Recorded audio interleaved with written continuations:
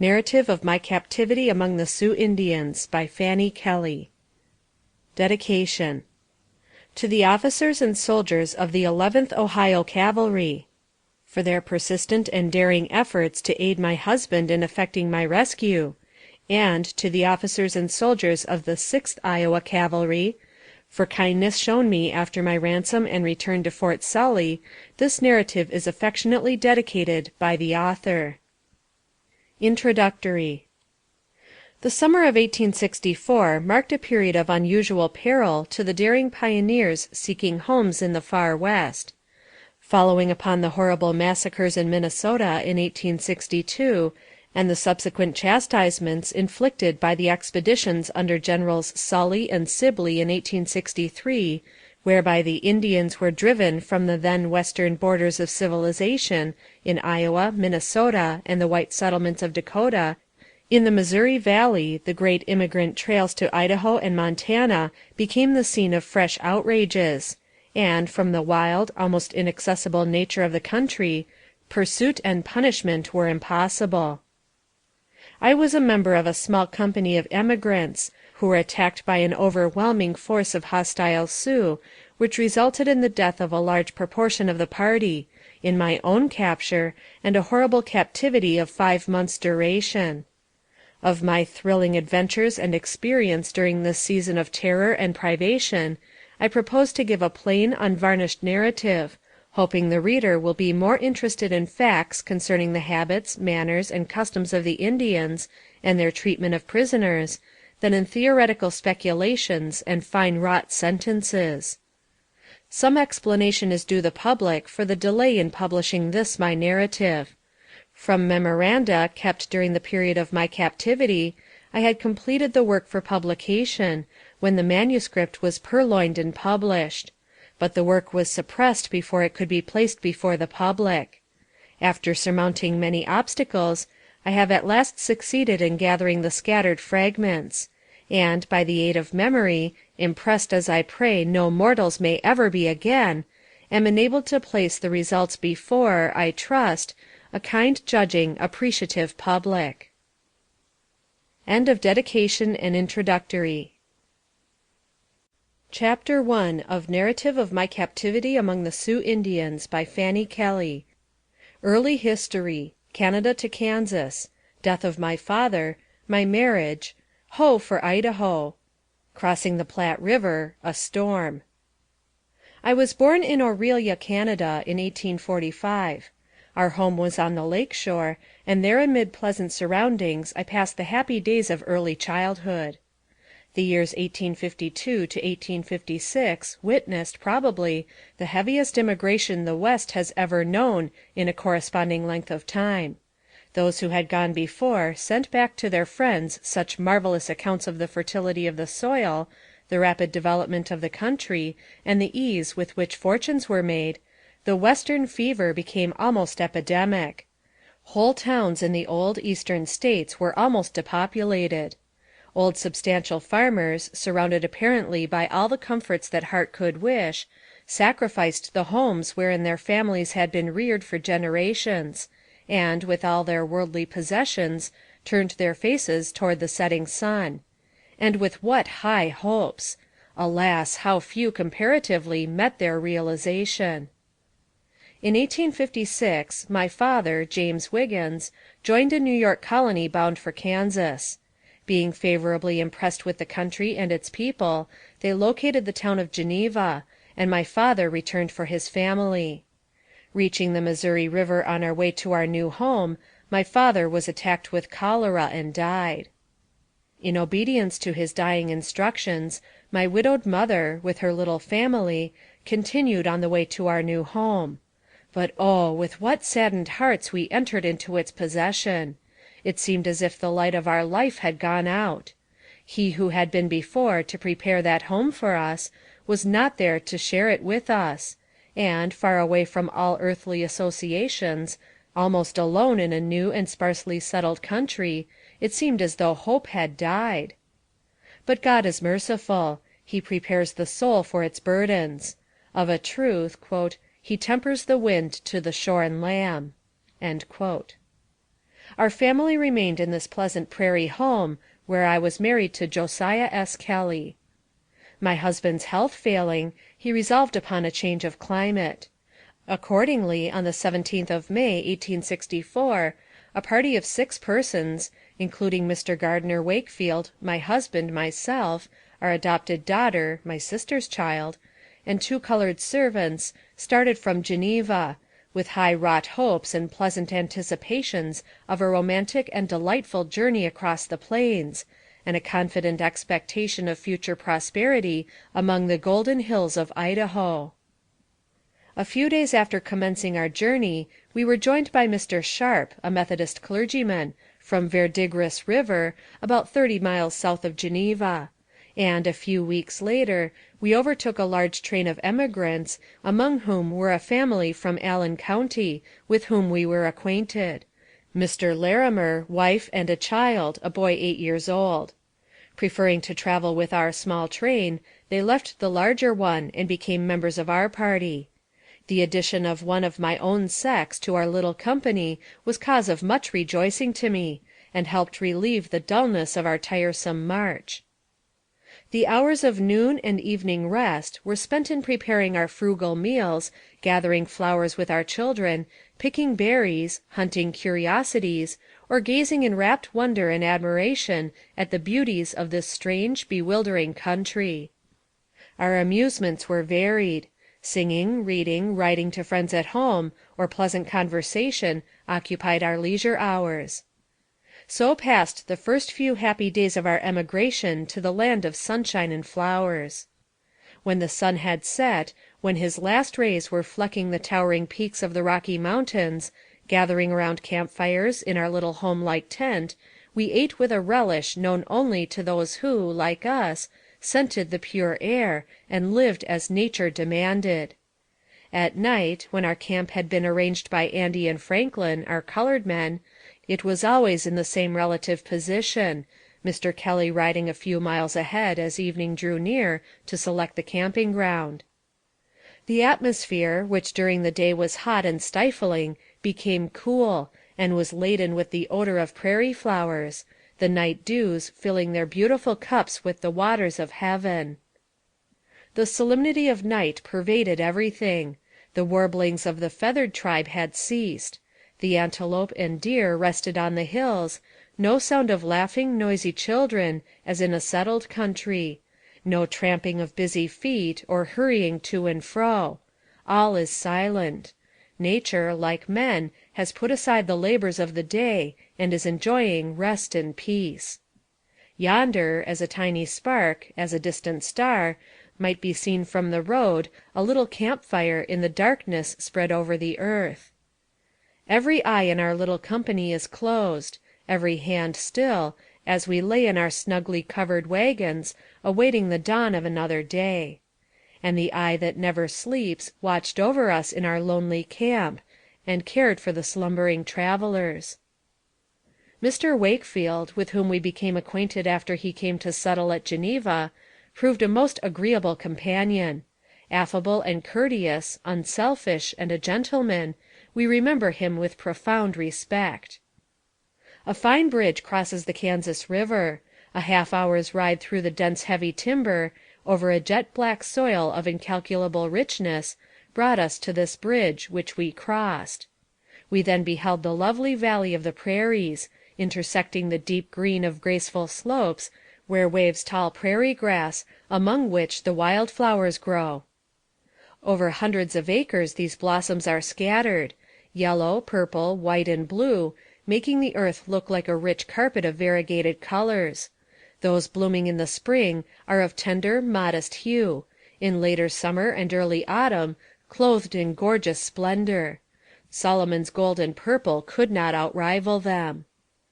Nature seemingly reveled in beauty for beauty's sake alone, for none but the simple children of the forest to view her in state. Slowly the myriad years come and go upon her solitary places. Tender springtime and glorious summer drop down their gifts from overflowing coffers, while the steps of bounding deer or the notes of singing birds break upon the lonely air.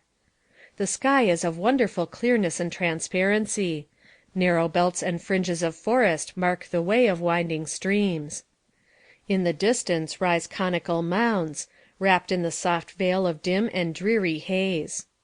Upon the beaten road are emigrants wending their way, their household goods packed in long covered wagons, drawn by oxen, mules, or horses; speculators working their way to some new town with women and children; and we meet with half-breed girls, with heavy eyelashes and sunburned cheeks, jogging along on horseback. I was surprised to see so many women among the emigrants, and to see how easily they adapted themselves to the hardships experienced in a journey across the plains. As a rule, the emigrants travel without tents, sleeping in and under wagons, without removing their clothing. Cooking among the emigrants to the far west is a very primitive operation, a frying pan and perhaps a Dutch oven comprising the major part of the kitchen furniture. The scarcity of timber is a source of great inconvenience and discomfort, buffalo chips being the substitute. At some of the stations, where opportunity offered, Mr. Kelly bought wood by the pound, as I had not yet been long enough inured to plains privations to relish food cooked over a fire made with chips of that kind. We crossed the Platte River by joining 4 wagon boxes together, then loaded the boat with goods, and were rowed across by about 20 men. We were several days in crossing. Our cattle and horses swam across. The air had been heavy and oppressively hot. Now the sky began to darken suddenly, and just as we reached the opposite shore, a gleam of lightning, like a forked tongue of flame, shot out of the black clouds, blinding us by its flash, and followed by a frightful crash of thunder. Another gleam and another crash followed, and the dense blackness lowered threateningly over us, almost shutting out the heights beyond, and seeming to encircle us like prisoners in the valley that lay at our feet. The vivid flashes lighting the darkness for an instant only made its gloom more fearful, and the heavy rolling of the thunder seemed almost to rend the heavens above it. All at once it burst upon our unprotected heads in rain. But such rain! Not the gentle droppings of an afternoon shower, or a commonplace storm, but a sweeping avalanche of water, drenching us completely at the first dash, and continuing to pour, seeming to threaten the earth on which we stood, and tempt the old Platte to rise and claim it as its own.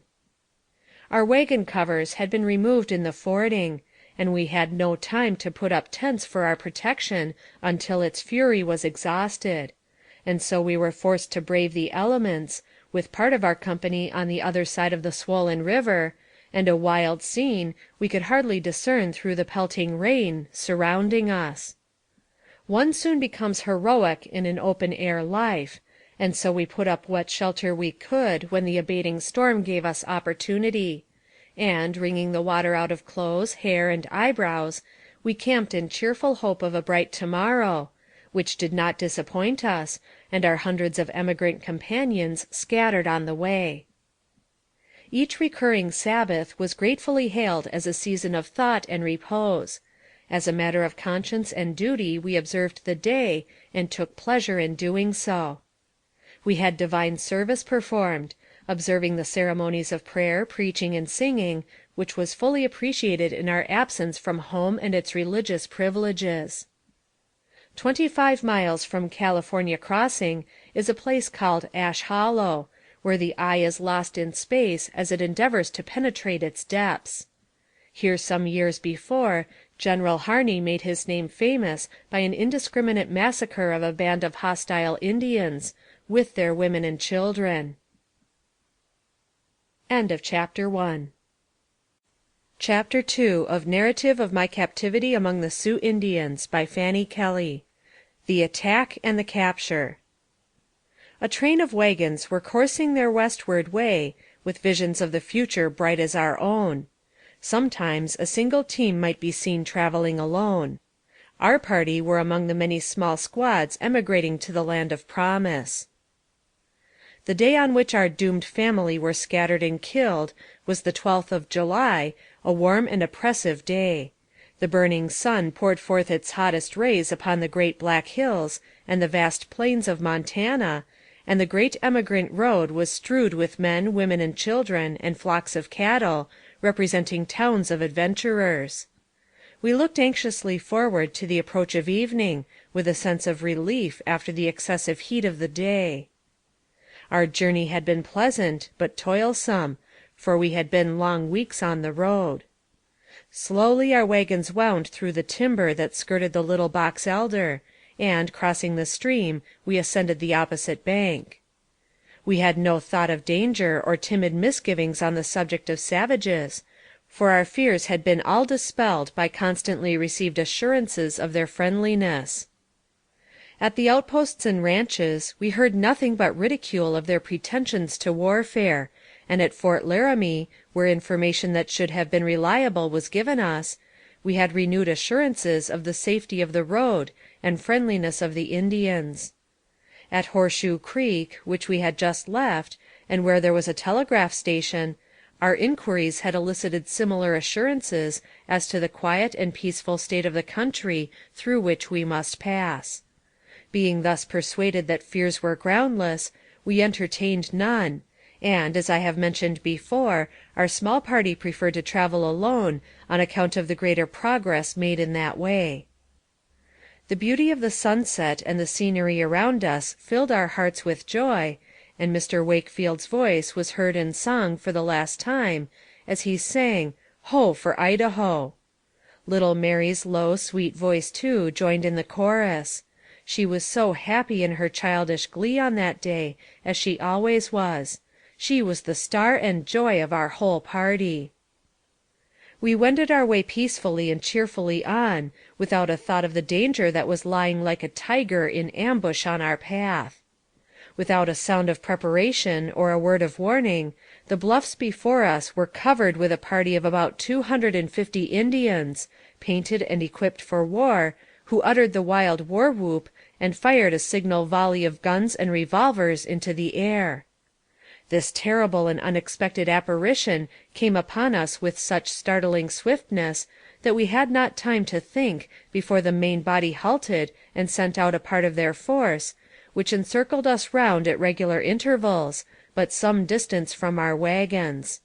Recovering from the shock, our men instantly resolved on defense, and corralled the wagons. My husband was looked upon as leader, as he was principal owner of the train.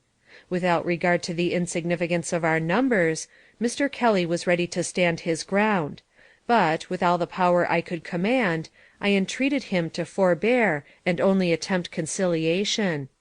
"If you fire one shot," I said, "I feel sure you will seal our fate, as they seem to outnumber us 10 to 1, and will at once massacre all of us." Love for the trembling little girl at my side, my husband, my friends, made me strong to protest against anything that would lessen our chance for escape with our lives. Poor little Mary! From the first she had entertained an ungovernable dread of the Indians, a repugnance that could not be overcome, although in our intercourse with friendly savages I had endeavored to show how unfounded it was, and persuade her that they were civil and harmless, but all in vain.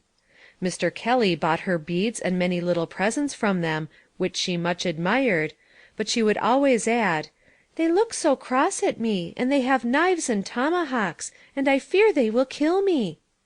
Could it be that her tender young mind had some presentiment or warning of her horrid fate? My husband advanced to meet the chief and demand his intentions. The savage leader immediately came toward him, riding forward and uttering the words, "How, how," which are understood to mean a friendly salutation. His name was Ottawa, and he was a war chief of the Ogallala band of the Sioux nation. He struck himself on his breast, saying, "Good Indian me," and pointing to those around him, he continued, "Heap good Indian, hunt buffalo and deer." He assured us of his utmost friendship for the white people. Then he shook hands, and his band followed his example, crowding around our wagons, shaking us all by the hand over and over again, until our arms ached, and grinning and nodding with every demonstration of good will. Our only policy seemed to be temporizing, in hope of assistance approaching. and, to gain time, we allowed them unopposed to do whatever they fancied. First, they said they would like to change one of their horses for the one Mr. Kelly was riding, a favorite race horse. Very much against his will, he acceded to their request, and gave up to them the noble animal to which he was fondly attached. My husband came to me with words of cheer and hope, but oh, what a marked look of despair was upon his face, such as I had never seen before! The Indians asked for flour, and we gave them what they wanted of provisions. The flour they emptied upon the ground, saving only the sack. They talked to us partly by signs and partly in broken English, with which some of them were quite familiar, and as we were anxious to suit ourselves to their whims, and preserve a friendly intercourse as long as possible, we allowed them to take whatever they desired, and offered them many presents besides. It was, as I have said before, extremely warm weather, but they remarked that the cold made it necessary for them to look for clothing, and begged for some of our stock, which was granted without the slightest offered objection on our part. I, in a careless like manner, said they must give me some moccasins for some articles of clothing that I had just handed them, and very pleasantly a young Indian gave me a nice pair, richly embroidered with different colored beads. Our anxiety to conciliate them increased every moment, for the hope of help arriving from some quarter grew stronger as they dallied, and alas, it was our only one. They grew bolder and more insolent in their advances. One of them laid hold of my husband's gun, but being repulsed, desisted. The chief at last intimated that he desired us to proceed on our way, promising that we should not be molested. We obeyed, without trusting them, and soon the train was again in motion, the Indians insisting on driving our herd, and growing ominously familiar. Soon my husband called a halt. He saw that we were approaching a rocky glen, in whose gloomy depths he anticipated a murderous attack, and from which escape would be utterly impossible. Our enemies urged us still forward, but we resolutely refused to stir, when they requested that we should prepare supper, which they said they would share with us, and then go to the hills to sleep. The men of our party concluded it best to give them a feast. Mr. Kelly gave orders to our 2 colored servants to prepare at once to make a feast for the Indians. Andy said, "I think, if I knows anything about it, they's had their supper," as they had been eating sugar crackers from our wagons for an hour or more. The 2 colored men had been slaves among the Cherokees, and knew the Indian character by experience. Their fear and horror of them was unbounded, and their terror seemed pitiable to us, as they had worked for us a long time, and were most faithful, trustworthy servants. Each man was busy preparing the supper. Mr. Larimer and Frank were making the fire. Mr. Wakefield was getting provisions out of the wagon. Mr. Taylor was attending to his team. Mr. Kelly and Andy were out some distance gathering wood. Mr. Sharp was distributing sugar among the Indians. Supper, that they asked for, was in rapid progress of preparation, when suddenly our terrible enemies threw off their masks, and displayed their truly demoniac natures. There was a simultaneous discharge of arms, and when the cloud of smoke cleared away, I could see the retreating form of Mr. Larimer, and the slow motion of poor Mr. Wakefield, for he was mortally wounded. Mr. Kelly and Andy made a miraculous escape with their lives. Mr. Sharp was killed within a few feet of me. Mr. Taylor, I can never forget his face as I saw him shot through the forehead with a rifle ball. He looked at me as he fell backward to the ground, a corpse. I was the last object that met his dying gaze. Our poor faithful Frank fell at my feet pierced by many arrows. I recall the scene with a sickening horror. I could not see my husband anywhere, and did not know his fate, but feared and trembled. With a glance at my surroundings, my senses seemed gone for a time, but I could only live and endure. I had but little time for thought, for the Indians quickly sprang into our wagons, tearing off covers, breaking, crushing, smashing all hindrances to plunder, breaking open locks, trunks, and boxes, and distributing or destroying our goods with great rapidity, using their tomahawks to pry open boxes, which they split up in savage recklessness. Oh, what horrible sights met my view! Pen is powerless to portray the scenes occurring around me. They filled the air with the fearful war whoops and hideous shouts. I endeavored to keep my fears quiet as possible, knowing that an indiscreet act on my part might result in jeopardizing our lives, though I felt certain that we two helpless women would share death by their hands. But with as much of an air of indifference as I could command, I kept still, hoping to prolong our lives, even if but a few moments. I was not allowed this quiet but a moment, when two of the most savage-looking of the party rushed up to my wagon, with tomahawks drawn in their right hands, and with their left hand seized me by both hands and pulled me violently to the ground, injuring my limbs very severely, almost breaking them, from the effects of which I afterwards suffered a great deal. I turned to my little Mary, who with outstretched hands was standing in the wagon, took her in my arms, and helped her to the ground. I then turned to the chief, put my hand upon his arm, and implored his protection for my fellow prisoner and our children. At first he gave me no hope, but seemed utterly indifferent to my prayers. Partly in words and partly by signs, he ordered me to remain quiet, placing his hand on his revolver that hung in a belt at his side, as an argument to enforce obedience. A short distance in the rear of our train a wagon was in sight. The chief immediately dispatched a detachment of his band to capture or to cut it off from us, and I saw them ride furiously off in pursuit of the small party, which consisted only of one family and a man who rode in advance of the single wagon. The horseman was almost instantly surrounded and killed by a volley of arrows. The husband of the family quickly turned his team around, and started them at full speed, gave the whip and lines to his wife, who held close in her arms their youngest child. He then went to the back end of his wagon, and threw out boxes, trunks, everything that he possessed. His wife, meantime, gave all her mind and strength to urging the horses forward on their flight from death. The Indians had by this time come very near, so that they riddled the wagon cover with bullets and arrows, one passing through the sleeve of the child's dress in its mother's arms, but doing it no personal injury. The terrified man kept the Indians at bay with his revolver, and finally they left him and rode furiously back to the scene of the murder of our train. Chapter 3 of Narrative of My Captivity Among the Sioux Indians by Fanny Kelly. My husband's escape. Burial of the dead. Arrival of the survivors at Deer Creek. An ill-timed ball. When the Indians fired their fatal volley into the midst of our little company, while yet they were preparing to entertain them with a hospitable supper, my husband was some distance from the scene of horror; but, startled by the unexpected report, he hurriedly glanced around, saw the pale, terror-stricken faces of his wife and child, and the fall of Reverend Mr. Sharp from the wagon, while in the act of reaching for sugar and other articles of food with which to conciliate our savage guests.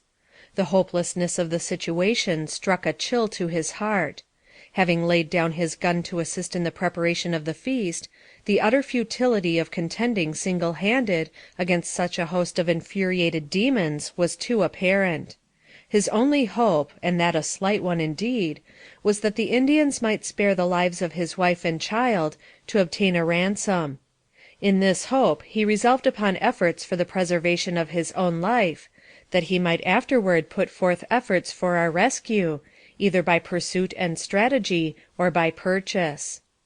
He was shot at, and the barbed arrows whizzed past him, some passing through his clothing. He saw Mr. Wakefield fall, and knew that he was wounded, if not killed. Mr. Larimer passed him in his flight for life toward some neighboring timber. Mr. Kelly then ran for some tall grass and sage-brush, where he concealed himself, favored by the fast approaching darkness. Scarcely daring to breathe, his mind tortured with agonizing fears for the fate of his wife and child, he seemed to hear from them the cry for help, and at one time resolved to rush to their rescue, or die with them. Any fate seemed better than such torturing doubt. But, realizing at last the utter hopelessness of an attempt at rescue, and knowing that it was a custom of the Indians, sometimes, to spare the lives of white women and children taken captive, for ransom, he again resolved, if possible, to save his own life, that he might devote all his energies, and the remnant of fortune the savages had not despoiled him of, to the accomplishment of the rescue of his wife and child. Lying in his perilous shelter, he saw darkness creep slowly around the hills, closing on the scene of murder and devastation, like a curtain of mercy dropped to shut out a hideous sight. He heard the noise of breaking and crashing boxes, and the voices of the Indians calling to each other. Then came the culmination of his awful suspense. The Indians had again mounted their horses, and, raising the terrible war song, chanted its ominous notes as they took their way across the hills, carrying his yearning thoughts with them. Pen is powerless to portray the agony, to him, of those fearful moments. Still fearing to move in the darkness, he distinguished footsteps near him, and knew by the stealthy tread that they were those of an Indian. In breathless silence he crouched close to the ground, fearing each instant the descent of the tomahawk and the gleam of the scalping knife, when, strange to say, a venomous reptile came to his rescue, and his enemy fled before it. A huge rattlesnake, one of the many with which that region is infested, raised its curved neck close beside him, and, thrusting forth its poisonous fangs, gave a warning rattle. The prowling Indian took alarm at the sound. Other snakes, roused for the safety of their young in the dens around, repeated it, and the savage, knowing it would be death to venture further, retreated, leaving my husband in safety where he had taken refuge. For, although he must have lain close to the noisome reptile, he received no hurt, and the greater horror of his human foe rendered him almost indifferent to the dangers of his surroundings. Cautiously he crawled out of the weeds and grass, and, rising to his feet unharmed, started swiftly in an eastward direction. He had to go far out in the hills to avoid the savages, and, after traveling many miles around, he at last reached the large train, with which the small party I had seen pursued had previously taken refuge. They were already consolidating with other trains for defense, and would not venture to join Mr. Kelly, although he earnestly implored assistance to go out in aid of his friends and family, if any of them should be left alive. The colored man, Andy, soon after joined them. He came in running and in great excitement, and was about to report all the company killed, when he joyfully discovered Mr. Kelly. Great consternation and alarm had spread with the tidings of the massacre, and fears for personal safety prevented any one from joining my unhappy husband in efforts to rescue his wife and child, or succor his missing companions. The train did not move forward until reinforced by many others along the road, and even then every precaution was taken to secure safety and prevent a surprise. Women in many instances drove the teams, to prevent their husbands or fathers being taken at a disadvantage. Weapons were in every man's hands, and vigilant eyes were fixed on every bluff or gorge, anticipating attack. A little time in travel brought them to the first scene of murder, where they found the dead body of the companion of the man who so narrowly escaped with his family. They placed the body in a wagon, and proceeded to the dreaded spot where the slaughter of our party had occurred. The wagons still were standing, and feathers, flour, the remnants of much that was but half destroyed, lay scattered on the ground. Mr. Kelly, with faltering steps, supported by the strong arm of Andy, was among the first to search the spot. His intense distress for the unknown fate of his family urged him on, although he dreaded to think of what the bloody spot might disclose to him. The dead bodies of Mr. Sharp, Mr. Taylor, and our colored servant Franklin were discovered lying where they had fallen. Poor Frank had been shot by an arrow that pierced both his legs, pinning them together, in which condition he had been murdered by the ruthless wretches by having his skull broken. Both Mr. Sharp and Mr. Taylor left large families at home to mourn their loss. Mr. Larimer came up with an arrow wound in one of his limbs. He had passed the night in trying to elude his savage pursuers, and was very tired and exhausted, and very much distressed about his wife and son, a robust little fellow of 8 or 9 years. But Mr. Wakefield was nowhere to be seen. After searching the brushwood for some time, and a quarter of a mile distant from the scene of attack, they discovered him still alive, but pierced by 3 arrows that he had vainly endeavored to extract, succeeding only in withdrawing the shafts, but leaving the steel points still deeply embedded in his flesh. Mr. Kelly took him and cared for him with all the skill and kindness possible. No brothers could have been more tenderly attached to each other than they. He then procured as comfortable a conveyance as he could for them, and picked up a few relics from our demolished train. Among them was a daily journal of our trip, from the time we were married until the hour that the Indians came upon us. This he prized, as he said, more than he did his life. The next thing that was necessary to do, after the wounded were cared for, was to bury the dead, and a wide grave was dug and the 4 bodies solemnly consigned, uncoffined, to the earth. A buffalo robe was placed above them, and then the earth was piled on their unconscious breasts. At that time the question of color had occasioned much dissension, and controversy ran high as to the propriety of allowing the colored people the privilege of sitting beside their white brethren. Poor Franklin had shared death with our companions, and was not deemed unworthy to share the common grave of his fellow victims. They lie together in the valley of Little Box Elder, where with saddened hearts our friends left them, thinking of the high hopes and fearless energy with which they had started on their journey, each feeling secure in the success that awaited them, and never, for a moment, dreaming of the grave in the wilderness that was to close over them and their earthly hopes. They were buried on the desolate plain, 1,000 miles away from their loved ones and children, who bemoan their sad, untimely fate.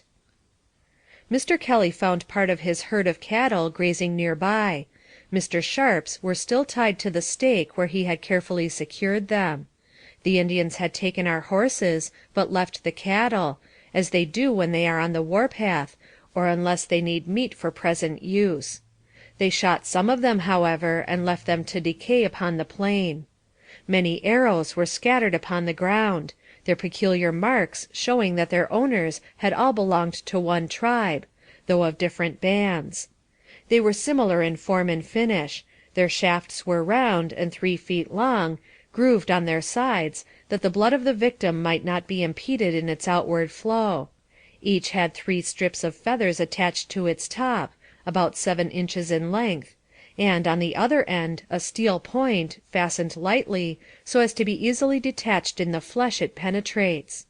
The depth of the wound depends on the distance of the aim, but they sometimes pass quite through the body, though usually their force is exhausted in entering a few inches beyond the point. The wounded being made as comfortable as circumstances would allow, the train left the spot in the evening, and moved forward to an encampment a mile distant from the sad place where the journey of our lost companions had ended forever, whose visions of the golden land must be a higher and brighter one than earthly eyes can claim. Early next day the travelers arrived at Deer Creek Fort, where Mr. Kelly found medical aid for the wounded, and procured a tent to shelter them, and devoted himself to alleviating their sufferings, and, with the assistance of the kind people of the fort, succeeded in arranging them in tolerable comfort. Captain Reinhardt was commanding officer at Deer Creek, and ordered the property of the deceased to be delivered over to him, which Mr. Kelly did. The story of the attack and massacre had traveled faster than the sufferers from its barbarity. The garrison had learned it before the train arrived, through some soldiers returning from Fort Laramie, where they had been to receive money from the paymaster, who had heard an account of the attack on the road, and had a passing glimpse of the terrible field of slaughter. The evening that the large train arrived at the fort, the officers gave a ball, and the emigrant women were invited, from the trains camped in the vicinity, to join in these inappropriately timed festivities. The mother of the child who had so narrowly escaped death, having lost her own wardrobe in her efforts to escape the pursuit of the Indians, borrowed a dress from a lady who resided at the fort, and attended the entertainment, dancing and joining in the gaieties, when the burial of their companion and our poor men had just been completed, and the heavy cloud of our calamity had so lately shrouded them in gloom. Such are the effects of isolation from social and civil influence, and contact with danger, and familiarity with terror and death.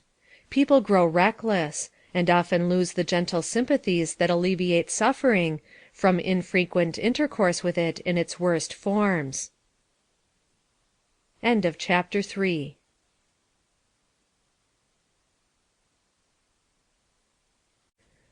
Chapter 4 of Narrative of My Captivity Among the Sioux Indians by Fanny Kelly. Beginning of My Captivity. The facts related in the preceding chapter concerning matters occurring in Mr. Kelly's experience and adventures after the attack upon our train were related to me after my restoration to freedom and my husband by him. I now return to the narration of my own terrible experiences. I was led a short distance from the train, with Mary, and told to remain quiet, and tried to submit. But oh, what a yearning sprang up in my heart to escape, as I hoped my husband had done! But many watchful eyes were upon me, and enemies on every side, and I realized that any effort then at escape would result in failure, and probably cause the death of all the prisoners. Mrs. Larimer and her boy came to us, trembling with fear, saying, "The men have all escaped, and left us to the mercy of the savages." In reply, I said, "I do hope they have. What benefit would it be to us to have them here, to suffer this fear and danger with us? They would be killed, and then all hope of rescue for us would be at an end." Her agitation was extreme. Her grief seemed to have reached its climax when she saw the Indians destroying her property, which consisted principally of such articles as belonged to the Daguerrean art. She had indulged in high hopes of fortune from the prosecution of this art among the mining towns of Idaho. As she saw her chemicals, picture cases, and other property pertaining to her calling being destroyed, she uttered such a wild despairing cry as brought the chief of the band to us, who, with gleaming knife, threatened to end all her further troubles in this world. The moment was a critical one for her. The Indians were flushed with an easy won victory over a weak party. They had tasted blood, and it needed but slight provocation for them to shed that even of defenseless women and children. My own agony could be no less than that of my companion in misfortune. The loss of our worldly possessions, which were not inconsiderable, consisting of a large herd of cattle and groceries and goods of particular value in the mining regions, I gave no thought to. The possible fate of my husband, the dark, fearful future that loomed before myself and little Mary, for whose possible future I had more apprehension than for my own, were thoughts that flashed through my mind to the exclusion of all mere pecuniary considerations. But my poor companion was in great danger, and perhaps it was a selfish thought of future loneliness in captivity which induced me to intercede that her life might be spared. I went to the side of the chief, and, assuming a cheerfulness I was very far from feeling, pled successfully for her life. I endeavored in every way to propitiate our savage captor, but received no evidence of kindness or relenting that I could then understand. He did present me, however, a wreath of gay feathers from his own head, which I took, regarding it merely as an ornament, when in reality, as I afterward learned, it was a token of his favor and protection.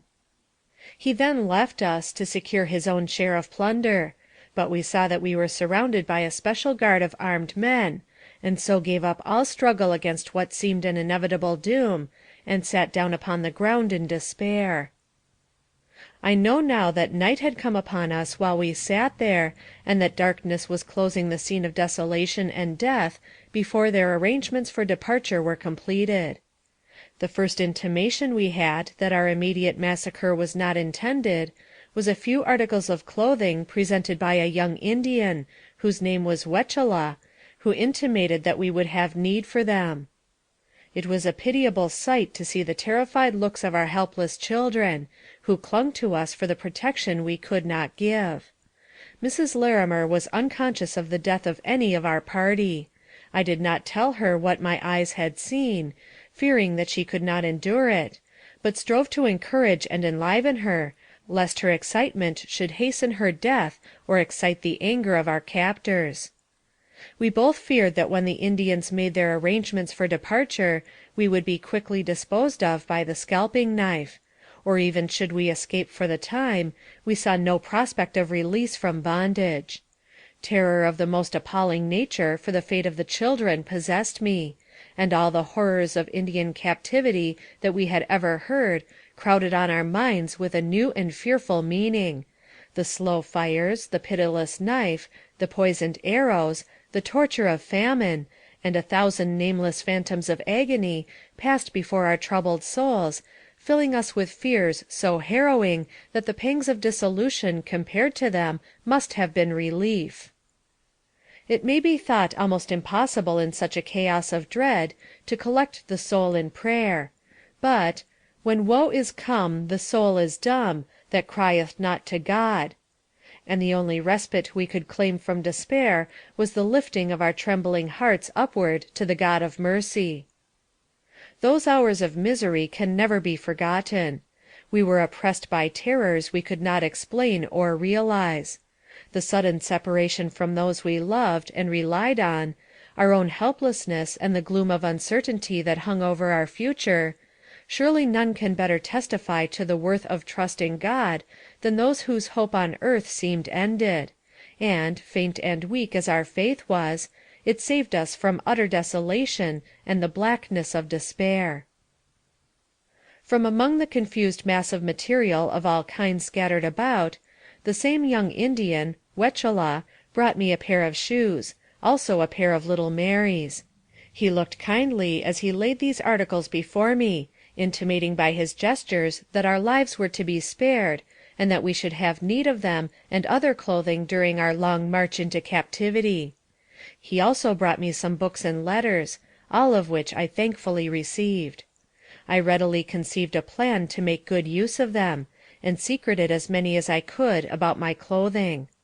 I said to Mrs. Larimer, "If I can retain these papers and letters, and we are forced to travel with the Indians into their unknown country, I shall drop them at intervals along the way we are taken, as a guide, and trust in God that our friends may find and follow them to our rescue, or if an opportunity of escape offer, we will seize it, and by their help retrace our steps." The property that the Indians could not carry with them, they gathered into a pile and lighted. The light of the flames showed us the forms of our captors busily loading their horses and ours with plunder, and preparing to depart. When their arrangements were completed, they came to us and signified that we must accompany them, pointing to the horses they led up to us, and motioning us to mount.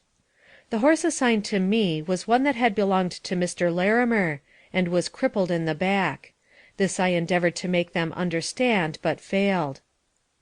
This was the first reliable assurance they gave us that our lives were not in immediate danger, and we received it gratefully, for with the prospect of life hope revived, and faith to believe that God had not forsaken us, and that we might yet be united to our friends, who never seemed dearer than when we were about to be carried into captivity by the hostile sons of the forest.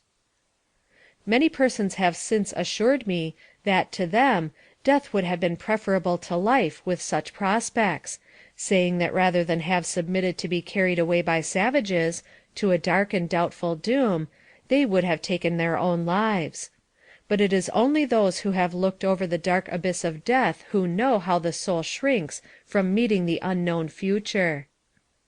Experience is a grand teacher, and we were then in her school, and learned that while hope offers the faintest token of refuge, we pause upon the fearful brink of eternity, and look back for rescue.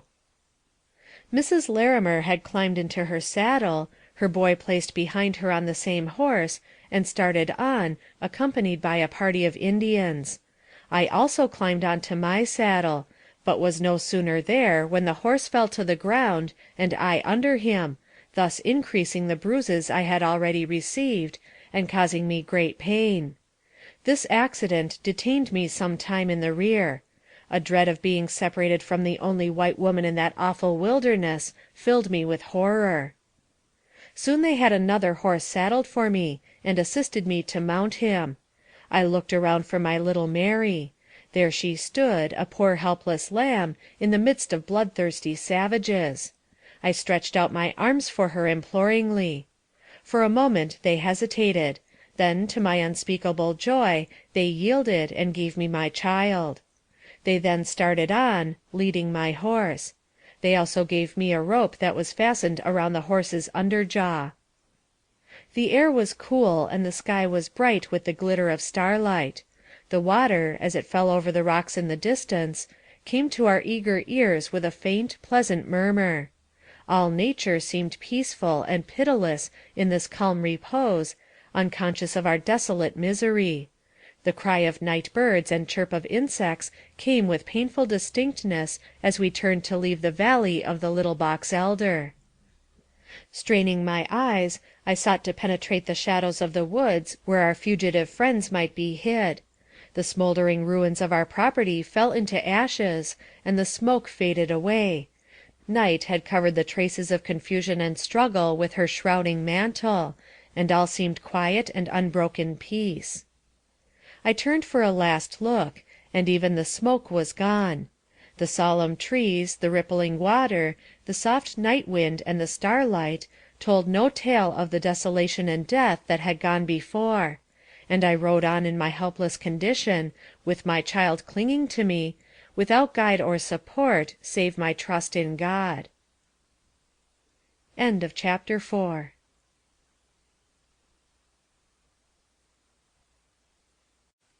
Chapter 5 of Narrative of My Captivity Among the Sioux Indians by Fanny Kelly.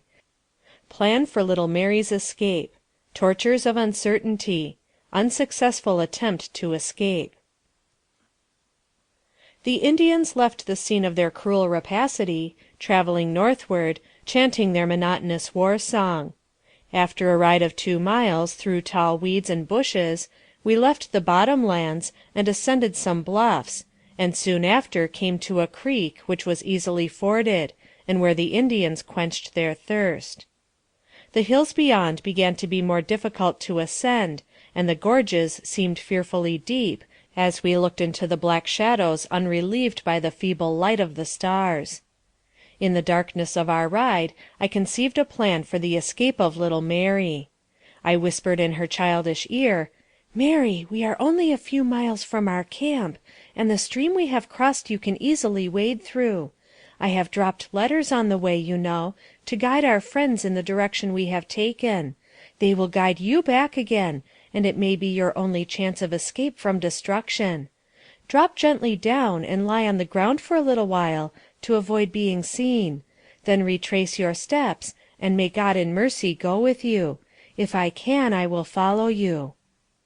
The child, whose judgment was remarkable for her age, readily acceded to this plan. Her eye brightened, and her young heart throbbed as she thought of its success. Watching the opportunity, I dropped her gently, carefully, and unobserved to the ground, and she lay there while the Indians pursued their way, unconscious of their loss. To portray my feelings upon this separation would be impossible. The agony I suffered was indescribable. I was firmly convinced that my course was wise, that I had given her the only chance of escape within my power, yet the terrible uncertainty of what her fate might be in the way before her was almost unbearable. I continued to think of it so deeply that at last I grew desperate, and resolved to follow her at every risk. Accordingly, watching an opportunity, I too slipped to the ground under the friendly cover of night, and the horse went on without its rider. My plan was not successful. My flight was soon discovered, and the Indian wheeled around and rode back in my pursuit. Crouching in the undergrowth, I might have escaped in the darkness, were it not for their cunning. Forming in a line of 40 or 50 abreast, they actually covered the ground as they rode past me. The horses themselves were thus led to betray me, for, being frightened at my crouching form, they stopped and reared, thus informing them of my hiding place. With great presence of mind I arose the moment I found myself discovered, and, relating my story, the invention of an instant, I succeeded partly in allaying their anger. I told them the child had fallen asleep and dropped from the horse, that I had endeavored to call their attention to it, but in vain, and, fearing I would be unable to find her if we rode further, I had jumped down and attempted the search alone. The Indians used great violence toward me, assuring me that if any further attempts were made to escape, my punishment would be accordingly. They then promised to send a party out in search of the child when it became light. Poor little Mary, alone in the darkness, a little helpless child, who can portray her terror? With faith to trust, and courage to dare, that little trembling form through the long hours of the night kept watch. The lonely cry of the night bird had no fear in its melancholy scream for the little wanderer who crouched amid the prairie grass. The baying of the gray wolf, as he passed the lonely watcher, might startle, but could not drive the faith from her heart. Surely God is just, and angels will guide the faltering feet to friends and home. Innocent of wrong, how could she but trust that the unseen hands of spirits would guide her from the surrounding perils? End of chapter 5.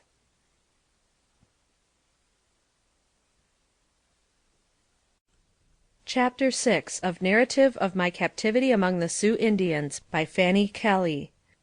Continuation of our march into the wilderness. Suffering from thirst and weariness. Disappearance of my fellow prisoner. Loss of the old chief's pipe and its consequences to me.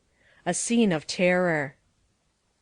To take up the thread of my own narrative again, and the continuation of my journey with the savages, after the never-to-be-forgotten night when I parted from little Mary, and the attempt to save myself, will be to entertain my reader with a sight of the dangerous and precipitous paths among the great bluffs which we had been approaching, and the dizzy, fearful heights leading over the dark abyss, or the gloomy, terrible gorge, where only an Indian dares to venture. The blackness of night, and the dread of our savage companions, added terror to this perilous ride. As we passed the little creek before we plunged into these rocky fastnesses, we had left some scattered woods along its banks. I remember looking longingly at the dim shelter of those friendly trees, and being possessed by an almost uncontrollable desire to leap from the horse and dare my fate in endeavoring to reach their protecting shade. But the Indians' rifles behind me, and my dread of instant death, restrained me. And now my attention was attracted by the wild and terrible scenery around us, through which our fearful captors rode at ease, although it seemed impossible for man or beast to retain a footing over such craggy peaks and through such rugged ravines. The cool air and the sound of rippling water warned us of our nearness to a river, and soon the savages turned their horses down a deep declivity that, like a mighty wall, closed in the great bed of the North Platte. I saw that the river was rapid and deep, but we crossed the sands, plunged in, and braved the current. From the child to my husband was an easy transition. Indeed, when I thought of one, the other was present in my mind; and to mark the path of our retreat with the letters and papers I dropped on our way, seemed the only hope I had of his being able to come to my rescue. As the horses plunged into the swelling river, I secretly dropped another letter, that, I prayed, might be a clue to the labyrinth through which we were being led; for I could see by all the Indians' precautions that to mislead any who should have the temerity to attempt our recovery was the design of their movements. They had taken paths inaccessible to white men, and made their crossing at a point where it would be impossible for trains to pass, so that they might avoid meeting emigrants. Having reached the opposite bank, they separated into squads, and started in every direction except southward, so as to mislead or confuse pursuers by the various trails. The band that surrounded and directed us kept to the northward a little by west. I tried to keep the points of compass clearly, because it seemed part of the hope that sustained me. Mr. Kelly had said that our position on the Little Box Elder was about 12 miles from Deer Creek Station, which lay to the northwest of us. Marking our present course, I tried, by calculating the distance, to keep that position in my mind, for toward it my yearning desire for help and relief turned. After crossing the river and issuing from the bluffs, we came to a bright, cool stream of water in a lovely valley which ran through its bosom, spreading a delicious freshness all around. Brilliant flowers opened their gorgeous cups to the coming sunshine, and delicate blossoms hid themselves among the rich shrubbery and at the mossy roots of grand old trees. The awakening birds soared upward with loud and joyful melodies, and nature rejoiced at approaching day. The beauty and loveliness of the scene mocked my sleepless eyes, and despair tugged at my heartstrings. Still I made superhuman efforts to appear cheerful, for my only refuge was in being submissive and practicing conciliation. My fear of them was too powerful to allow me to give way to emotion for one moment. There were sentinels stationed at different places to give the alarm, in case of any one approaching to rescue, and I afterward learned that in such a case I would have been instantly murdered. Next morning I learned by signs that Indians had gone out in search of little Mary, scattering themselves over the hills in squads. Those remaining were constantly overlooking their plunder and unrolling bundles taken from our wagons. They indulged their admiration for their spoils in loud conversation. The Indians seemed to select, with a clear knowledge of natural beauty, such localities as seemed best fitted to suggest refreshment and repose. The scenery through which we had passed was wildly grand. It now became serenely beautiful, and to a lover of nature, with a mind free from fear and anxiety, the whole picture would have been a dream of delight. The night of my capture I was ordered to lie down on the ground, near a wounded Indian. A circle of them guarded me, and 3 fierce warriors sat near me with drawn tomahawks. Reader, imagine my feelings after the terrible scenes of the day previous. The desolate white woman in the power of revengeful savages, not daring to speak, lest their fury should fall on my defenseless head. My great anxiety now was to preserve my sanity, which threatened to be overcome if I did not arouse myself to hope and put aside the feeling of despair which at times stole over me. My heart was continually lifted to Our Father, and confidently I now began to feel that prayer would be answered, and that God would deliver me in due season. This nerved me to endure and appear submissive. At early dawn I was aroused from my apparent slumbers by the war chief, who sent me out to catch our horses, our American horses being afraid of the savages, and as the animals were those belonging to our train, it was supposed that I could do so readily.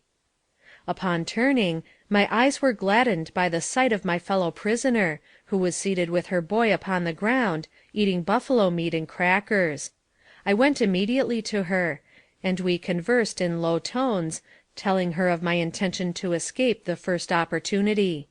She seemed much depressed, but I endeavored to reassure her, and bidding her hope for the best, went back to where the Indians were making ropes, and packing their goods and plunder more securely, preparatory to the succeeding march, which was commenced at an early hour of the day. We proceeded on our journey until near noon, when we halted in a valley not far to the north of Deer Creek Station, and I met this lady again. It was a clear and beautiful valley where we rested until the scorching rays of the sun had faded in the horizon. Being burdened with the gun and bow and arrow of the chief, my tired arms were relieved, and I pled for the privilege of camping here all night for many reasons. One was, we might be overtaken by friends sent to rescue us, and the distance of return would be less if I should be successful in my next attempt to escape. My entreaties were unavailing. The savages were determined to go forward, and we were soon mounted and started on. We traveled until sunset, then camped for the night in a secluded valley. We seemed to enter this valley along the base of a wall composed of buffs or peaks. Within these circling hills it lay, a green, cool resting place, watered by a bright, sparkling stream, and pleasantly dotted with bushes and undergrowth. The moon went down early, and in the dim, uncertain starlight, the heavy bluffs seemed to shut us in on all sides, rising grimly like guardians over our imprisoned lines. Blankets were spread, and on these the Indians rested. I was then led out some distance in the camp, and securely fastened for the night. But before this, I remarked to my fellow prisoner, my determination to escape that night, if my life were the forfeit, as in every wind I fancied I could hear the voice of little Mary calling me. She entreated me not to leave her, but promising help to her should I be fortunate enough to get free, I sadly bade her good night, and went to my allotted place. In the morning, when permitted to rise, I learned that she had disappeared. A terrible sense of isolation closed around me. No one can realize the sensation without in some measure experiencing it. I was desolate before, but now that I knew myself separated from my only white companion, the feeling increased tenfold, and seemed to weigh me down with its awful gloomy horror. In the heart of the wilderness, surrounded by creatures with whom no chord of sympathy was entertained, far from home, friends, and the interests of civilized life, the attractions of society, and, above all, separated from husband and loved ones, there seemed but one glimpse of light in all the darkness of despair left, and that was flight. I listened to every sound, while moments appeared hours, and it seemed to me that death in its most terrible form would not be so hard to bear as the torturing agony I then endured. I murmured broken prayers. I seemed to hear the voices of my husband and child calling me, and, springing forward with a wild belief that it was real, would sink back again, overwhelmed with fresh agony. Arrangements were then made for resuming our journey, and we were soon once more on our march. Another burden had been added to my almost worn-out frame, the leading of an unruly horse, and my arms were so full of the implements I was forced to carry, that I threw away the pipe of the old chief, a tube nearly 3 feet long, and given me to take care of, which was very unfortunate for me, exciting the wrath and anger of the chief to a terrible degree. Now they seemed to regard me with a suspicious aversion, and were not so kind as before. The country they passed over was high, dry, and barren. I rode one horse and led another, and when evening came they stopped to rest in a grove of great timber, where there was a dry creek bed. Water was obtained by digging in the sand, but the supply was meager, and I was allowed none.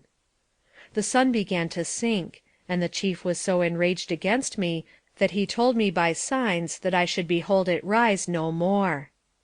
Grinding his teeth with wrathful anger, he made me understand that I was not to be trusted, had once tried to escape, had made them suffer the loss of my child, and that my life would be the forfeit. A large fire had been built, and they all danced around it. Night had begun to darken heavily over me, and I stood trembling and horror-struck, not knowing but that the flame the savages capered about was destined to consume my tortured form. The pipe of the chief was nowhere to be found, and it was demanded of me to produce it. He used the Indian words chapa chinopa, uttered in a voice of thunder, accompanying them with gestures, whose meaning was too threatening to be mistaken. I looked in fear and dismay around me, utterly at a loss to know what was expected, yet dreading the consequences of failing to obey. Wechela, the Indian boy, who had been so kind to me, now came up, and made the motion of puffing with his lips, to help me, and then I remembered that I had broken the pipe the day before, and thrown it away, ignorant of their veneration for the pipe, and of its value as a peace offering. the chief declared that I should die for having caused the loss of his pipe. An untamed horse was brought, and they told me I would be placed on it as a target for their deadliest arrows, and the animal might then run at will, carrying my body wherever it would. Helpless, and almost dying with terror at my situation, I sank on a rocky seat in their midst. They were all armed, and anxiously awaited the signal.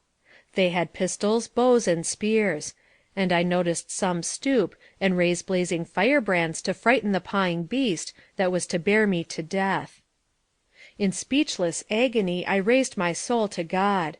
Soon it would stand before his throne, and with all the pleading passion of my sinking soul I prayed for pardon and favor in his precious blood, who had suffered for my sins, and risen on high for my justification. In an instant a lifeline of thought condensed itself into my mind, and I could see my old home and hear my mother's voice; and the contrast between the love I had been so ruthlessly torn from, and the hundreds of savage faces, gleaming with ferocity and excitement around me, seemed like the lights and shadows of some weird picture. But I was to die, and I desired, with all the strength of my soul, to grasp the promises of God's mercy, and free my parting spirit from all revengeful, earthly thoughts.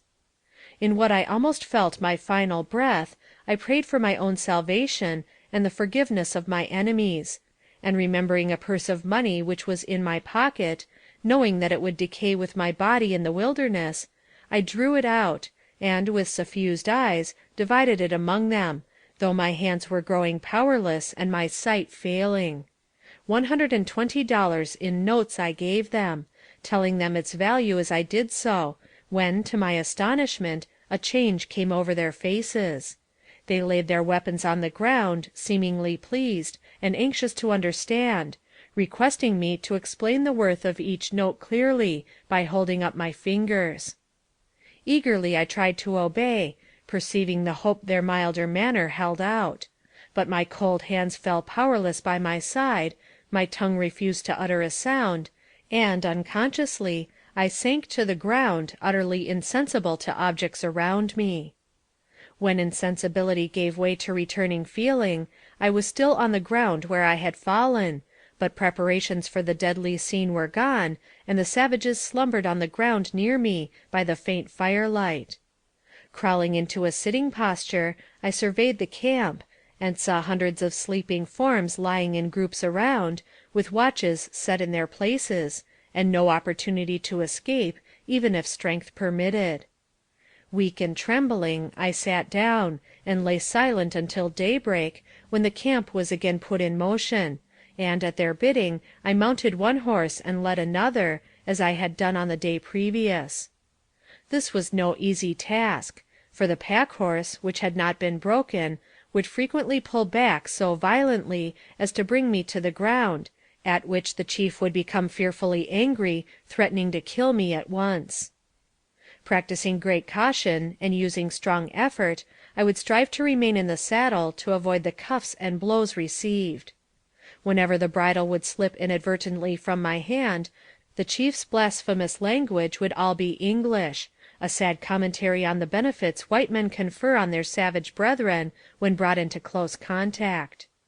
Drunkenness, profanity, and dissolute habits are the lessons of civilization to the red men, and when the weapons we furnish are turned against ourselves, their edge is keen indeed.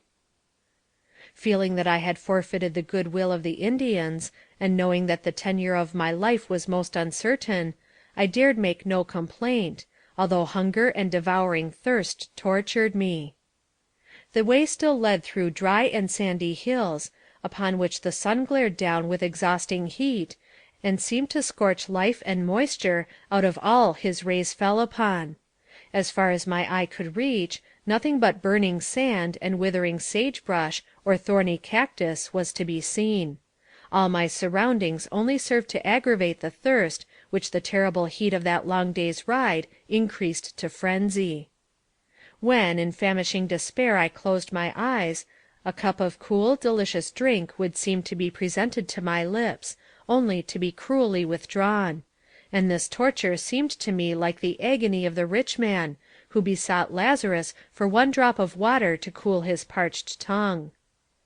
I thought of all I had been separated from, as it seemed to me, forever, and the torment of the hour reduced me to despair.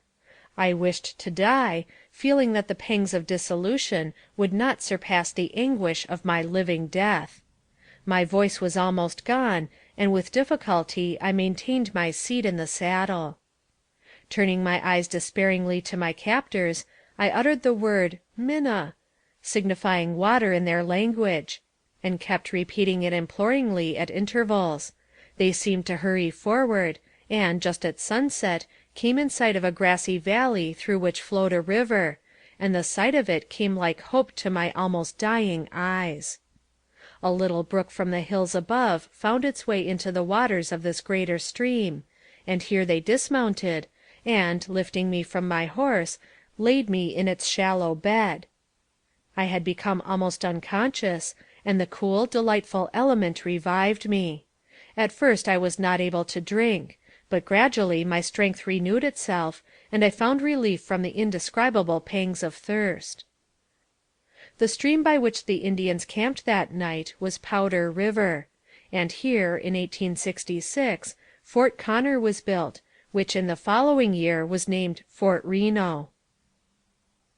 End of chapter 6.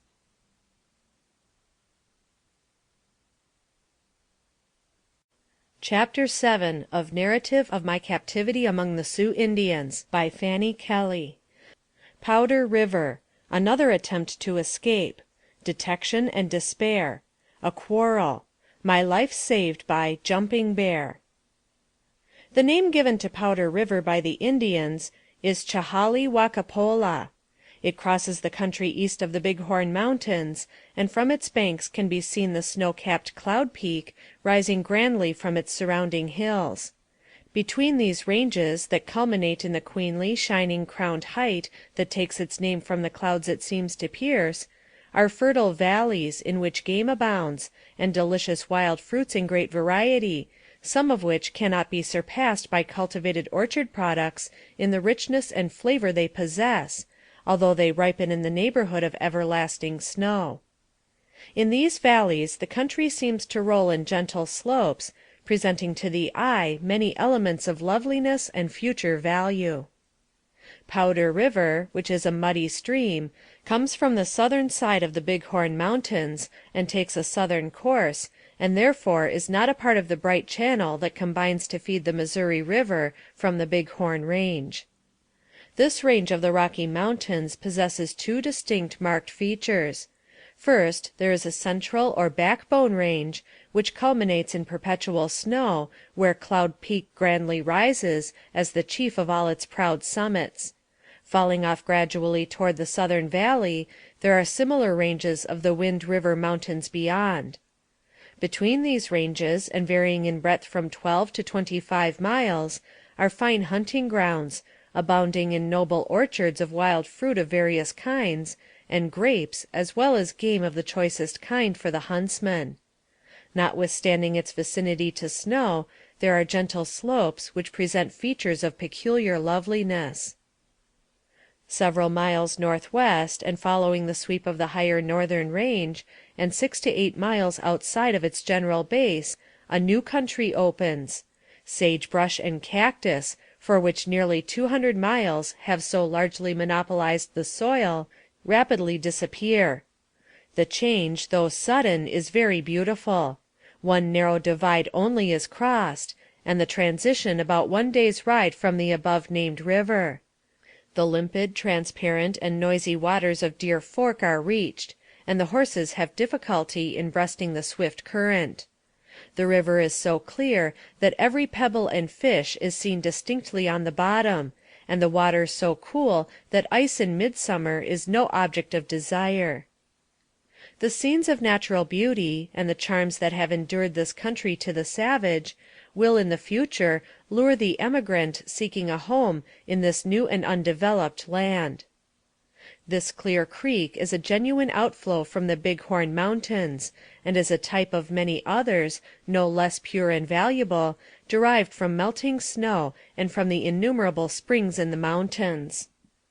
Rock Creek comes next, with far less pretensions, but is similar in character.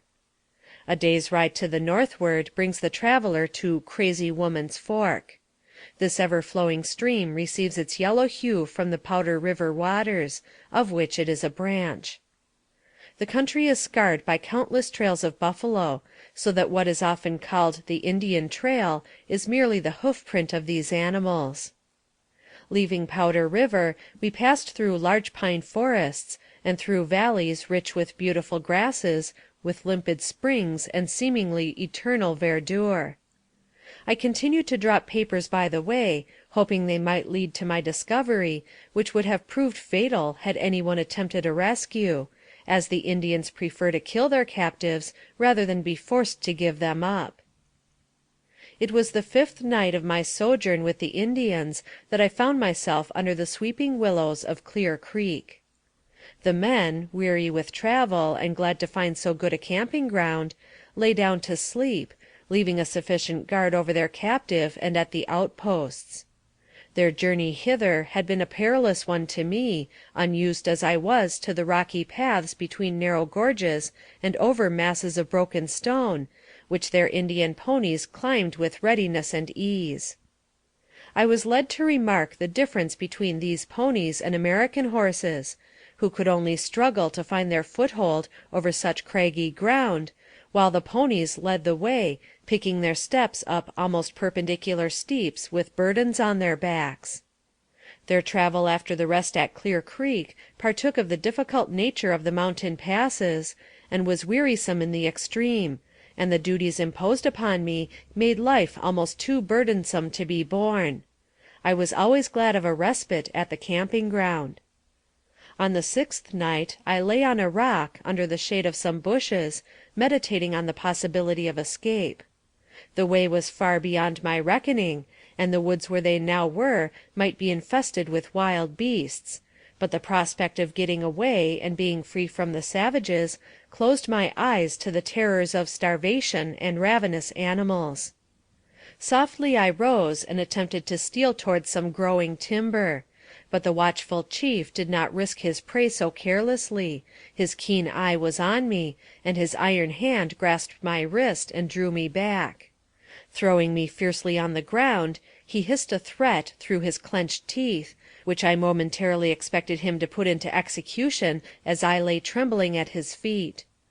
I felt from this time that my captivity was for life, and a dull despair took possession of me.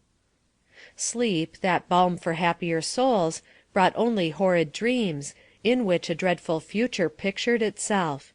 And then the voices of my husband and child seemed calling me to their side, alas! in vain, for when I woke it was to find myself in the grass of the savage camping ground, watched over by the relentless guard, and shut out from hope of home or civilized life.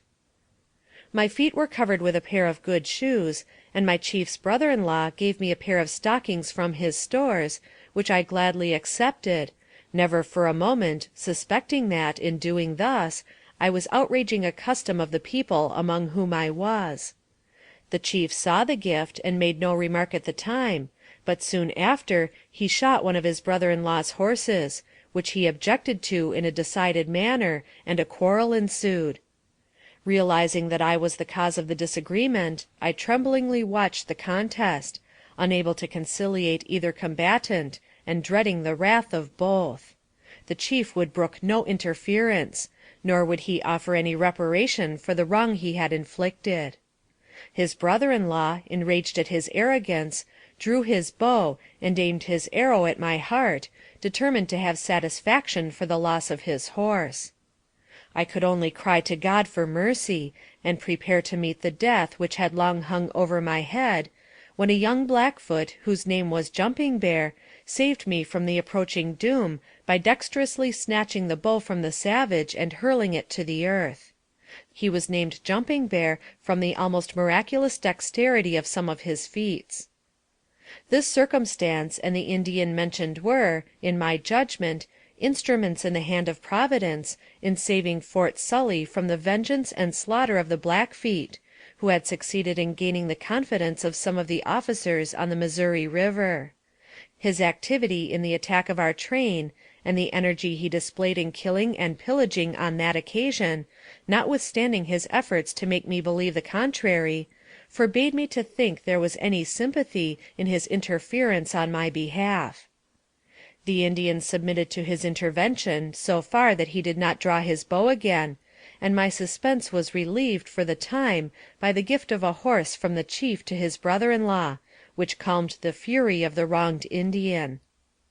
It happened that the animal thus given as a peace offering was the pack horse that pulled so uncomfortably against the leading rein, and thus, in the end, I gained by the ordeal through which I had passed, in being relieved of a most unmanageable task. From the first, I was deprived of every ameliorating comfort that might have rendered my existence bearable. No tent was spread for me, no rug or coverlet offered me to lie on. The hard earth, sparsely spread with grass, furnished me a couch, and apprehension and regret deprived me of the rest my toilsome life demanded. They offered me no food, and at first I did not dare to ask for it. This was partly owing to the absence of all natural appetite, an intense weakness and craving constantly for drink being the only signs of the prolonged fast that annoyed me. The utter hopelessness of my isolation wore on me, driving me almost to madness, and visions of husband and child haunted my brain. Sometimes they were full of hope and tauntingly happy.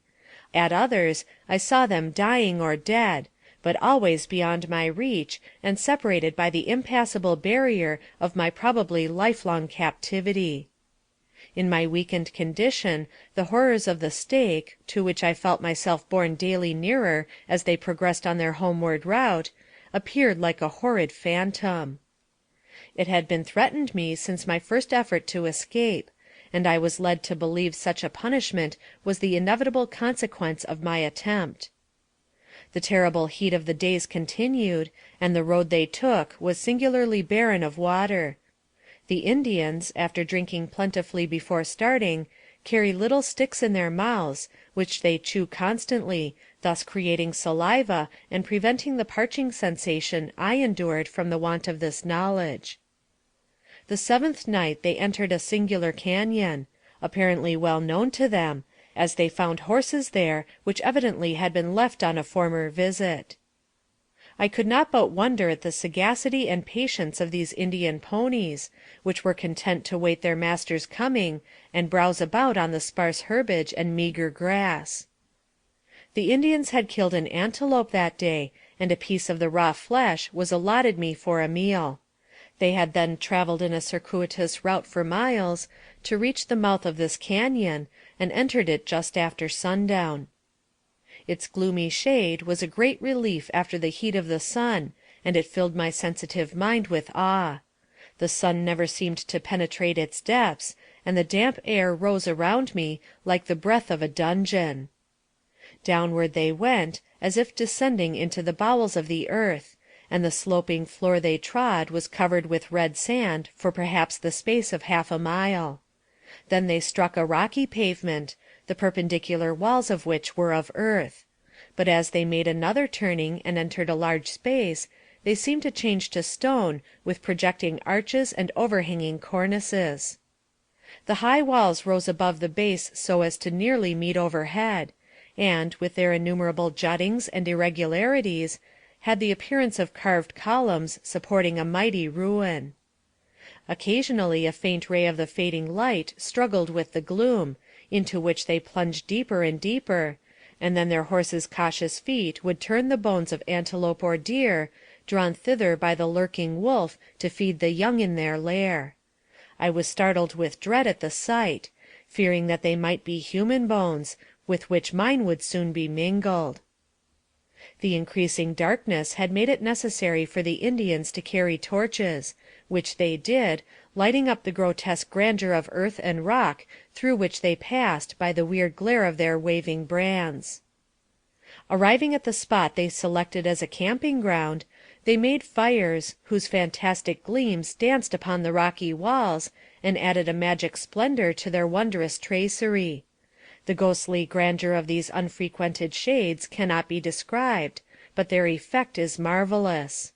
They seem to shadow forth the outline of carving and sculpture, and in the uncertain firelight have all the effect of some old-time temple, whose art and glory will live forever, even when its classic stones are dust. Here I found water for my parched lips, which was more grateful to my weary senses than any natural phenomenon; and sinking on a moss-grown rock, near the trickling rill that sank away in the sand beyond, I found slumber in that strange, fantastic solitude. I was aroused by a whistling sound, and, gathering myself up, looked fearfully around me. Two flaming eyes seemed to pierce the darkness like a sword. I shuddered and held my breath, as a long, lithe serpent wound past me, trailing its shining length through the damp sand, and moving slowly out of sight among the dripping vines. After that I slept no more, and when I saw the struggling light of day pierce the rocky opening above, I gladly hailed the safety of the sunshine, even though it brought sorrow, distress, and toil. When we rose in the morning, they left the cañon by the path they entered, as it seemed to have no other outlet, and then pursued their way.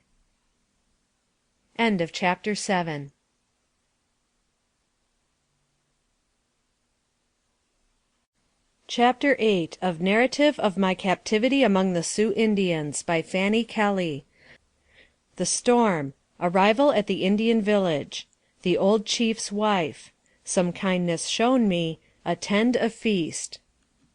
On the 20th of July, we had nearly reached the Indian village, when we camped for the night as usual, when such a locality could be gained, on the bank of a stream of good water.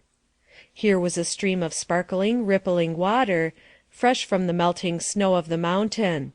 It was a warm, still night. Soon the sky began to darken strangely, and great ragged masses of clouds hung low over the surrounding hills. The air grew heavy, relieved occasionally by a deep gust of wind that died away, to be succeeded by an ominous calm. Then a low, muttering thunder jarred painfully on the ear. My shattered nerves recoiled at the prospect of the coming storm. From a child I had been timid of lightning, and now its forked gleam filled me with dismay in my unsheltered helplessness. The Indians, seeing the approaching tempest, prepared for it by collecting and fastening their horses, and covering their firearms and ammunition, and lying flat on the earth themselves. I crouched too, but could not escape the terrible glare of the lightning, and the roar of the awful thunder grew deafening. On came the storm with startling velocity, and the dread artillery of heaven boomed overhead, followed closely by blinding flashes of light, and the velocity of the whirlwind seemed to arise in its might, to add desolation to the terrible scene. When the vivid gleams lit up the air, enormous trees could be seen bending under the fierceness of the blast, and great white sheets of water burst out of the clouds, as if intent on deluging the world. Every element in nature united in terrific warfare, and the security of earth seemed denied to me while I clung to its flooded bosom, and, blinded by lightning and shocked by the incessant roaring of the thunder and the wild ravaging of the ungovernable wind, felt myself but a tossed atom in the great confusion, and could only cling to God's remembering pity in silent prayer. Huge trees were bent to the earth and broken. Others, snapped off like twigs, were carried through the frenzied air.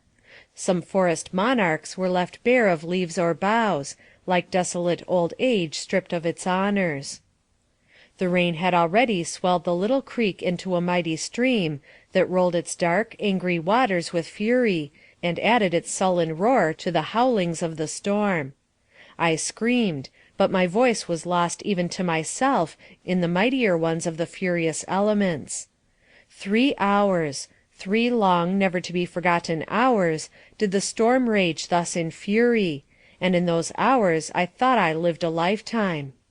Then to my joy it began to abate, and soon I beheld the twinkling stars through rents in the driving clouds, while the flashing lightning and the roaring thunders, gradually becoming less and less distinct to the eye and ear, told me the devastating storm was speeding on toward the east. And when, at dawn of day, the waters were assuaged, the thunder died away, and the lightnings were chained in their cell, the scene was one of indescribable desolation. The wind had gone home.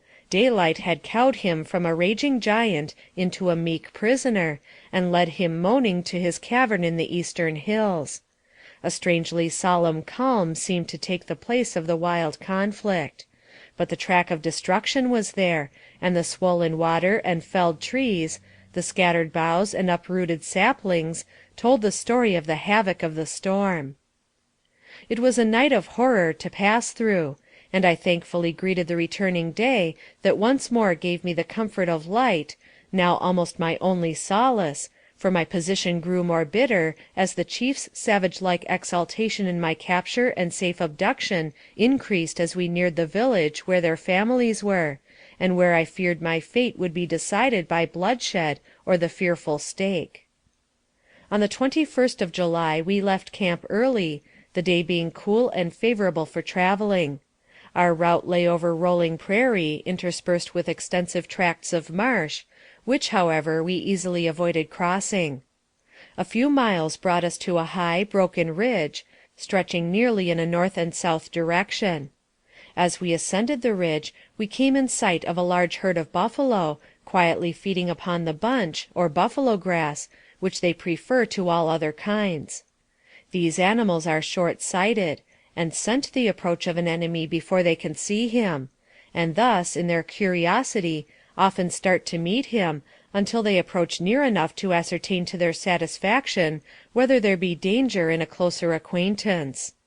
In this case they decided in the affirmative, and, when they had once fairly made us out, lost no time in increasing the distance between us, starting on a slow, clumsy trot, which was soon quickened to a gait that generally left most pursuers far in the rear. But the Indians and their horses both are trained buffalo hunters, and soon succeeded in surrounding a number. They rode alongside their victim, and, leveling their guns or arrows, send their aimed shot in the region of the heart, then ride off to a safe distance to avoid the desperate lunge which a wounded buffalo seldom fails to make, and, shaking his shaggy head, crowned with horns of a most formidable strength, stands at bay, with eyes darting, savage and defiant, as he looks at his human foe. Soon the blood begins to spurt from his mouth, and to choke him as it comes. The hunters do not shoot again, but wait patiently until their victim grows weak from loss of blood, and, staggering, falls upon his knees, makes a desperate effort to regain his feet and get at his slayer, then falling once more, rolls over on his side, dead. Sometimes these animals number tens of thousands, in droves. The Indians often, for the mere sport, make an onslaught, killing great numbers of them, and having a plentiful feast of tatanka, as they call buffalo meat. They use no economy in food. It is always a feast or a famine, and they seem equally able to gorge or fast. Each man selects a part of the animal he has killed that best suits his own taste, and leaves the rest to decay or be eaten by wolves, thus wasting their own game, and often suffering privation in consequence. They gave me a knife and motioned me to help myself to the feast. I did not accept, thinking then it would never be possible for me to eat uncooked meat. They remained here overnight, starting early next morning. We were now nearing the village where the Indians belonged. Jumping Bear, the young Indian who had shown me so many marks of goodwill, again made his appearance, with a sad expression on his face, and that day would ride in silence by my side, which was an act of great condescension on his part, for these men rarely thus equalize themselves with women, but ride in advance. They had traveled nearly 300 miles, and, despite my fears, I began to rejoice in the prospect of arriving among women, even though they were savages, and a dawning hope that I might find pity and companionship with beings of my own sex, however separated their lives and customs might be, took possession of me. I had read of the dusky maidens of romance. I thought of all the characters of romance and history, wherein the nature of the red man is enshrined in poetic beauty. The untutored nobility of soul, the brave generosity, the simple dignity untrammeled by the hollow conventionalities of civilized life, all rose mockingly before me, and the heroes of my youthful imagination passed through my mind in strange contrast with the flesh and blood realities into whose hands I had fallen. The stately Logan, the fearless Philip, the bold Black Hawk, the gentle Pocahontas. How unlike the greedy, cunning, and cruel savages who had so ruthlessly torn me from my friends. Truly, these pictures of the children of the forest that adorn the pages of the novelist are delightful conceptions of the airy fancy, fitted to charm the mind. They amuse and beguile the hours they invest with their interest, but the true red man, as I saw him, does not exist between the pages of many volumes. He roams his native wastes, and to once encounter and study him there, so much must be sacrificed that I could scarcely appreciate the knowledge I was gaining at such a price. Notwithstanding all that I had seen and experienced, I remembered much that was gentle and faithful in the character ascribed to the Indian women. Perhaps I might be able to find one whose sympathy and companionship could be wrought upon to the extent of aiding me in some way to escape. I became hopeful with the thought, and almost forgot my terror of the threats of my captors, in my desire to see the friendly faces of Indian women. The country around was rich and varied. Beautiful birds appeared in the trees, and flowers of variety and fragrance nodded on their stems. Wild fruits were abundant, and I plucked roses and fruit for food, while my savage companions feasted on raw meat. They did not seem to care for fruit, and urged me to eat meat with them. I refused, because of its being raw. A young Indian, guessing the cause of my refusal to eat, procured a kettle, made a fire, cooked some, and offered it to me.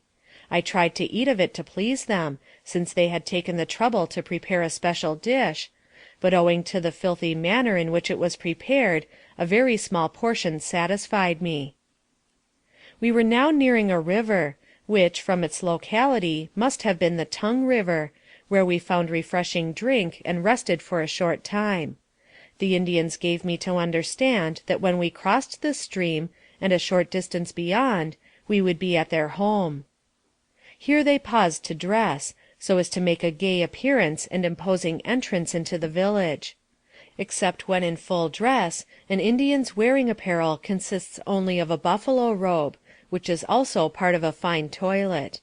It is very inconveniently disposed about the person, without fastening, and must be held in position with the hands.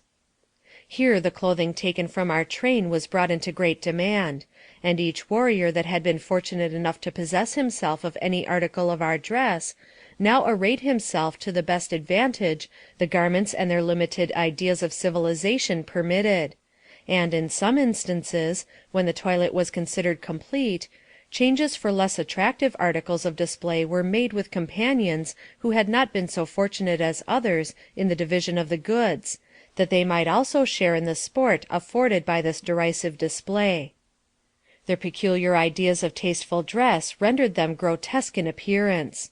One brawny face appeared under the shade of my hat, smiling with evident satisfaction at the superiority of his decorations over those of his less fortunate companions. Another was shaded from the scorching rays of the sun by a tiny parasol, and the brown hand that held it aloft was thinly covered by a silk glove, which was about the only article of clothing, except the invariable breech-cloth, that the warrior wore. Vests and other garments were put on with the lower part upward, and they all displayed remarkable fertility in the arrangement of their decorations.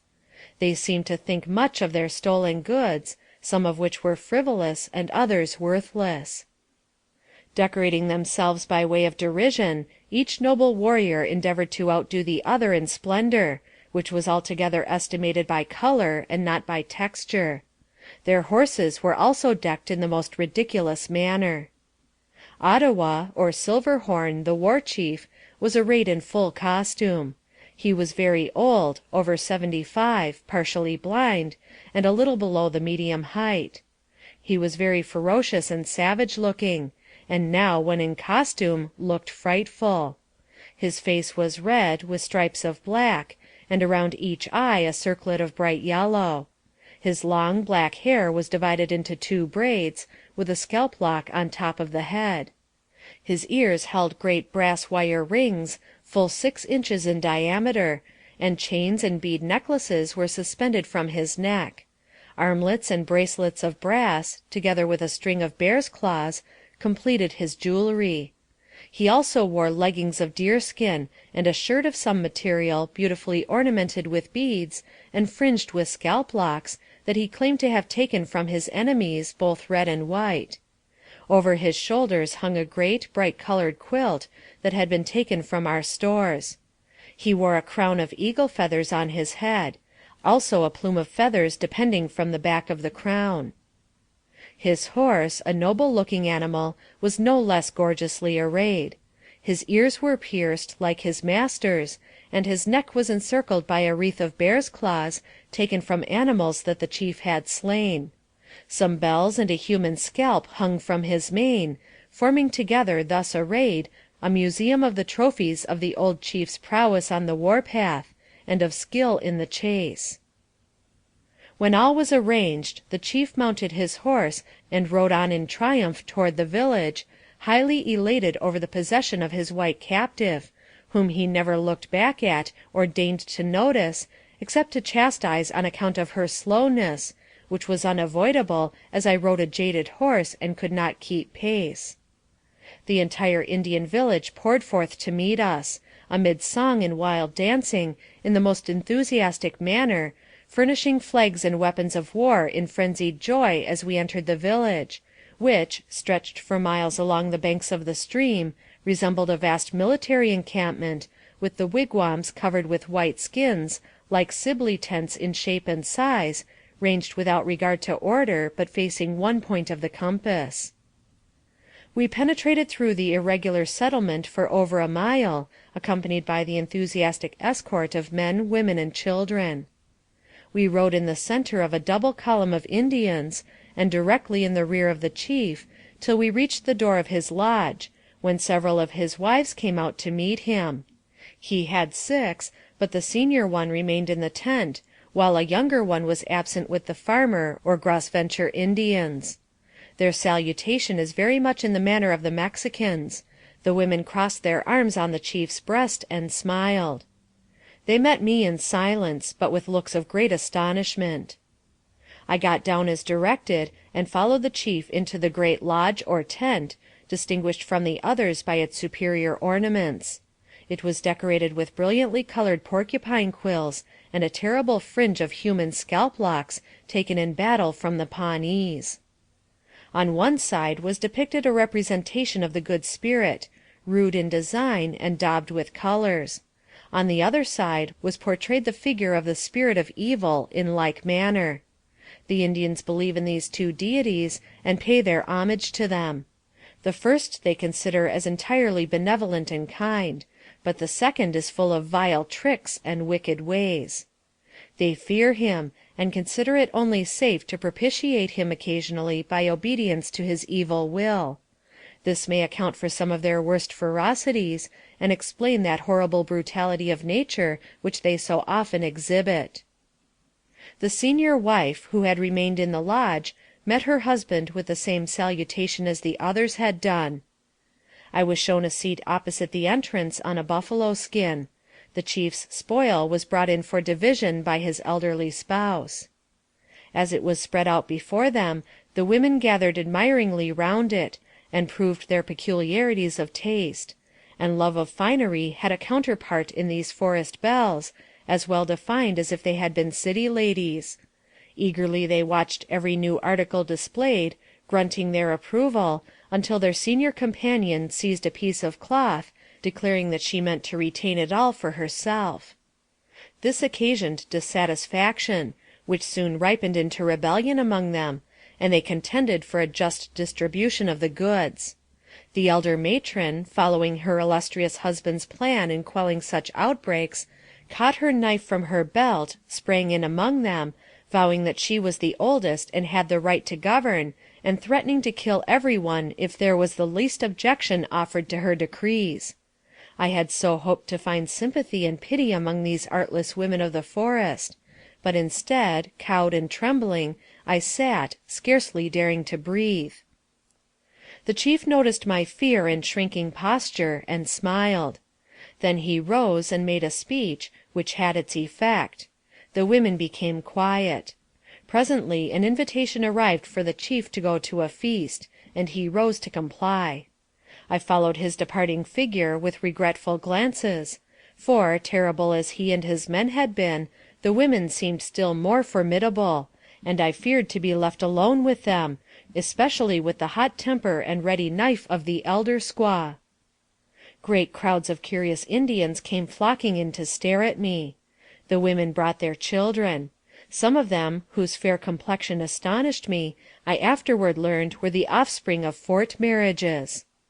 One fair little boy, who with his mother had just returned from Fort Laramie, came close to me. Finding the squaw could speak a few words in English, I addressed her, and was told, in reply to my questions, that she had been the wife of a captain there, but that his white wife arriving from the East, his Indian wife was told to return to her people. She did so, taking her child with her. The little boy was dressed completely in military clothes, even to the stripe on his pantaloons, and was a very bright, attractive child of about 4 years. It was a very sad thought for me to realize that a parent could part with such a child, committing it forever to live in barbarous ignorance, and rove the woods among savages with the impress of his own superior race so strongly mingled with his Indian origin. I saw many other fair-faced little children, and heard the sad story from their mothers, and was deeply pained to see their pale, pinched features, as they cried for food when there was none to be had; and they are sometimes cruelly treated by the full-blooded and larger children on account of their unfortunate birth. Now that the question of property was decided between the women of the chief's family, they seemed kindly disposed toward me, and one of them brought me a dish of meat. Many others followed her example, even from the neighboring lodges, and really seemed to pity me, and showed great evidences of compassion, and tried to express their sympathy in signs, because I had been torn from my own people, and compelled to come such a long, fatiguing journey, and examined me all over and over again, and all about my dress, hands, and feet particularly.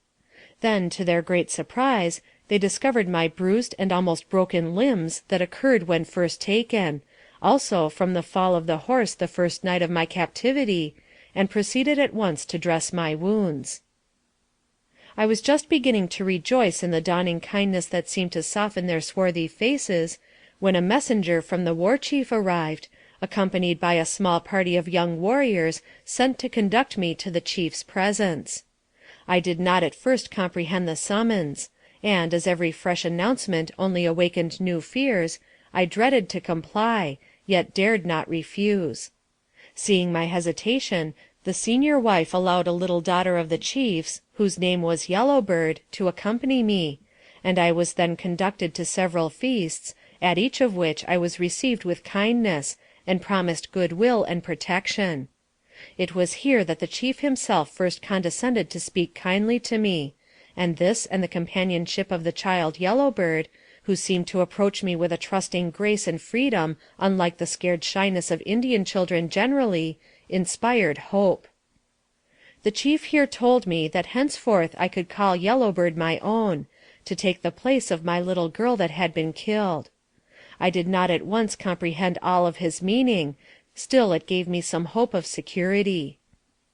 When at nightfall we returned to the lodge, which they told me I must henceforth regard as home, I found the elder women busily pounding a post into the ground, and my fears were at once aroused, being always ready to take alarm, and suggested to me that it betokened some evil. On the contrary, it was simply some household arrangement of her own, for presently, putting on a camp kettle, she built a fire, and caused water to boil, and drew a tea, of which she gave me a portion, assuring me that it would cure the tired and weary feeling, and secure me a good rest. This proved true. Soon a deep drowsiness began to steal over the weary captive. My bed of furs was shown me. Yellow Bird was told to share my couch with me, and from this time on she was my constant attendant. I laid down, and the wife of the chief tenderly removed my moccasins, and I slept sweetly, the first true sleep I had enjoyed in many weary nights. Before my eyes closed in slumber, my heart rose in gratitude unspeakable to God for his great and immeasurable mercy. I readily adapted myself to my new position. The chief's 3 sisters shared the lodge with us. The following day commenced my labors, and the chief's wife seemed to feel a protecting interest in me. The day of the 25th of July was observed by continual feasting in honor of the safe return of the braves. There was a large tent made by putting several together, where all the chiefs, medicine men, and great warriors met for consultation and feasting. I was invited to attend, and was given an elevated seat, while the rest of the company all sat upon the ground, and mostly cross-legged, preparatory to the feast being dealt out. In the center of the circle was erected a flagstaff, with many scalps, trophies, and ornaments fastened to it. Near the foot of the flagstaff were placed, in a row on the ground, several large kettles, in which was prepared the feast. Near the kettles on the ground also were a number of wooden bowls, in which the meat was to be served out; and in front 2 or 3 women, who were placed as waiters, to light the pipes for smoking, and also to deal out the food. In these positions things stood, and all sat, with thousands climbing and crowding around for a peep at me, as I appeared at the grand feast and council, when at length the chief arose, in a very handsome costume, and addressed the audience, and in his speech often pointed to me. I could understand but little of his meaning. Several others also made speeches, that all sounded the same to me. I sat trembling with fear at these strange proceedings, fearing they were deliberating upon a plan of putting me to some cruel death to finish their amusement. It is impossible to describe my feelings on that day, as I sat in the midst of those wild, savage people. Soon a handsome pipe was lit and brought to the chief to smoke. He took it, and after presenting the stem to the north, the south, the east, and the west, and then to the sun that was over his head, uttered a few words, drew a few whiffs, then passed it around through the whole group, who all smoked. This smoking was conducted with the strictest adherence to exact and established form, and the feast throughout was conducted in the most positive silence. The lids were raised from the kettles, which were all filled with dog's meat alone, it being well cooked and made into a sort of stew. Each guest had a large wooden bowl placed before him, with a quantity of dog's flesh floating in a profusion of soup or rich gravy, with a large spoon resting in the dish made of buffalo horn. In this most difficult and painful dilemma I sat, witnessing the solemnity. My dish was given me, and the absolute necessity of eating it was painful to contemplate. I tasted it a few times after much urging, and then resigned my dish, which was taken and passed around with others to every part of the group, who all ate heartily. In this way the feast ended, and all retired silently and gradually, until the ground was left to the waiters, who seemed to have charge of it during the whole occasion. The women signified to me that I might feel highly honored by being called to feast with chiefs and great warriors; and seeing the spirit in which it was given, I could not but treat it respectfully, and receive it as a very high and marked compliment. Since I witnessed it on this occasion, I have been honored with numerous entertainments of the kind, and all conducted in the same solemn and impressive manner. As far as I could see and understand, I feel authorized to pronounce the dog feast a truly religious ceremony, wherein the superstitious Indian sees fit to sacrifice his faithful companion to bear testimony to the sacredness of his vows of friendship for the Great Spirit. He always offers up a portion of the meat to his deity, then puts it on the ground to remind him of the sacrifice and solemnity of the offering. The dog, among all Indian tribes, is more esteemed and more valued than among any part of the civilized world. The Indian has more time to devote to his company, and his untutored mind more nearly assimilates to the nature of his faithful servant. The flesh of these dogs, though apparently relished by the Indians, is undoubtedly inferior to venison and buffalo meat, of which feasts are occasionally made, where friends are invited, as they are in civilized society to a pleasant and convivial party; from which fact alone it would seem clear that they have some extraordinary motive, at all events, for feasting on the flesh of that useful and faithful animal, even when as in the instance I have been describing. Their village was well supplied with fresh and dried meat of the buffalo and deer. The dog feast is given, I believe, by all tribes of America, and by them all, I think, this faithful animal, as well as the horse, is sacrificed in several different ways to appease offended spirits or deities, whom it is considered necessary that they should conciliate in this way, and when done, is invariably done by giving the best in the herd or the kennel. That night was spent in dancing. Wild and furious all seemed to me. I was led into the center of the circle, and assigned the painful duty of holding above my head human scalps fastened to a little pole. The dance was kept up till near morning, when all repaired to their respective lodges. The 3 kind sisters of the chief were there to convey me to mine.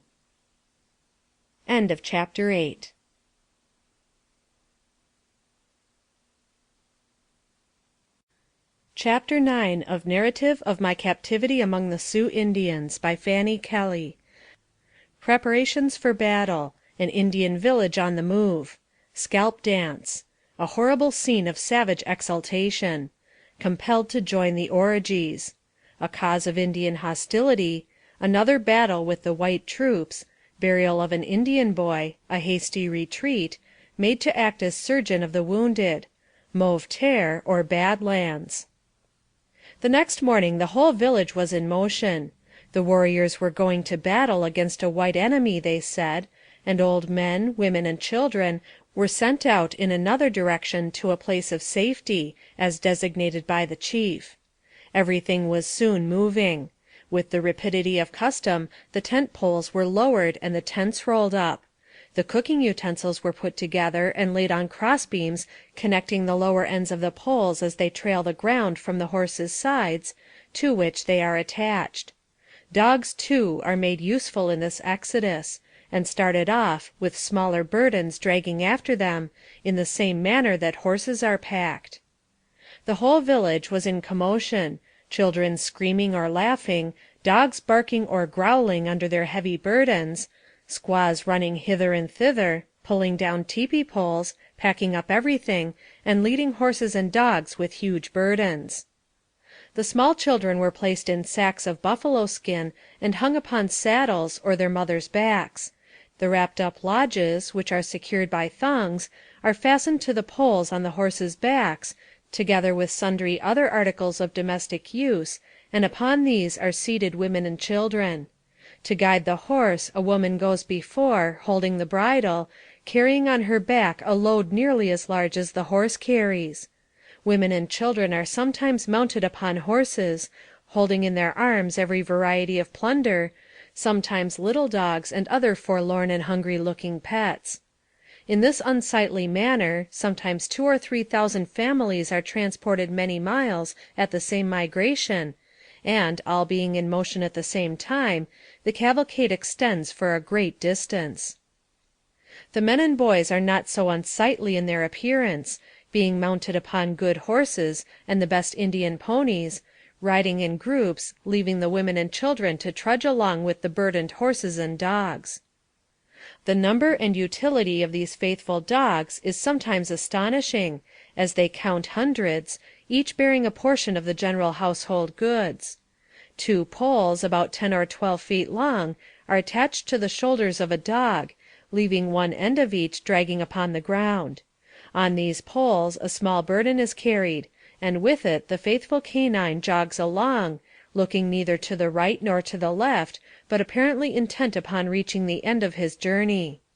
These faithful creatures are under the charge of women and children, and their pace is occasionally encouraged with admonitions in the form of vigorous and zealous use of whips applied to their limbs and sides.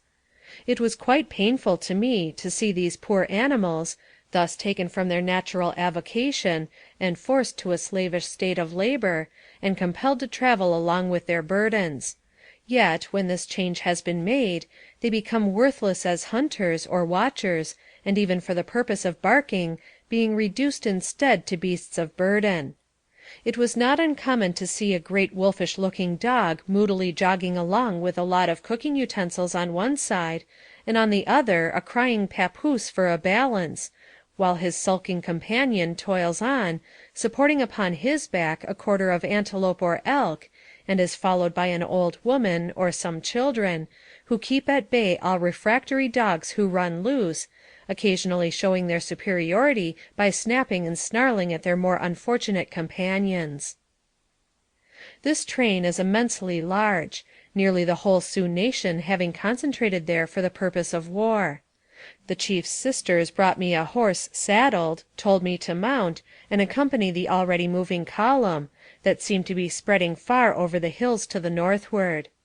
We toiled on all day.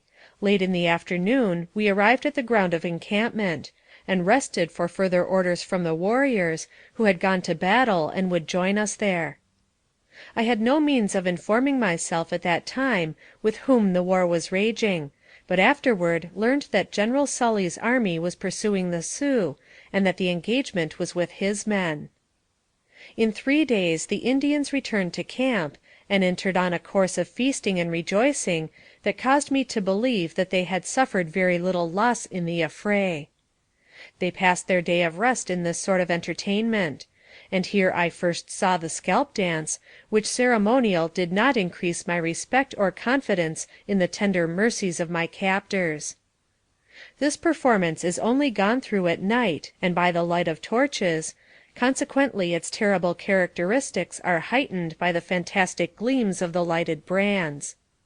The women, too, took part in the dance, and I was forced to mingle in the fearful festivity, painted and dressed for the occasion, and holding a staff from the top of which hung several scalps.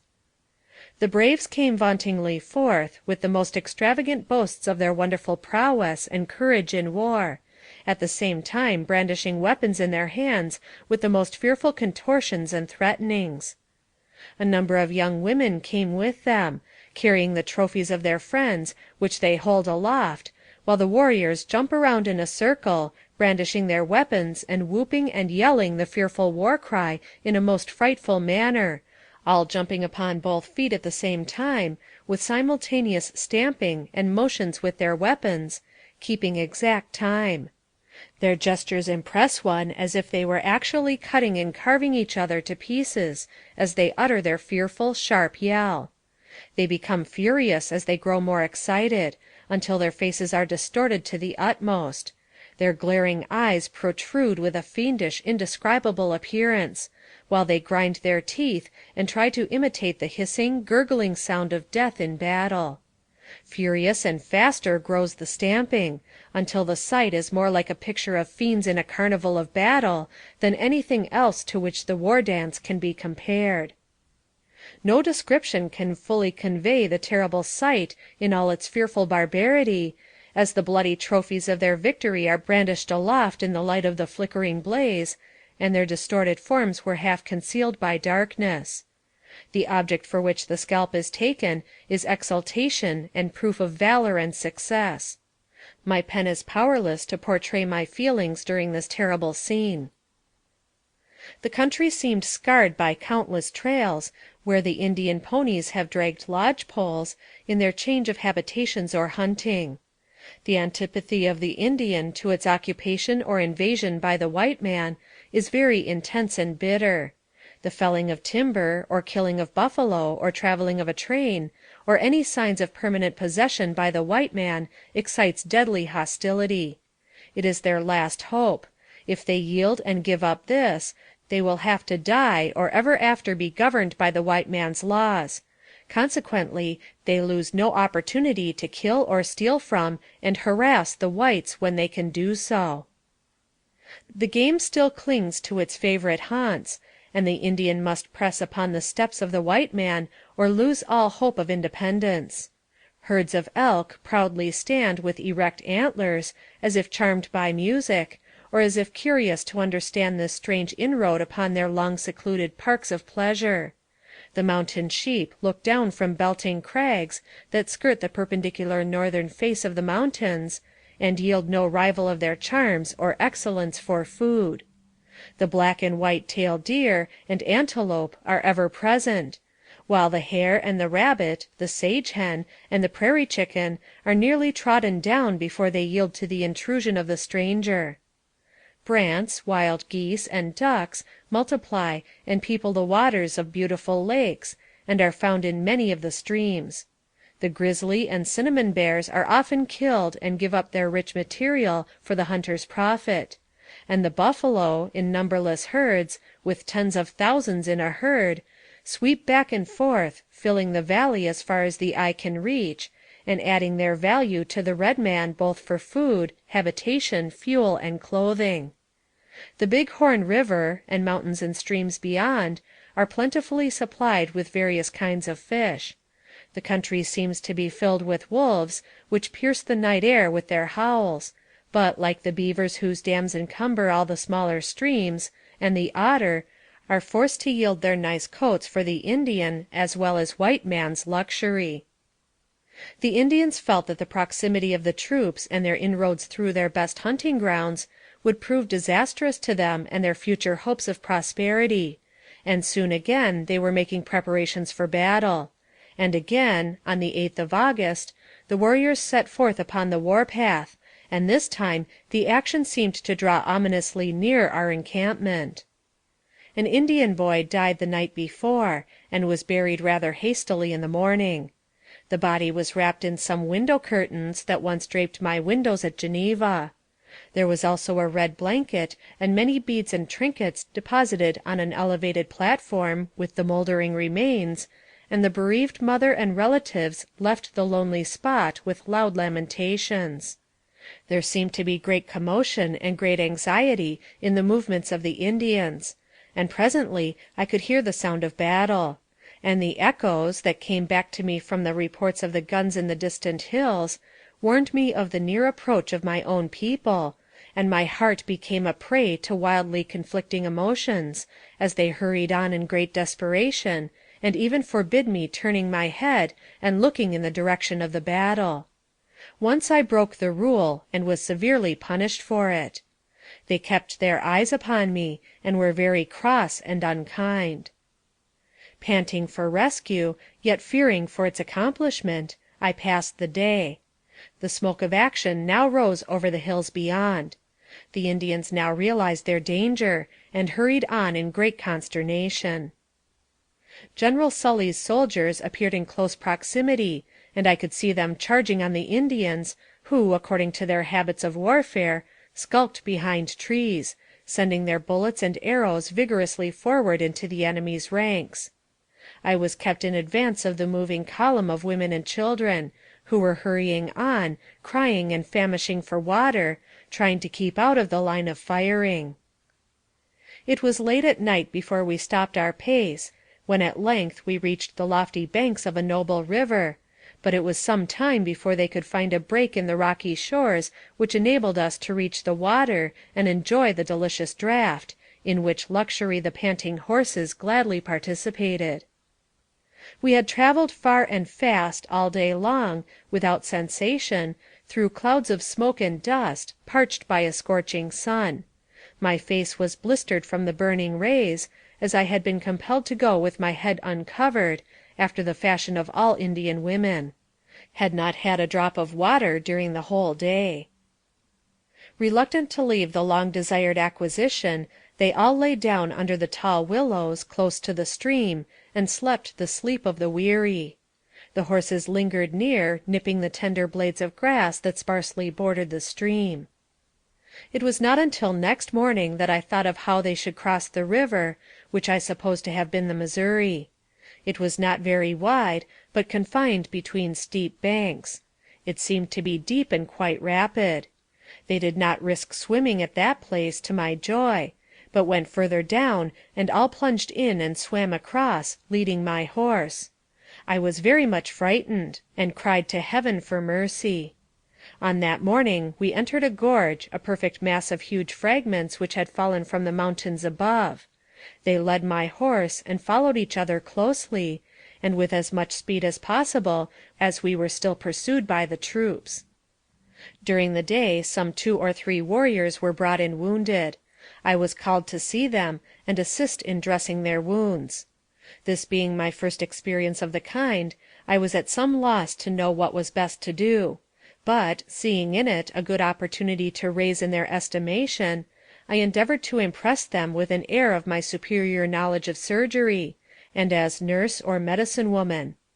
I felt now, from their motions and meaning glances, that my life was not safe, since we were so closely pursued over this terrible barren country.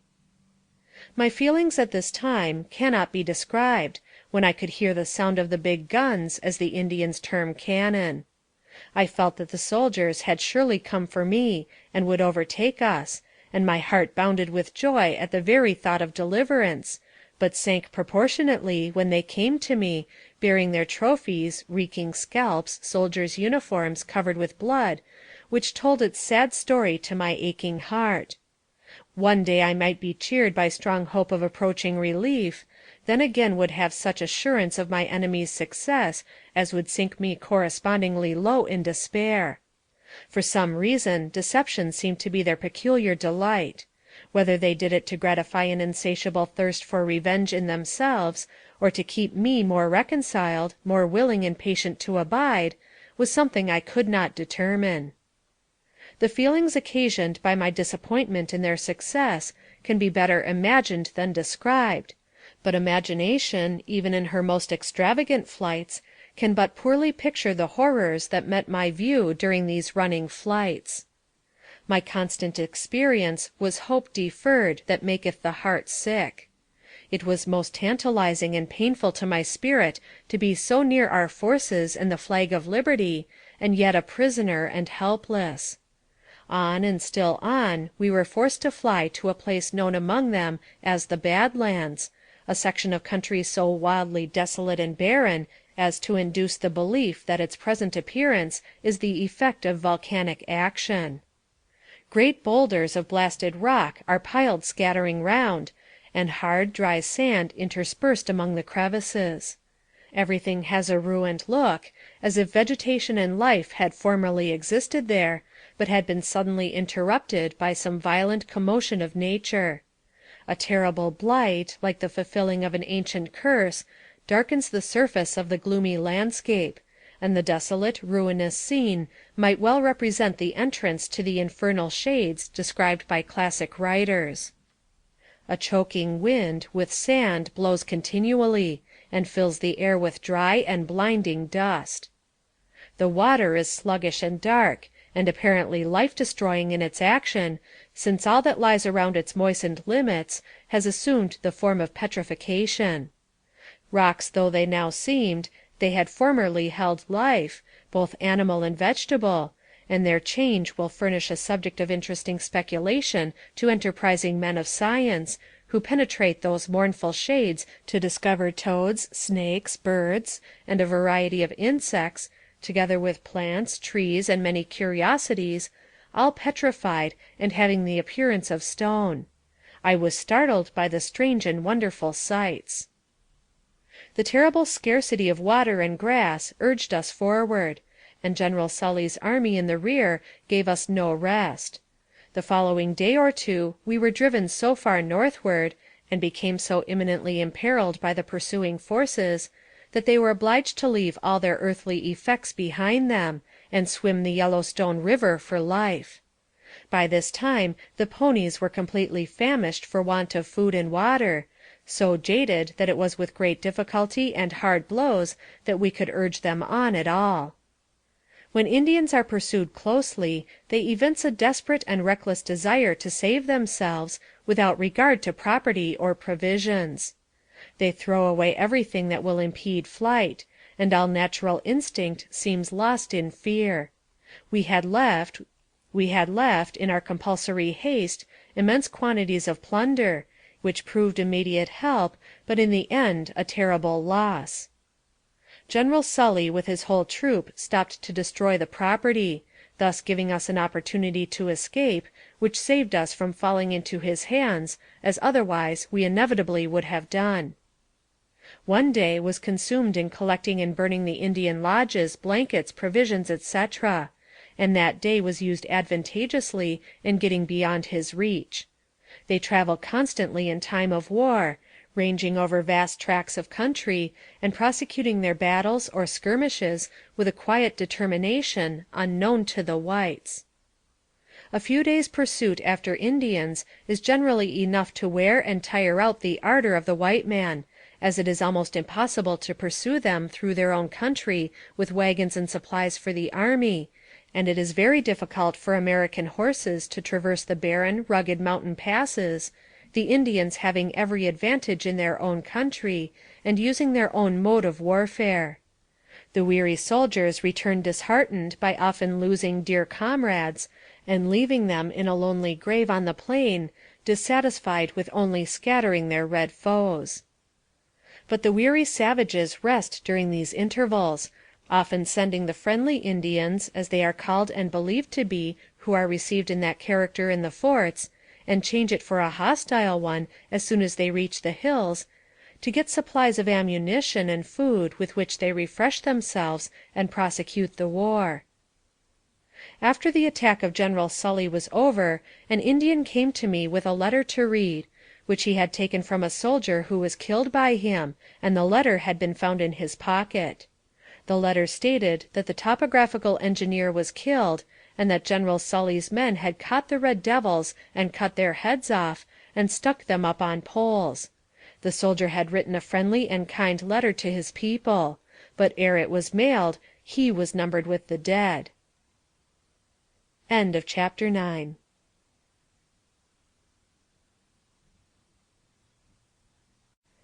Chapter 10 of Narrative of My Captivity Among the Sioux Indians by Fanny Kelly. Mourning for the slain. Threatened with death at the fiery stake. Saved by a speech from Ottawa. Starving condition of the Indians. As soon as we were safe, and General Sully pursued us no longer, the warriors returned home, and a scene of terrible mourning over the killed ensued among the women. Their cries were terribly wild and distressing on such occasions, and the near relations of the deceased indulge in frantic expressions of grief that cannot be described. Sometimes the practice of cutting the flesh is carried to a horrible and barbarous extent. They inflict gashes on their bodies and limbs an inch in length. Some cut off their hair, blacken their faces, and march through the village in procession, torturing their bodies to add vigor to their lamentations. Hunger followed on the track of grief. All their food was gone, and there was no game in that portion of the country. In our flight they scattered everything, and the country through which we passed for the following 2 weeks did not yield enough to arrest starvation. The Indians were terribly enraged, and threatened me with death almost hourly, and in every form. I had so hoped for liberty when my friends were near, but alas, all my fond hopes were blasted. The Indians told me that the army was going in another direction. They seemed to have sustained a greater loss than I had been made aware of, which made them feel very revengeful toward me. The next morning I could see that something unusual was about to happen. Notwithstanding the early hour, the sun barely appearing above the horizon, the principal chiefs and warriors were assembled in council, where, judging from the grave and reflective expression of their countenances, they were about to discuss some serious question. I had reason for apprehension, from their unfriendly manner toward me, and I feared for the penalty I might soon have to pay. Soon they sent an Indian to me, who asked me if I was ready to die, to be burned at the stake. I told him whenever Wakantanka, the Great Spirit, was ready, he would call for me, and then I would be ready and willing to go. He said that he had been sent from the council to warn me, that it had become necessary to put me to death on account of my white brothers killing so many of their young men recently. He repeated that they were not cruel for the pleasure of being so. Necessity is their first law, and he and the wise chiefs, faithful to their hatred for the white race, were in haste to satisfy their thirst for vengeance, and further, that the interest of their nation required it. As soon as the chiefs were assembled around the council fire, the pipe carrier entered the circle, holding in his hand the pipe ready lighted. Bowing to the 4 cardinal points, he uttered a short prayer or invocation, and then presented the pipe to the old chief, Ottawa, but retained the bowl in his hand. When all the chiefs and men had smoked, one after the other, the pipe-bearer emptied the ashes into the fire, saying, "Chiefs of the great Dakota nation, Wakantanka give you wisdom, so that whatever be your determination, it may be conformable to justice." Then after bowing respectfully, he retired. A moment of silence followed, in which every one seemed to be meditating seriously upon the words that had just been spoken. At length, one of the most aged of the chiefs, whose body was furrowed with the scars of innumerable wounds, and who enjoyed among his people a reputation for great wisdom, arose. Said he, "The pale-faces, our eternal persecutors, pursue and harass us without intermission, forcing us to abandon to them, one by one, our best hunting grounds, and we are compelled to seek a refuge in the depths of these bad lands, like timid deer. Many of them even dare to come into prairies which belong to us, to trap beaver and hunt elk and buffalo, which are our property. These faithless creatures, these outcasts of their own people, rob and kill us when they can. Is it just that we should suffer these wrongs without complaining? Shall we allow ourselves to be slaughtered like timid Assiniboines, without seeking to avenge ourselves?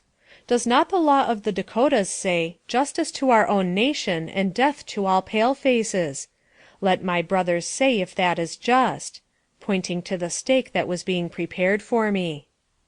"Vengeance is allowable," sententiously remarked Mapea, the sky. Another old chief, Ottawa, arose and said, "It is the undoubted right of the weak and the oppressed, and yet it ought to be portioned to the injury received. Then why should we put this young, innocent woman to death? Has she not always been kind to us, smiled upon us, and sang for us? Do not all our children love her as a tender sister? Why, then, should we put her to so cruel a death for the crimes of others, if they are of her nation? Why should we punish the innocent for the guilty?"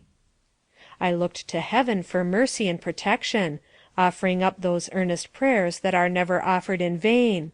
And oh, how thankful I was when I knew their decision was to spare my life. Though terrible were my surroundings, life always became sweet to me when I felt that I was about to part with it. A terrible time ensued, and many dogs and horses even died of starvation. Their bodies were eaten immediately, and the slow but constant march was daily kept up, in hope of game and better facilities for fish and fruit. Many days in succession I tasted no food, save what I could gather on my way.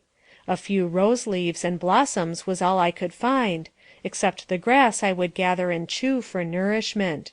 Fear, fatigue, and long-continued abstinence were wearing heavily on my already shattered frame. Women and children were crying for food. It was a painful sight to witness their sufferings, with no means of alleviating them, and no hope of relief save by traveling and hunting. We had no shelter save the canopy of heaven, and no alternative but to travel on, and at night lie down on the cold, damp ground for a resting place.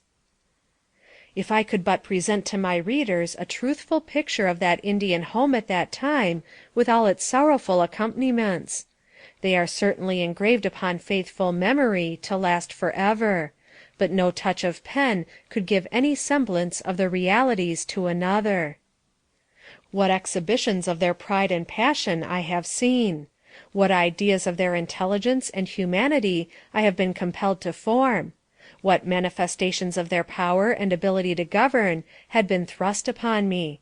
The treatment received was not such as to enhance in any wise a woman's admiration for the so-called noble red man, but rather to make one pray to be delivered from their power. Compelled to travel many days in succession, and to experience the gnawings of hunger without mitigation, every day had its share of toil and fear. Yet while my temporal wants were thus poorly supplied, I was not wholly denied spiritual food. It was a blessed consolation that no earthly foe could interrupt my communion with the heavenly world. In my midnight, wakeful hours, I was visited with many bright visions. He walks with thee, that angel kind, and gently whispers, Be resigned. Bear up, bear on, the end shall tell, the dear Lord ordereth all things well. End of chapter 10.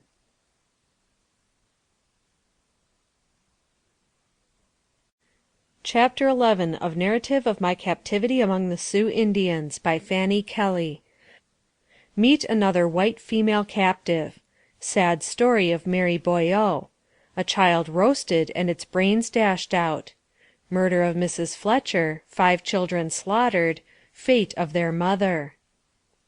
It was about this time that I had the sorrowful satisfaction of meeting with a victim of Indian cruelty, whose fate was even sadder than mine. It was a part of my labor to carry water from the stream at which we camped, and, awakened for that purpose, I arose and hurried out one morning before the day had yet dawned clearly, leaving the Indians still in their blankets and the village very quiet. In the woods beyond I heard the retiring howl of the wolf, the shrill shriek of the bird of prey as it was sweeping down on the unburied carcass of some poor, murdered traveler, and the desolation of my life and its surroundings filled my heart with dread and gloom.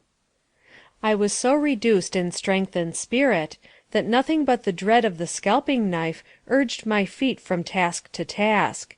And now, turning toward the tepee, with my heavy bucket, I was startled to behold a fair-faced, beautiful young girl sitting there, dejected and worn like myself, but bearing the marks of loveliness and refinement, despite her neglected covering. Almost doubting my reason, for I had become unsettled in my self-reliance and even sanity, I feared to address her, but stood spellbound, gazing in her sad brown eyes and drooping, pallid face. The chief stood near the entrance of the tepee, enjoying the cool morning air, and watching the interview with amusement. He offered me a book, which chanced to be one of the Wilson's Readers stolen from our wagons, and bade me show it to the stranger. I approached the girl, who instantly held out her hand and said, "What book is that?" The sound of my own language, spoken by one of my own people, was too much for me, and I sank to the ground by the side of the stranger, and endeavoring to clasp her in my arms, became insensible. A kindly squaw, who was in sight, must have been touched by our helpless sorrow, for, when recovering, she was sprinkling my face with water from the bucket, and regarding me with looks of interest. Of course, we realized that this chance interview would be short, and perhaps the last that we would be able to enjoy, and, while my companion covered her face and wept, I told my name and the main incidents of my capture, and I dreaded to recall the possible fate of my Mary, lest I should rouse the terrible feelings I was trying to keep in subjection as my only hope of preserving reason.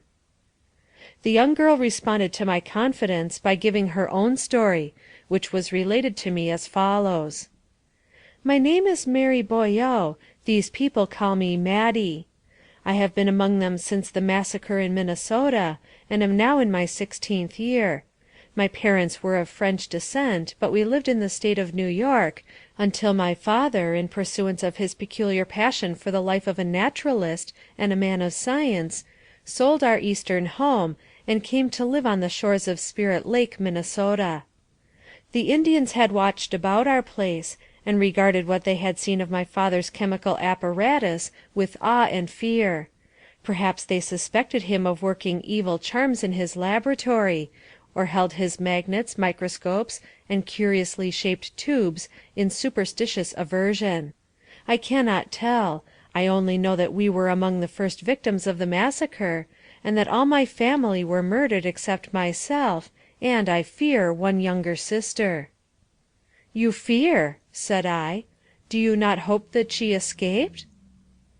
The poor girl shook her head. "From a life like mine, death is an escape," she said bitterly. "Oh, it is fearful, and a sin to rush unbidden into God's presence, but I cannot live through another frightful winter. No, I must and will die if no relief comes to me. For a year these people regarded me as a child, and then a young man of their tribe gave a horse for me, and carried me to his tepee as his wife." "Do you love your husband?" I asked. A look, bitter and revengeful, gleamed from her eyes. "Love a savage who bought me to be a drudge and slave!" she repeated. "No! I hate him as I hate all that belong to this fearful bondage. He has another wife and child. Thank God," she added with a shudder, "that I am not a mother." Misery and the consciousness of her own degraded life seemed to have made this poor young creature desperate; and, looking at her toil-worn hands and scarred arms, I saw the signs of abuse and cruelty. Her feet, too, were bare, and fearfully bruised and travel-marked.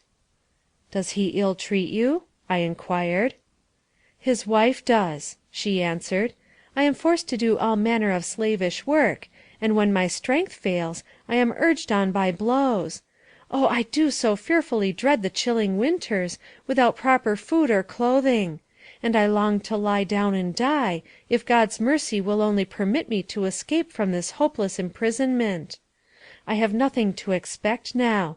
I did once look forward to release, but that is all gone.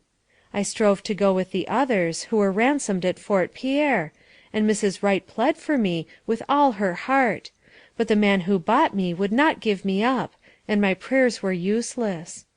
Mr. Dupuy, a Frenchman, who brought a wagon for the redeemed women and children, did not offer enough for me; and when another man offered a horse, my captor would not receive it.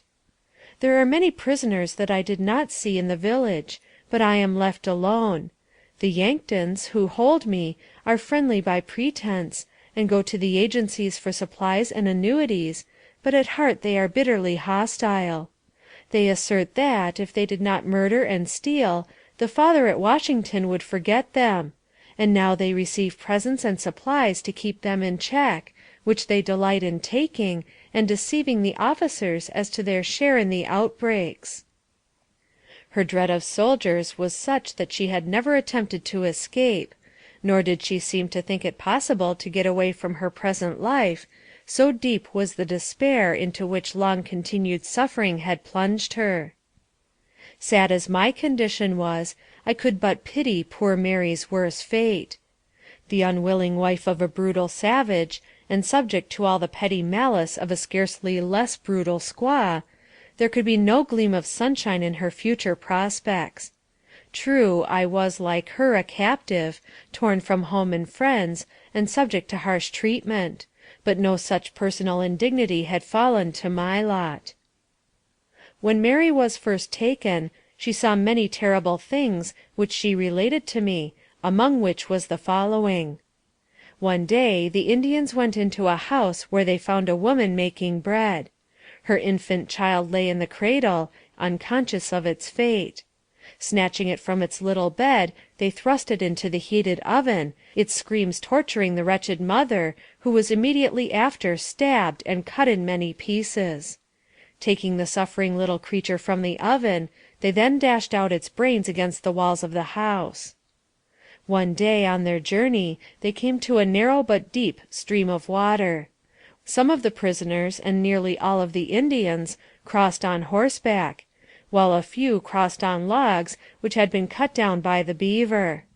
A lady, by name Mrs. Fletcher, I believe, who was in delicate health, fell into the water with her heavy burden, unable, on account of her condition, to cross, and was shot by the Indians, her lifeless body soon disappearing from sight. She also told me of a white man having been killed a few days previous, and a large sum of money taken from him, which would be exchanged for articles used among the Indians when they next visited the Red River or British possessions. They went, she told me, 2 or 3 times a year, taking American horses, valuables, etc., which they had stolen from the whites, and exchanging them for ammunition, powder, arrow points, and provisions. Before they reached the Missouri River they killed 5 of Mrs. Dooley's children, one of which was left on the ground in a place where the distracted mother had to pass daily in carrying water from the river; and when they left the camp, the body remained unburied. So terrible were the sufferings of this heartbroken mother, that, when she arrived in safety among the whites, her reason was dethroned, and I was told that she was sent to the lunatic asylum, where her distracted husband soon followed. Mary wished that we might be together, but knew that it would be useless to ask, as it would not be granted. I gave her my little book and half of my pencil, which she was glad to receive.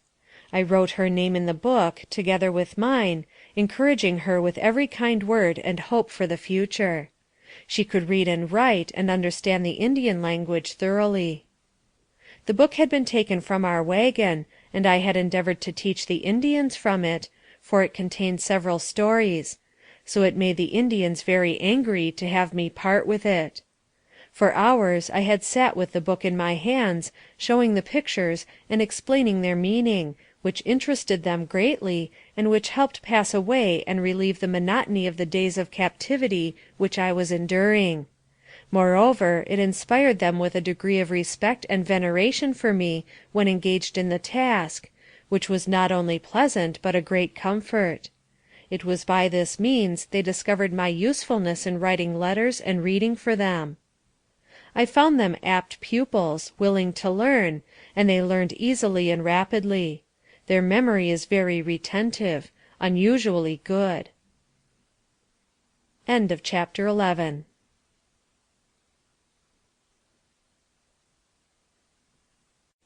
Chapter 12 of Narrative of My Captivity Among the Sioux Indians by Fanny Kelly. First intimation of my little Mary's fate. Despair and delirium. A shower of grasshoppers. A feast and a fight. An enraged squaw. The chief wounded. One day, as I was pursuing what seemed to me an endless journey, an Indian rode up beside me, whom I did not remember to have seen before. At his saddle hung a bright and well-known little shawl, and from the other side was suspended a child's scalp of long, fair hair. As my eyes rested on the frightful sight, I trembled in my saddle, and grasped the air for support. A blood-red cloud seemed to come between me and the outer world, and I realized that innocent victim's dying agonies. The torture was too great to be endured. A merciful insensibility interposed between me and madness. I dropped from the saddle as if dead, and rolled upon the ground at the horse's feet. When I recovered, I was clinging to a squaw, who, with looks of astonishment and alarm, was vainly endeavoring to extricate herself from my clutches. With returning consciousness, I raised my eyes to the fearful sight that had almost deprived me of reason. It was gone. The Indian had suspected the cause of my emotion, and removed it out of sight. They placed me in the saddle once more, and not being able to control the horrible misery I felt, I protested wildly against their touch, imploring them to kill me, and frantically inviting the death I had before feared and avoided. When they camped, I had not the power or reason to seek my own tent, but fell down in the sun, where the chief found me lying. He had been out at the head of a scouting party, and knew nothing of my sufferings. Instantly approaching me, he inquired who had misused me. I replied, "No one. I want to see my dear mother, my poor mother, who loves me, and pines for her unhappy child." I had found by experience that the only grief with which this red nation had any sympathy was the sorrow one might feel for a separation from a mother, and even the chief seemed to recognize the propriety of such emotion. On this account I feigned to be grieving solely for my dear widowed mother, and was treated with more consideration than I had dared to expect. Leaving me for a few minutes, he returned, bringing me some ripe wild plums, which were deliciously cooling to my fever-parched lips. Hunger and thirst, sorrow and fear, with unusual fatigue and labor, had weakened me in mind and body, so that, after trying to realize the frightful vision that had almost deprived me of my senses, I began to waver in my knowledge of it, and half determined that it was a hideous phantom, like many another that had tortured my lonely hours. I tried to dismiss the awful dream from remembrance, particularly as the days that followed found me ill and delirious, and it was some time before I was able to recall events clearly. About this time there was another battle, and many having already sank under the united misery of hunger and fatigue, the camp was gloomy and hopeless in the extreme. The Indians discovered my skill in dressing wounds, and I was called immediately to the relief of the wounded brought into camp. The fight had lasted 3 days, and, from the immoderate lamentations, I supposed many had fallen, but could form no idea of the loss. Except when encamped for rest, the tribe pursued their wanderings constantly, sometimes flying before the enemy, at others endeavoring to elude them. I kept the record of time as it passed with the savages, as well as I was able, and, with the exception of a few days lost, during temporary delirium and fever at 2 separate times, and which I endeavored to supply by careful inquiry, I missed no count of the rising or setting sun, and knew dates almost as well as if I had been in the heart of civilization. One very hot day a dark cloud seemed suddenly to pass before the sun and threaten a great storm. The wind rose, and the cloud became still darker, until the light of day was almost obscured. A few drops sprinkled the earth, and then, in a heavy, blinding, and apparently inexhaustible shower, fell a countless swarm of grasshoppers, covering everything and rendering the air almost black by their descent. It is impossible to convey an idea of their extent. They seemed to rival Pharaoh's locusts in number, and no doubt would have done damage to the food of the savages had they not fallen victims themselves to their keen appetites. To catch them, large holes were dug in the ground, which are heated by fires. Into these apertures the insects are then driven, and, the fires having been removed, the heated earth bakes them. They are considered good food, and were greedily devoured by the famishing Sioux. Although the grasshoppers only remained 2 days, and went as suddenly as they had come, the Indians seemed refreshed by feasting on such small game, and continued to move forward. Halting one day to rest beside good water, I busily engaged myself in the chief's tepee, or lodge. I had grown so weak that motion of any kind was exhausting to me, and I could barely walk. I felt that I must soon die of starvation and sorrow, and life had ceased to be dear to me.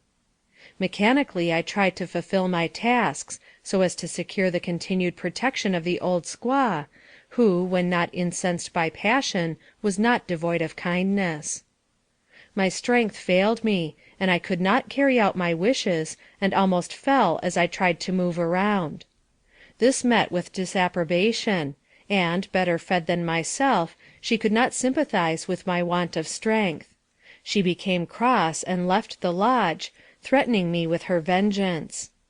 Presently an Indian woman, who pitied me, ran into the tepee with great haste, saying that her husband had got some deer meat, and she had cooked it for a feast, and begged me to share it. As she spoke, she drew me toward her tent, and, hungry and fainting, I readily followed. The chief saw us go, and, not disdaining a good dinner, he followed. The old squaw came flying into the lodge like an enraged fury, flourishing her knife and vowing she would kill me. I rose immediately and fled, the squaw pursuing me. The chief attempted to interfere, but her rage was too great, and he struck her, at which she sprang like an infuriated tiger upon him, stabbing him in several places. Her brother, who at a short distance beheld the fray, and deeming me the cause, fired 6 shots, determining to kill me. One of these shots lodged in the arm of the chief, breaking it near the shoulder. I then ran until I reached the outskirts of the village, where I was captured by a party who saw me running, but who knew not the cause. Thinking I was endeavoring to escape, they dragged me in the tent, brandishing their tomahawks and threatening vengeance. After the lapse of half an hour, some squaws came and took me back to the lodge of the chief, who was waiting for me before his wounds could be dressed. He was very weak from loss of blood. I never saw the wife of the chief afterward. Indian surgery is coarse and rude in its details. A doctor of the tribe had pierced the arm of the chief with a long knife, probing in search of the ball it had received, and the wound thus enlarged had to be healed. As soon as I was able to stand, I was required to go and wait on the disabled chief. I found his 3 sisters with him, and with these I continued to live in companionship. One of them had been married, at the fort, to a white man, whom she had left at Laramie when his prior wife arrived.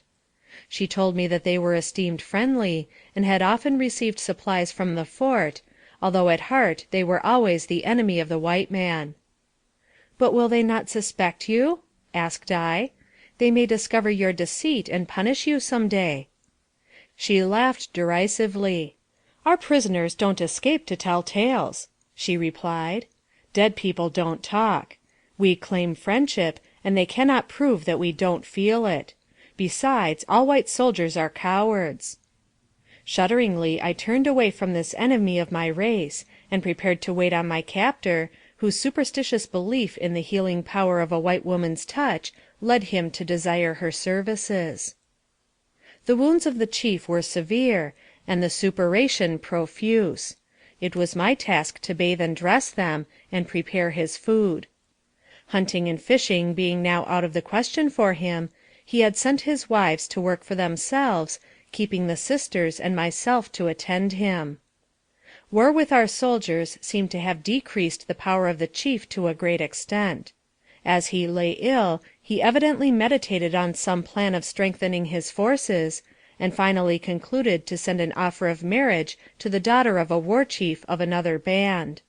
As General Sully's destructive attack had deprived him of all ready offerings, he availed himself of my shoes, which happened to be particularly good, and, reducing me to moccasins, sent them as a gift to the expected bride. She evidently received them graciously, for she came to his lodge almost every day to visit him, and sat chatting at his side, to his apparent satisfaction.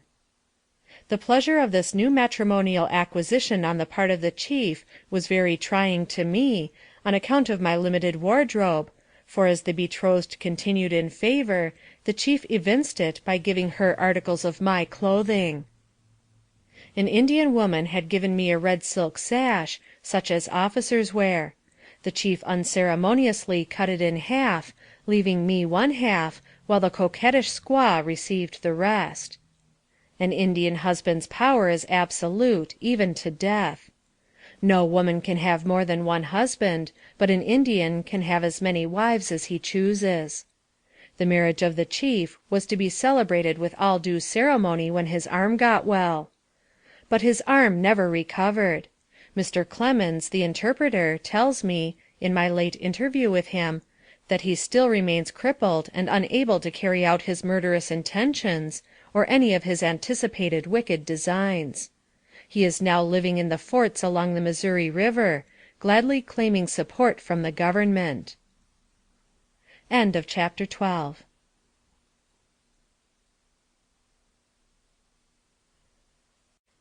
Chapter 13 of Narrative of My Captivity Among the Sioux Indians by Fanny Kelly.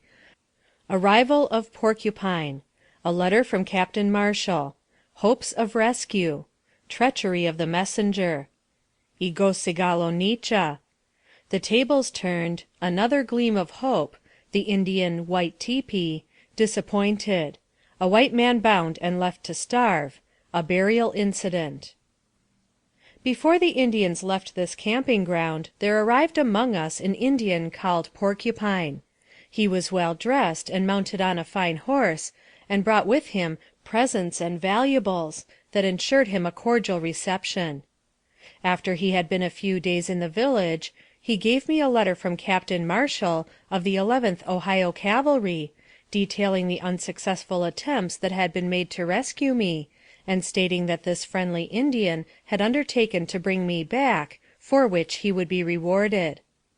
The letter further said that he had already received a horse and necessary provisions for the journey, and had left his 3 wives, with 13 others, at the fort as hostages.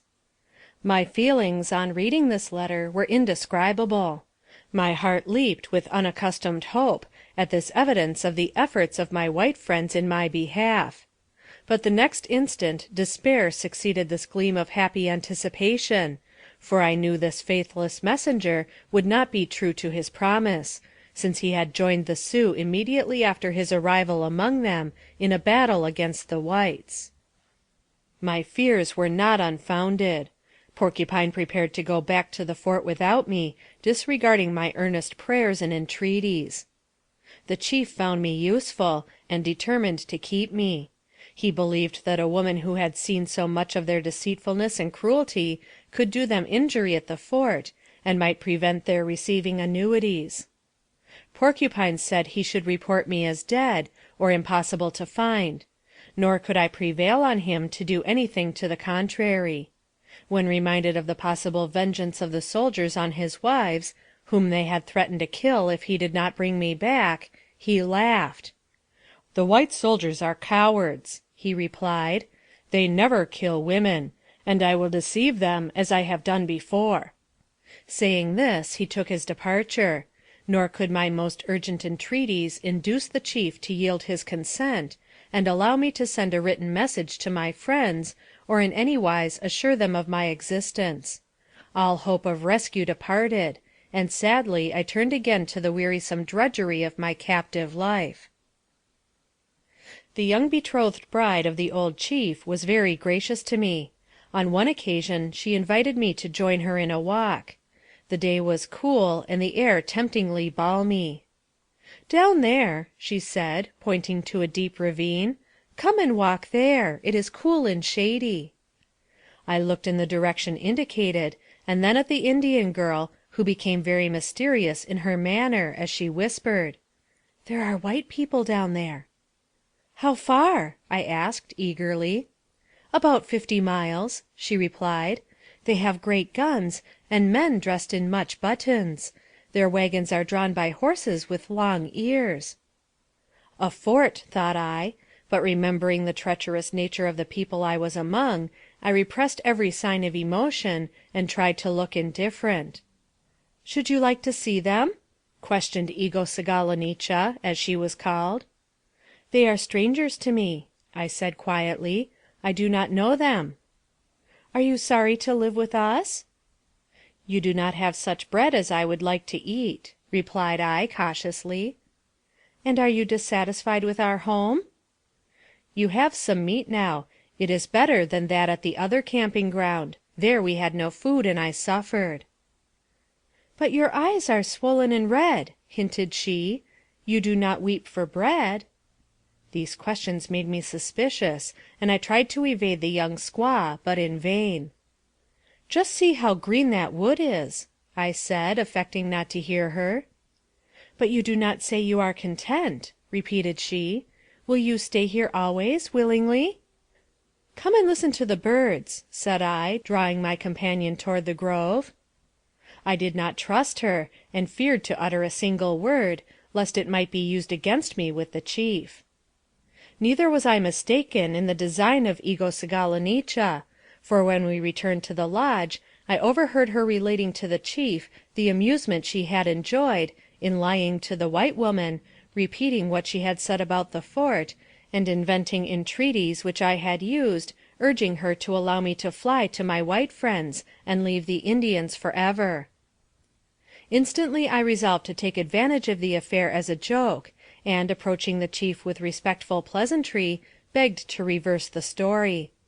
It was the squaw who had implored me to go with her to the white man's fort, I said, and find her a white warrior for a husband, but, true to my faith with the Indians, I refused. The wily Egosagalanich, thus finding her weapons turned against herself, appeared confused, and suddenly left the tent, at which the old chief smiled grimly. Slander, like a vile serpent, coils itself among these Indian women; and, as with our fair sisters in civilized society, when reality fails, invention is called in to supply the defect. They delight in scandal, and prove by it their claim to some of the refined conventionalities of civilized life. Porcupine had spread the news abroad in the village that a large reward had been offered for the white woman, consequently I was sought for, the motive being to gain the reward. One day an Indian, whom I had seen in different places, and whose wife I had known, made signs intimating a desire for my escape, and assuring me of his help to return to my people. I listened to his plans, and although I knew my position in such a case to be one of great peril, yet I felt continually that my life was of so little value that any opportunity, however slight, was as a star in the distance, and escape should be attempted even at a risk. We conversed as well as we could several times, and finally arrangements were made. At night he was to make a slight scratching noise at the tepee where I was, as a sign. The night came, but I was singing to the people and could not get away. Another time we had visitors in the lodge, and I would be missed.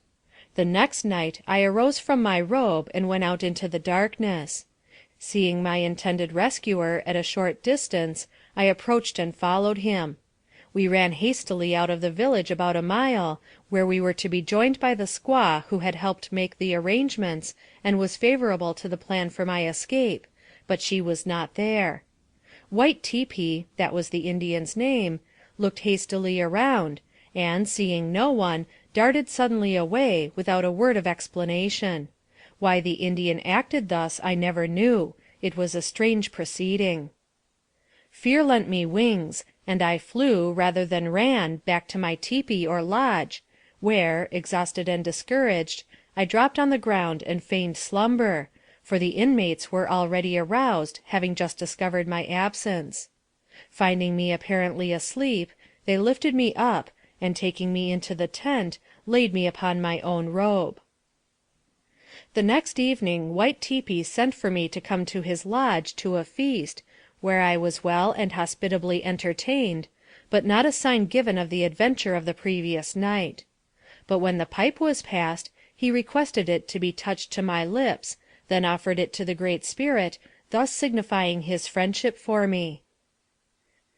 In this month the Indians captured a white man, who was hunting on the prairie, and carried him far away from the haunts of white men, where they tied him hand and foot, after divesting him of all clothing, and left him to starve. He was never heard of afterward. There were twin children in one of the lodges, one of which sickened and died, and in the evening was buried. The surviving child was placed upon the scaffold by the corpse, and there remained all night, its crying and moaning almost breaking my heart. I inquired why they did this. The reply was, to cause the mate to mourn. The mother was on one of the neighboring hills, wailing and weeping, as is the custom among them. Every night nearly there were women among the hills wailing for their dead. End of chapter 13.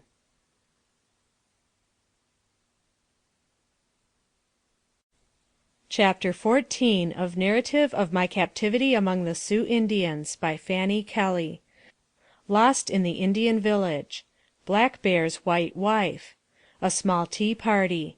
The White Boy Captive, Charles Sylvester. The Sun Dance. A Conciliating Letter from General Sibley. A Puzzle of Human Bones. The Indian as an Artist. I Destroy a Picture and am Punished with Firebrands. A Sick Indian. About the 1st of October, the Indians were on the move as usual, and by some means I became separated from the family I was with, and was lost. I looked around for them, but their familiar faces were not to be seen. Strangers gazed upon me, and, although I besought them to assist me in finding the people of my own tepee, they paid no attention to my trouble, and refused to do anything for me. Never shall I forget the sadness I felt as evening approached, and we camped for the night in a lonely valley, after a wearisome day's journey. Along one side stood a strip of timber, with a small stream beside it. Hungry, weary, and lost to my people, with no place to lay my head, and after a fruitless search for the family, I was more desolate than ever. Even Keokoo, or Yellow Bird, the Indian girl who had been given me, was not with me that day, making it still more lonely. I sat down and held my pony. It was autumn, and the forest wore the last glory of its gorgeous coloring. Already the leaves lay along the paths, like a rich carpet of variegated colors. The winds caught a deeper tone, mournful as the tones of an Aeolian harp, but the air was balmy and soft, and the sunlight lay warm and pleasant, as in midsummer, over the beautiful valley, now occupied with numberless camps of tentless Indians. It seemed as if the soft autumn weather was, to the last moment, unwilling to yield the last traces of beauty to the chill embraces of stern winter, and I thought of the luxuries and comforts of my home. I looked back on the past with tears of sorrow and regret. My heart was overburdened with grief, and I prayed to die. The future looked like a dark cloud approaching, for the dread of the desolation of winter to me was appalling. While meditating on days of the past, and contemplating the future, Keokoo came suddenly upon me, and was delighted to find the object of her search. They had been looking for me, and did not know where I had gone, were quite worried about me, she said, and she was glad she had found me. I was as pleased as herself, and rejoiced to join them. One has no idea of the extent of an Indian village, or of the number of its inhabitants. It would seem strange to some that I should ever get lost when among them, but, like a large city, one may be separated from their companions, and in a few moments be lost. The Indians all knew the white woman, but I knew but few comparatively, and consequently, when among strangers, I felt utterly friendless. The experience of those days of gloom and sadness seem like a fearful dream, now that my life is once again with civilized people, and enjoying the blessings that I was there deprived of. Some 25 years ago an emigrant train, en route for California, arrived in the neighborhood of the crossing of the North Platte, and the cholera broke out among the travelers, and every one died, with the exception of one little girl. The Indian Black Bear, while hunting, came to the wagons, now a morgue, and, finding the father of the girl dying with cholera, took the child in his arms. The dying parent begged him to carry his little one to his home in the East, assuring him of abundant reward by the child's friends, in addition to the gold he gave him. These facts I gleaned from a letter given to Black Bear by the dying father, and which had been carefully preserved by the daughter. Instead of doing as was desired, he took the money, child, and everything valuable in the train, to his own home among the hills, and there educated the little one with habits of savage life. She forgot her own language, her name, and everything about her past life, but she knew that she was white. Her infancy and girlhood were, therefore, passed in utter ignorance of the modes of life of her own people, and, contented and happy, she remained among them, verifying the old adage that habit is second nature. When she was of marriageable age, Black Bear took her for his wife, and they had a child, a boy. I became acquainted with this white woman shortly after I went into the village, and we were sincere friends, although no confidants, as I dared not trust her. It was very natural and pleasant also to know her, as she was white, and although she was an Indian in tastes and habits, she was my sister, and belonged to my people. There was a sympathetic cord between us, and it was a relief to be with her. On the occasion of my first visit with her, Black Bear suggested the idea that white women always drank tea together, so she made us a cup of herb tea, which we drank in company. I endeavored to enlighten her, and to do her all the good I could; told her of the white people, and of their kindness and Christianity, trying to impress her with the superiority of the white race, all of which she listened to with great interest. I was the only white woman she had seen, for whenever they neared any fort she was always kept out of sight.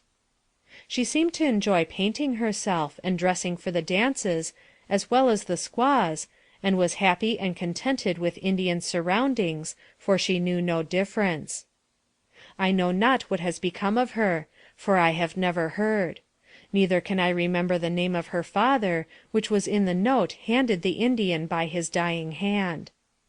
A little boy, 14 years old, whose name was Charles Sylvester, belonging in Quincy, Illinois, who was stolen when 7 years of age, was in the village, and one day I saw him playing with the Indian boys, and, discovering immediately that he was a white boy, I flew to his side, and tried to clasp him in my arms, in my joy exclaiming, "Oh, I knew you were a white boy! Speak to me, and tell me who you are, and where you come from." He also had forgotten his name and parentage, but knew that he was white. When I spoke to him, the boys began to plague and tease him, and he refused to speak to me, running away every time I approached him. 1 year after, one day, when this boy was out hunting, he killed a comrade by accident, and he dared not return to the village. So he escaped, on his pony, to the white people. On his way to the States, he called at a house where they knew what Indians he belonged to, and they questioned him whether he had seen a white woman in the village. He replied in the affirmative, and a bundle of pictures being given him, he picked mine out from among them, saying, "That is the white woman whom I saw." After a while, being discontented with his own people, he returned to his adopted friends on the North Platte, and became an interpreter and trader, and still remains there, doing business at various posts. When the Indians went to obtain their annuities, they transferred me to the Unkpapas, leaving me in their charge, where there was a young couple and an old Indian who had 4 wives. He had been very brave, it was said, for he had endured the trial which proves the successful warrior. He was one of those who "looked at the sun" without failing in heart or strength. This custom is as follows: the one who undergoes this operation is nearly naked, and is suspended from the upper end of a pole by a cord, which is tied to some splints which run through the flesh of both breasts. The weight of his body is hung from it, the feet still upon the ground helping support it a very little, and in his left hand he holds his favorite bow, and in his right, with a firm hold, his medicine bag. A great crowd usually looks on, sympathizing with and encouraging him, but he still continues to hang and "look at the sun," without paying the least attention to any one about him. The mystery men beat their drums, and shake their rattles, and sing as loud as they can yell, to strengthen his heart to look at the sun from its rising until its setting, at which time, if his heart and strength have not failed him, he is "cut down," receives a liberal donation of presents, which are piled before him during the day, and also the name and style of a doctor or medicine man, which lasts him and ensures him respect through life. It is considered a test of bravery. Superstition seems to have full sway among the Indians, just as much as in heathen lands beyond the sea, where the Burma mother casts her child to the crocodile to appease the Great Spirit. Many of these Indians were from Minnesota, and were of the number that escaped justice 2 years before, after committing an indiscriminate slaughter of men, women, and children. One day I was sent for by one of them, and when I was seated in his lodge, he gave me a letter to read, which purported to have been written by General Sibley, as follows: "This Indian, after taking part in the present outbreak of the Indians against the white settlers and missionaries, being sick, and not able to keep up with his friends in their flight, we give you the offerings of friendship, food, and clothing.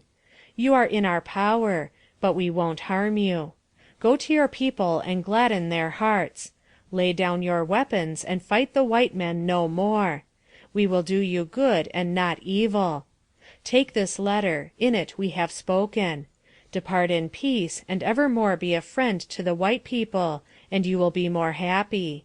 H. Sibley, Brigadier General, Commanding Expedition. Instinctively I looked up into his face and said, "Intend to keep your promise?" He laughed derisively at the idea of an Indian brave abandoning his profession. He told of many instances of outrageous cruelties of his band in their marauding and murderous attacks on traveling parties and frontier settlers; and further, to assure me of his bravery, he showed me a puzzle or game he had made from the finger bones of some of the victims that had fallen beneath his tomahawk.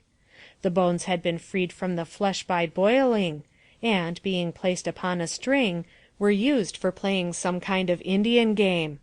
This is but one of the heathenish acts of these Indians.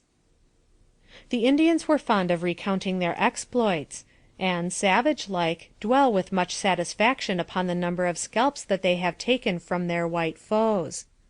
They would be greatly amused at the shuddering horror manifested, when, to annoy me, they would tauntingly portray the dying agonies of white men, women, and children, who had fallen into their hands; and especially would the effect of their description of the murder of little Mary afford them satisfaction. I feel now that I must have been convinced of her death, yet I could not then help hoping that she had escaped. These exploits and incidents were generally related by the Indians when in camp having nothing to do. The great lazy brutes would sit by the hour, making caricatures of white soldiers, representing them in various ways, and always as cowards and inferior beings; sometimes as in combat, but always at their mercy. This was frequently done, apparently to annoy me, and one day, losing patience, I snatched a rude drawing from the hands of an Indian, who was holding it up to my view, and tore it in two, clasping the part that represented the white soldier to my heart, and throwing the other into the fire. Then, looking up, I told them the white soldiers were dear to me, that they were my friends and I loved them. I said they were friends to the Indians, and did not want to harm them. I expressed myself in the strongest manner by words and signs. Never did I see a more enraged set of men. They assailed me with burning firebrands, burning me severely. They heated the points of arrows, and burned and threatened me sorely. I told them I meant no harm to them, that it was ridiculous their getting angry at my burning a bit of paper. I promised I would make them some more, that they should have pictures of my drawing, when at last I pacified them. They were much like children in this respect, easily offended but very difficult to please. I was constantly annoyed, worried, and terrified by their strange conduct, their transition from laughing and fun to anger and even rage. I knew not how to get along with them. One moment they would seem friendly and kind; the next, if any act of mine displeased them, their faces were instantly changed, and they displayed their hatred or anger in unmeasured words or conduct; children one hour, the next fiends.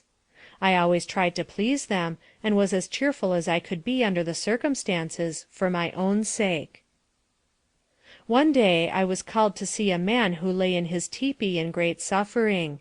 His wasted face was darkened by fever, and his brilliantly restless eyes rolled anxiously, as if in search of relief from pain. He was reduced to a skeleton, and had endured tortures from the suppuration of an old wound in the knee. He greeted me with the how of Indian politeness, and in answer to my inquiry why he came to suffer so, he replied, "I go fight white man. He take away land, and chase game away. Then he take away our squaws. He take away my best squaw." Here his voice choked, and he displayed much emotion. Pitying his misery, I endeavored to aid him, and rendered him all the assistance in my power, but death was then upon him. The medicine man was with him also, practicing his incantations. We were so constantly traveling, it wearied me beyond expression. The day after the Indian's burial, we were again on the move. End of chapter 14.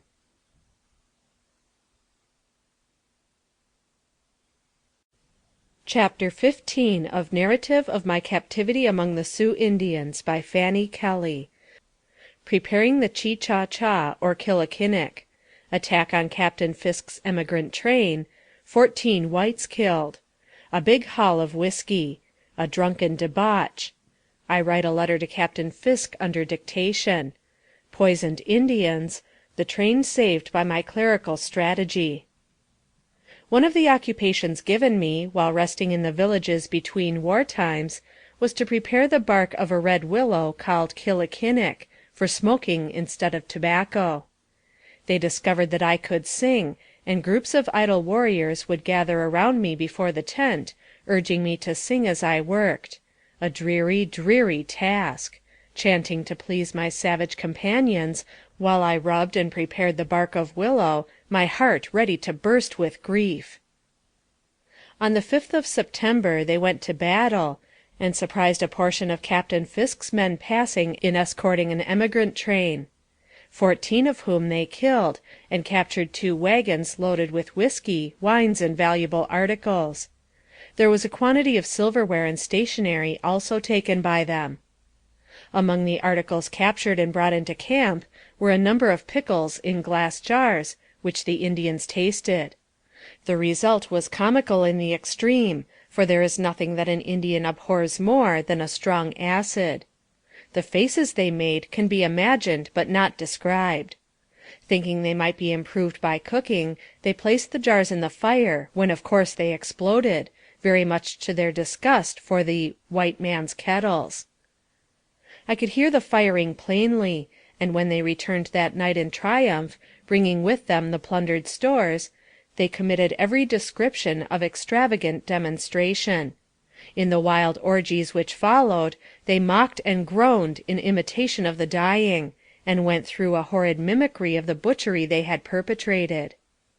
They determined to go out again and capture a quantity of horses corralled in the neighborhood, and sweep the train and soldiers with wholesale massacre, but they feared the white man's cannon, and deliberated on means of surprising by ambush, which is their only idea of warfare. Indians are not truly brave, though they are vain in the name of courage. Cunning, stealth, strategy, and deceit are the weapons they use in attack. They endure pain, because they are taught from infancy that it is cowardly to flinch, but they will never stand to fight if they can strike secretly and escape. Fearing the cannon, yet impatient for the spoil almost within view, the Indians waited for 3 days for the train to move on and leave them free to attack. For 2 days I implored and begged on my knees to be allowed to go with them, but to no avail. At last I succeeded in inducing them to allow me to write, as they knew I understood the nature of correspondence, and they procured for me the necessary appliances and dictated a letter to Captain Fisk, assuring him that the Indians were weary of fighting, and advising him to go on in peace and safety. Knowing their malicious designs, I set myself to work to circumvent them, and although the wily chief counted every word dictated, and as they were marked on paper, I contrived, by joining them together and condensing the information I gave, to warn the officer of the perfidious intentions of the savages, and tell him briefly of my helpless and unhappy captivity. The letter was carefully examined by the chief, and the number of its apparent words recounted. At length, appearing satisfied with its contents, he had it carried to a hill in sight of the soldiers' camp, and stuck on a pole. In due time the reply arrived, and again my ingenuity was tasked to read the letter corresponding with the number of words that would not condemn me. The captain's real statement was, that he distrusted all among the savages, and had great reason to. On reading Captain Fisk's words, that seemed to crush my already awakened hopes, my emotion overcame me. Having told the Indians that the captain doubted their friendliness, and explained the contents of the letter as I thought best, the next day I was entrusted with the task of writing again, to solemnly assure the soldiers of the faith and friendship professed. Again I managed to communicate with them, and this time begged them to use their field glasses, and that I would find an excuse for standing on the hills in the afternoon, that they might see for themselves that I was what I represented myself to be, a white woman held in bondage. The opportunity I desired was gained, and to my great delight, I had a chance of standing so as to be seen by the men of the soldiers' camp. I had given my own name in every communication. As soon as the soldiers saw that it truly was a woman of their own race, and that I was in the power of their enemies, the excitement of their feelings became so great that they desired immediately to rush to my rescue. A gentleman belonging to the train generously offered $800 for my ransom, which was all the money he had, and the noble, manly feeling displayed in my behalf did honor to those who felt it. There was not a man in the train who was not willing to sacrifice all he had for my rescue. Captain Fisk restrained all hasty demonstrations, and even went so far as to say that the first man who moved in the direction of the Indian camp should be shot immediately, his experience enabling him to know that a move of that kind would result fatally to them and to the captive. The Indians found a box of crackers saturated with water, and, eating of them, sickened and died. I afterward learned that some persons with the train who had suffered the loss of dear relatives and friends in the massacre of Minnesota, and who had lost their all, had poisoned the crackers with strychnine, and left them on one of their camping grounds without the captain's knowledge. The Indians told me afterward that more had died from eating bad bread than from bullets during the whole summer campaign. Captain Fisk deserves great credit for his daring and courage, with his meager supply of men, against so large an army of red men. After assurance of my presence among them, Captain Fisk proceeded to treat quietly with the savages on the subject of a ransom, offering to deliver in their village 3 wagon loads of stores as a price for their prisoner.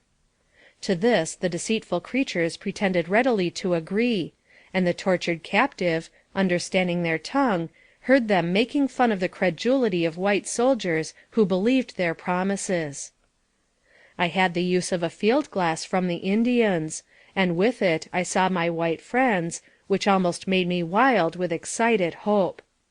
Knowing what the Indians had planned, and dreading lest the messengers should be killed, as I knew they would be if they came to the village, I wrote to Captain Fisk of the futility of ransoming me in that way, and warned him of the treachery intended against his messengers. Note: the original letters written by me to Captain Fisk are now on file in the War Department at Washington. Officially certified extracts from the correspondence are published elsewhere in this work. No tongue can tell, or pen describe, those terrible days, when, seemingly lost to hope and surrounded by drunken Indians, my life was in constant danger. Nights of horrible revelry passed, when, forlorn and despairing, I lay listening, only half consciously, to the savage mirth and wild exultation. To no overtures would the Indians listen, declaring I could not be purchased at any price. They were determined not to part with me. Captain Fisk and his companions were sadly disappointed in not obtaining my release, and, after a hopeless attempt, he made known the fact of my being a prisoner, spreading the news far and wide. His expeditions across the plains had always been successful, and the Indians, knowing him to be very brave, gave him the name of Great Chief who knows no fear, and he richly deserves the appellation, for the expeditions were attended with great danger. The reports of his various expeditions have been published by government, and are very interesting, giving a description of the country. In September the rains were very frequent, sometimes continuing for days.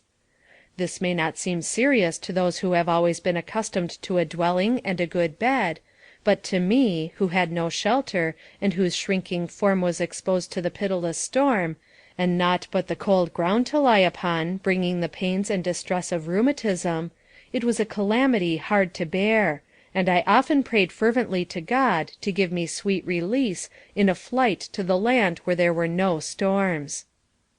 Soon the winter would be upon us, and the cold, and sleet, and stormy weather would be difficult to bear. Would I be so fortunate, Would heaven be so gracious as to place me in circumstances where the wintry winds could not chill or make me suffer. My heart seemed faint at the thought of what was before me, for hope was lessening as winter approached.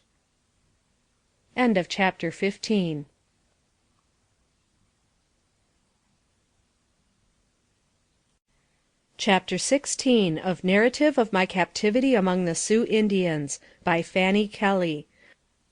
Scenes on Cannonball Prairie. Reflections. Well do I remember my thoughts and feelings when first I beheld the mighty and beautiful prairie of Cannonball River.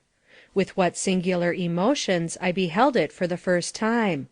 I could compare it to nothing but a vast sea, changed suddenly to earth, with all its heaving, rolling billows. Thousands of acres lay spread before me like a mighty ocean, bounded by nothing but the deep blue sky. What a magnificent sight! A sight that made my soul expand with lofty thought, and its frail tenement sink into utter nothingness before it. Well do I remember my sad thoughts and the turning of my mind upon the past, as I stood alone upon a slight rise of ground, and overlooked miles upon miles of the most lovely, the most sublime scene I had ever beheld. Wave upon wave of land stretched away on every hand, covered with beautiful green grass and the blossoming wild flowers of the prairie. Occasionally I caught glimpses of wild animals, while flocks of birds of various kinds and beautiful plumage, skimming over the surface here and there, alighting or departing upward from the earth, added life and beauty and variety to this most enchanting scene. It had been a beautiful day, and the sun was now just burying himself in the far-off ocean of blue, and his golden rays were streaming along the surface of the waving grass and tinging it with a delightful hue. Occasionally some elevated point caught and reflected back his rays to the one I was standing upon, and it would catch, for a moment, his fading rays, and glow like a ball of golden fire. Slowly he took his diurnal farewell, as if loath to quit a scene so lovely, and at last hid himself from my view beyond the western horizon. I stood and marked every change with that poetical feeling of pleasant sadness which a beautiful sunset rarely fails to awaken in the breast of the lover of nature. I noted every change that was going on, and yet my thoughts were far, far away. I thought of the hundreds of miles that separated me from the friends that I loved. I was recalling the delight with which I had, when a little girl, viewed the farewell scenes of day from so many romantic hills and lakes and rivers, rich meadows, mountain gorge and precipice, and the quiet hamlets of my dear native land so far away. I fancied I could see my mother move to the door, with a slow step and heavy heart, and gaze, with yearning affection, toward the broad, the mighty west, and sigh, wondering what had become of her lost child. I thought, and grew more sad as I thought, until tears filled my eyes. Mother! What a world of affection is comprised in that single word! How little do we, in the giddy round of youthful pleasure and folly, heed her wise counsels! How lightly do we look upon that zealous care with which she guides our otherwise erring feet, and watches with feelings which none but a mother can know, the gradual expansion of our youth to the riper years of discretion. We may not think of it then, but it will be recalled to our minds in after years, when the gloomy grave, or a fearful living separation, has placed her far beyond our reach, and her sweet voice of sympathy and consolation for the various ills attendant upon us sounds in our ears no more. How deeply then we regret 1,000 deeds that we have done contrary to her gentle admonitions! How we sigh for those days once more, that we may retrieve what we have done amiss, and make her kind heart glad with happiness! Alas! once gone, they can never be recalled, and we grow mournfully sad with the bitter reflection. "Oh, my mother!" I cried aloud, "my dearly beloved mother! Would I ever behold her again? Should I ever return to my native land? Would I find her among the living? If not, heavens! what a sad, what a painful thought!" And instantly I found my eyes swimming in tears, and my frame trembling with nervous agitation. but I would hope for the best. Gradually I became calm. Then I thought of my husband, and what might be his fate. It was sad at best, I well knew. And lastly, though I tried to avoid it, I thought of Mary, sweet, lost, but dearly beloved Mary. I could see her gentle features. I could hear her plaintive voice, soft and silvery as running waters, and sighed a long, deep sigh as I thought of her murdered. Could I never behold her again? No, she was dead, perished by the cruel, relentless savage. Silence brooded over the world. Not a sound broke the solemn repose of nature. The summer breeze had rocked itself to rest in the willow boughs, and the broad-faced, familiar moon seemed alive and toiling as it climbed slowly up a cloudless sky, passing starry sentinels, whose nightly challenge was lost in vast vortices of blue as they paced their ceaseless round in the mighty camp of constellations. With my eyes fixed upon my gloomy surroundings of tyranny, occasionally a slip of moonshine silvered the ground. I watched and reflected. Oh, hallowed days of my blessed girlhood! They rise before me now like holy burning stars breaking out in a stormy, howling night, making the blackness blacker still. The short, happy springtime of life, so full of noble aspirations and glowing hopes of my husband's philanthropic schemes of charitable projects in the future.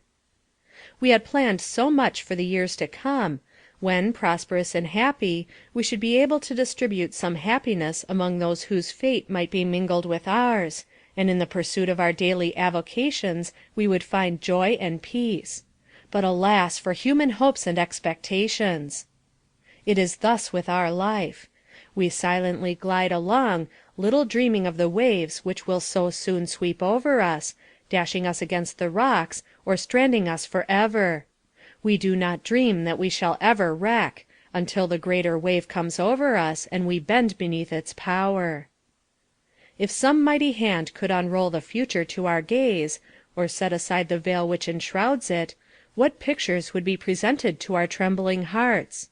No, let it be as the All-Wise hath ordained, a closed-up tomb, only revealed as the events occur, for could we bear them with the fortitude we should, if they were known beforehand? Shrinking from it, we would say, "Let the cup pass from me."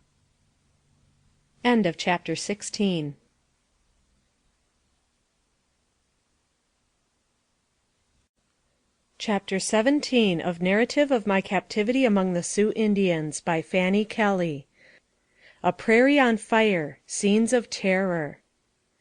In October we were overtaken by a prairie fire. At this season of the year the plants and grass, parched by a hot sun, are ready to blaze in a moment if ignited by the least spark, which is often borne on the wind from some of the many camp fires. With frightful rapidity we saw it extend in all directions, but we were allowed time to escape. The Indians ran like wild animals from the flames, uttering yells like demons, and great walls of fire from the right hand and from the left advanced toward us, hissing, crackling, and threatening to unite and swallow us up in their raging fury. We were amid calcined trees, which fell with a thundering crash, blinding us with clouds of smoke, and were burned by the showers of sparks which poured upon us from all directions. The conflagration assumed formidable proportions. The forest shrunk up in the terrible grasp of the flames, and the prairie presented one sheet of fire, in the midst of which the wild animals, driven from their dens and hiding places by this unexpected catastrophe, ran about, mad with terror. The sky gleamed with blood-red reflection, and the impetuous wind swept both flames and smoke before it. The Indians were terrified in the extreme on seeing around them the mountain heights lighted up like beacons, to show the entire destruction. The earth became hot, while immense troops of buffalo made the ground tremble with their ferocious tread, and their bellowings of despair would fill with terror the hearts of the bravest men. Every one was frightened, running about the camp as if struck by insanity. The fire continued to advance, majestically as it were, swallowing up everything in its way, preceded by countless animals of various kinds that bounded along with howls of fear, pursued by the scourge, which threatened to overtake them at every step. A thick smoke, laden with sparks, was already passing over the camp. 10 minutes more, and all would be over with us, I thought, when I saw the squaws pressing the children to their bosoms. The Indians had been deprived of all self-possession by the presence of our imminent peril, the flames forming an immense circle, of which our camp had become the center. But fortunately, the strong breeze which, up to that moment, had lent wings to the conflagration, suddenly subsided, and there was not a breath of air stirring. The progress of the fire slackened. Providence seemed to grant us time. The camp presented a strange aspect. On bended knee, and with clasped hands, I prayed fervently. The fire continued to approach, with its vanguard of wild beasts. The Indians, old and young, male and female, began to pull up the grass by the roots all about the camp, then lassoed the horses and hobbled them in the center, and, in a few moments, a large space was cleared, where the herbs and grass had been pulled up with the feverish rapidity which all display in the fear of death. Some of the Indians went to the extremity of the space, where the grass had been pulled up, and formed a pile of grass and plants with their feet; then, with their flint, set fire to the mass, and thus caused fire to fight fire, as they called it. This was done in different directions. A curtain of flames rose rapidly around us, and for some time the camp was almost concealed beneath a vault of fire. It was a moment of intense and awful anxiety. By degrees the flames became less fierce, the air purer. The smoke dispersed, the roaring diminished, and, at length, we were able to recognize each other in this horrible chaos. A sigh of relief burst from every heart. Our camp was saved. After the first moments of joy were over, the camp was put in order, and all felt the necessity of repose after the terrible anxieties of the preceding hours, and also to give the ground time enough to cool, so that it might be traveled over by people and horses. The next day we prepared for departure. Tents were folded and packages were placed on the ponies, and our caravan was soon pursuing its journey, under the direction of the chief, who rode in advance of our band. The appearance of the prairie was much changed since the previous evening. In many places the black and burnt earth was a heap of smoking ashes. Scarred and charred trees, still standing, displayed their saddening skeletons. The fire still roared at a distance, and the horizon was still obscured by smoke. The horses advanced with caution over the uneven ground, constantly stumbling over the bones of animals that had fallen victims to the embrace of the flames. The course we took in traveling wound along a narrow ravine, the dried bed of some torrent, deeply enclosed between two hills. The ground trodden by the horses was composed of round pebbles which slipped from under their feet, augmenting the difficulty of the march, which was rendered still more toilsome to me by the rays of the sun falling directly upon my uncovered head and face. The day passed away thus, and, aside from the fatigue which oppressed me, the day's journey was unbroken by any incident. At evening, we again camped in a plain, absolutely bare, but in the distance we could see an appearance of verdure, affording great consolation, for we were about to enter a spot spared by the conflagration. At sunrise, next morning, we were on the march toward this oasis in the desert.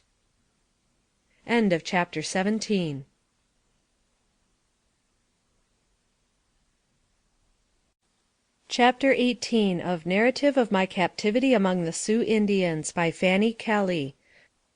Last days with the Ogallala Sioux. Massacre of a party returning from Idaho. A woman's scalp. A scalp dance. Suspicious circumstance. Arrival of Blackfeet Indians. Negotiations for my ransom. Treachery.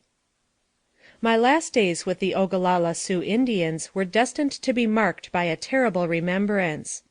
On the 1st of October, while the savages lingered in camp about the banks of the Yellowstone River, apparently fearing, yet almost inviting attack by their near vicinity to the soldiers, a large Mackinaw, or flatboat, was seen coming down the river.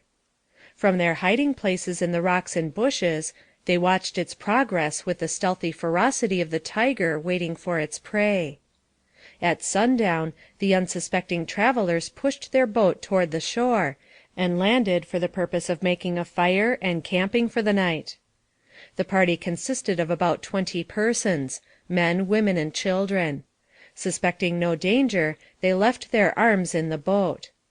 With a simultaneous yell, the savages dashed down upon them, dealing death and destruction in rapid strokes. The defenseless emigrants made an attempt to rush to the boat for arms, but were cut off, and their bleeding bodies dashed into the river as fast as they were slain. Then followed the torture of the women and children. Horrible thought! From which all will turn with sickened soul, and shuddering cry to heaven, "How long, O Lord? How long shall such inhuman atrocities go unpunished?" Not a soul was left alive when that black day's work was done, and the unconscious river bore away a warm tide of human blood and sinking human forms. When the warriors returned to camp, they brought their frightful trophies of blood-stained clothes and ghastly scalps. My heart-sick eyes beheld the dreadful fruits of carnage, and, among the rest, I saw a woman's scalp, with heavy chestnut hair, a golden brown, and 4 feet in length, which had been secured for its beauty. The tempting treasure lost the poor girl her life, which might have been spared, but her glorious locks were needed to hang on the chief's belt. Nearly all the flatboats that passed down the Yellowstone River to the Missouri from the mining regions during that season were attacked, and in some instances one or more of the occupants killed. The approach of this boat was known, and the Indians had ample time to plan their attack so that not a soul should escape. That night the whole camp of braves assembled to celebrate the fearful scalp dance, and from the door of my tent I witnessed the savage spectacle, for I was ill, and, to my great relief, was not forced to join in the horrid ceremony. A number of squaws occupied the center of the ring they formed, and the pitiless wretches held up the fresh scalps that day reaped in the harvest of death. Around them circled the frantic braves, flourishing torches and brandishing weapons, with the most ferocious barks and yells, and wild distortions of countenance. Some uttered boasts of bravery and prowess, and others lost their own identity in mocking their dying victims in their agony. Leaping first on one foot, then on the other, accompanying every movement with wild whoops of excitement, they presented a scene never to be forgotten. The young brave who bore the beautiful locks as his trophy did not join in the dance. He sat alone, looking sad. I approached and questioned him, and he replied that he regretted his dead victim. He brought a blood-stained dress from his lodge, and told me it was worn by the girl with the lovely hair, whose eyes haunted him and made him sorry. After being cognizant of this frightful massacre, I shrank more than ever from my savage companions, and pursued my tasks in hopeless despondence of ever being rescued or restored to civilized life. One day I was astonished to notice a strange Indian, whom I had never seen before, making signs to me of a mysterious nature. He indicated by signs that he wanted me to run away with him to the white people. I had become so suspicious, from having been deceived so many times, that I turned from him and entered the chief's tent, where, despite his cruelty and harshness to me, I felt comparatively safe. I afterward saw this Indian, or rather white man, or half-breed, as I believe him to have been, though he could not or would not speak a word of English. His long hair hung loosely about his shoulders, and he was of a dark brown color. He had in no respect the appearance of an Indian, but rather that of a wild, reckless frontier desperado. I had never seen him before, though he seemed well known in the camp. One thing that perhaps made me more suspicious and afraid to trust any one, was a knowledge of the fact that many of the Indians who had lost relatives in the recent battles with General Sully were thirsting for my blood, and would have been glad to decoy me far enough away to wreak their vengeance, and be safe from the fury of the old chief, my taskmaster. This stranger came one day into a tent where I was, and showed me a small pocket Bible that had belonged to my husband, and was presented to him by his now sainted mother, many years before. His object was to assure me that I might trust him, but such an instinctive horror of the man had taken possession of me that I refused to believe him, and at last he became enraged and threatened to kill me if I would not go with him. I pled with him to give me the Bible, but he refused. How dear it would have been to me from association, and what strength and comfort I would have received from its precious promises, shut out as I was from my world and all religious privileges, and surrounded by heathen savages. Soon after the foregoing incident, the old chief and his 3 sisters went away on a journey, and I was sent to live with some of his relatives, accompanied by my little companion, Yellow Bird. We traveled all day to reach our destination, a small Indian village. The family I was to live with until the return of the chief and his sisters consisted of a very old Indian and his squaw, and a young girl. I had a dread of going among strangers, but was thankful for the kindness with which I was received by this old couple. I was very tired, and so sad and depressed that I cared not to ask for anything, but the old squaw seeming to understand my feelings, considerately placed before me meat and water, and kindly ministered to my wants in every way their means would allow. I was with this family nearly 3 weeks, and was treated with almost affectionate kindness, not only by them, but by every member of the little community. The children would come to see me, and manifest in various ways their interest in me.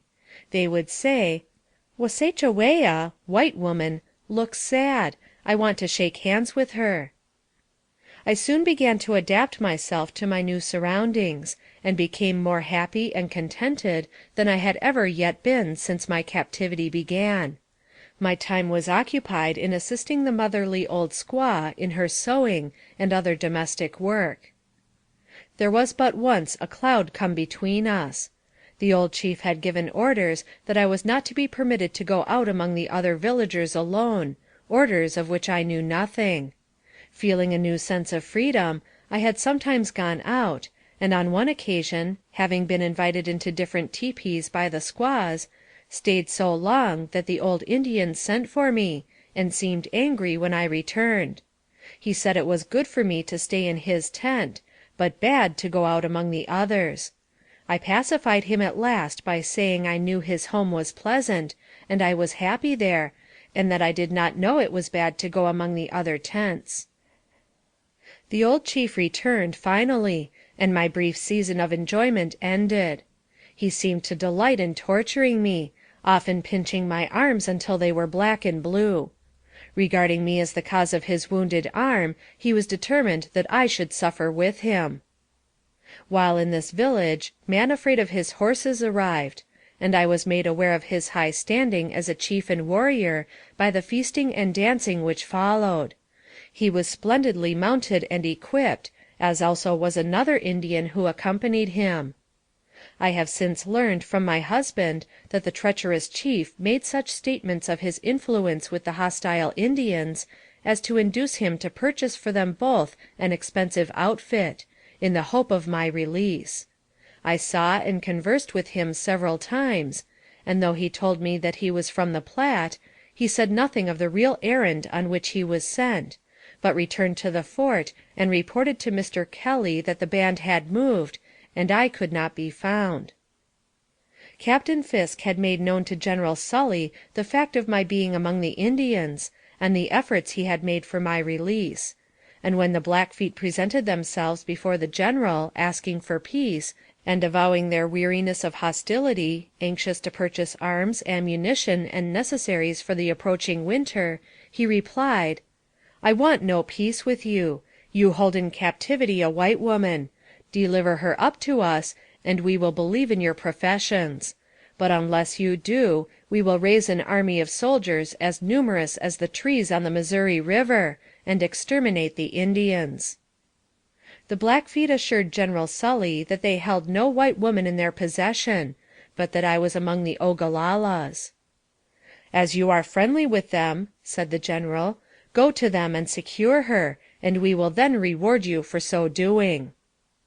The Blackfeet warriors appeared openly in the village a few days afterward, and declared their intentions, stating in council the determination of General Sully. The Ogalallas were not afraid, they said, and refused to let me go. They held solemn council for 2 days, and at last resolved that the Blackfeet should take me as a ruse, to enable them to enter the fort, and a wholesale slaughter should exterminate the soldiers. While thus deliberating as to what they thought best, part of them willing and the other half refusing to let me go, Hunkiapa, a warrior, came into the lodge and ordered me out, immediately following me. He then led me into a lodge where there were 50 warriors, painted and armed, their bows strung and their quivers full of arrows. From thence the whole party, including 3 squaws, who, noting my extreme fear, accompanied me, started toward a creek, where there were 5 horses and warriors to attend us to the Blackfeet village. Placing me on a horse, we were rapidly pursuing our way, when a party of the Ogalallas, who were unwilling, came up with us to reclaim me. Here they parleyed for a time, and finally, after a solemn promise on the part of my new captors that I should be returned safely, and that I should be cared for and kindly treated, we were allowed to proceed. In their parleying, one of the warriors ordered me to alight from the horse, pointing a pistol to my breast. Many of them clamored for my life, but, finally, they settled the matter, and permitted us to proceed on our journey. After so many escapes from death, this last seemed miraculous, but God willed it otherwise, and to him I owe my grateful homage. It was a bitter trial for me to be obliged to go with this new and stranger tribe. I was unwilling to exchange my life for an unknown one, and especially as my companionship with the sisters of the chief had been such as to protect me from injury or insult. A sort of security and safety was felt in the lodge of the chief, which now the fear of my new position made me appreciate still more. Savages they were, and I longed to be free from them, but now I parted with them with regret and misgiving. Though my new masters, for such I considered them, held out promise of liberty and restoration to my friends, knowing the treacherous nature of the Indians, I doubted them. True, the Ogalallas had treated me at times with great harshness and cruelty, yet I had never suffered from any of them the slightest personal or unchaste insult. Let me bear testimony to this redeeming feature in their treatment of me. At the time of my capture, I became the exclusive property of Ottawa, the head chief, a man over 75 years of age and partially blind, yet whose power over the band was absolute. Receiving a severe wound in a melee I have already given account of, as I was compelled to become his nurse or medicine woman, and my services as such were so appreciated, that harsh and cruel as he might be, it was dangerous for others to offer me insult or injury, and to this fact, doubtless, I owe my escape from a fate worse than death.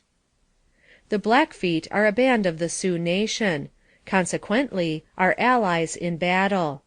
The chief dared not refuse on this account; besides, he was an invalid, and wounded badly. The Blackfeet left 3 of their best horses as a guarantee for my safe return. The chief of the Ogalallas had expressed the desire that, if the Great Spirit should summon him away, that I might be killed, in order to become his attendant to the spirit land. It was now the commencement of November, and their way seemed to lead to the snowy regions, where the cold might prove unendurable. When I heard the pledge given by the Blackfeet, my fears abated. Hope sprang buoyant at the thought of again being within the reach of my own people, and I felt confident that, once in the fort, I could frustrate their plans by warning the officers of their intentions. I knew what the courage and discipline of fort soldiers could accomplish, and so hoped, not only to thwart the savage treachery, but punish the instigators. Chapter 19.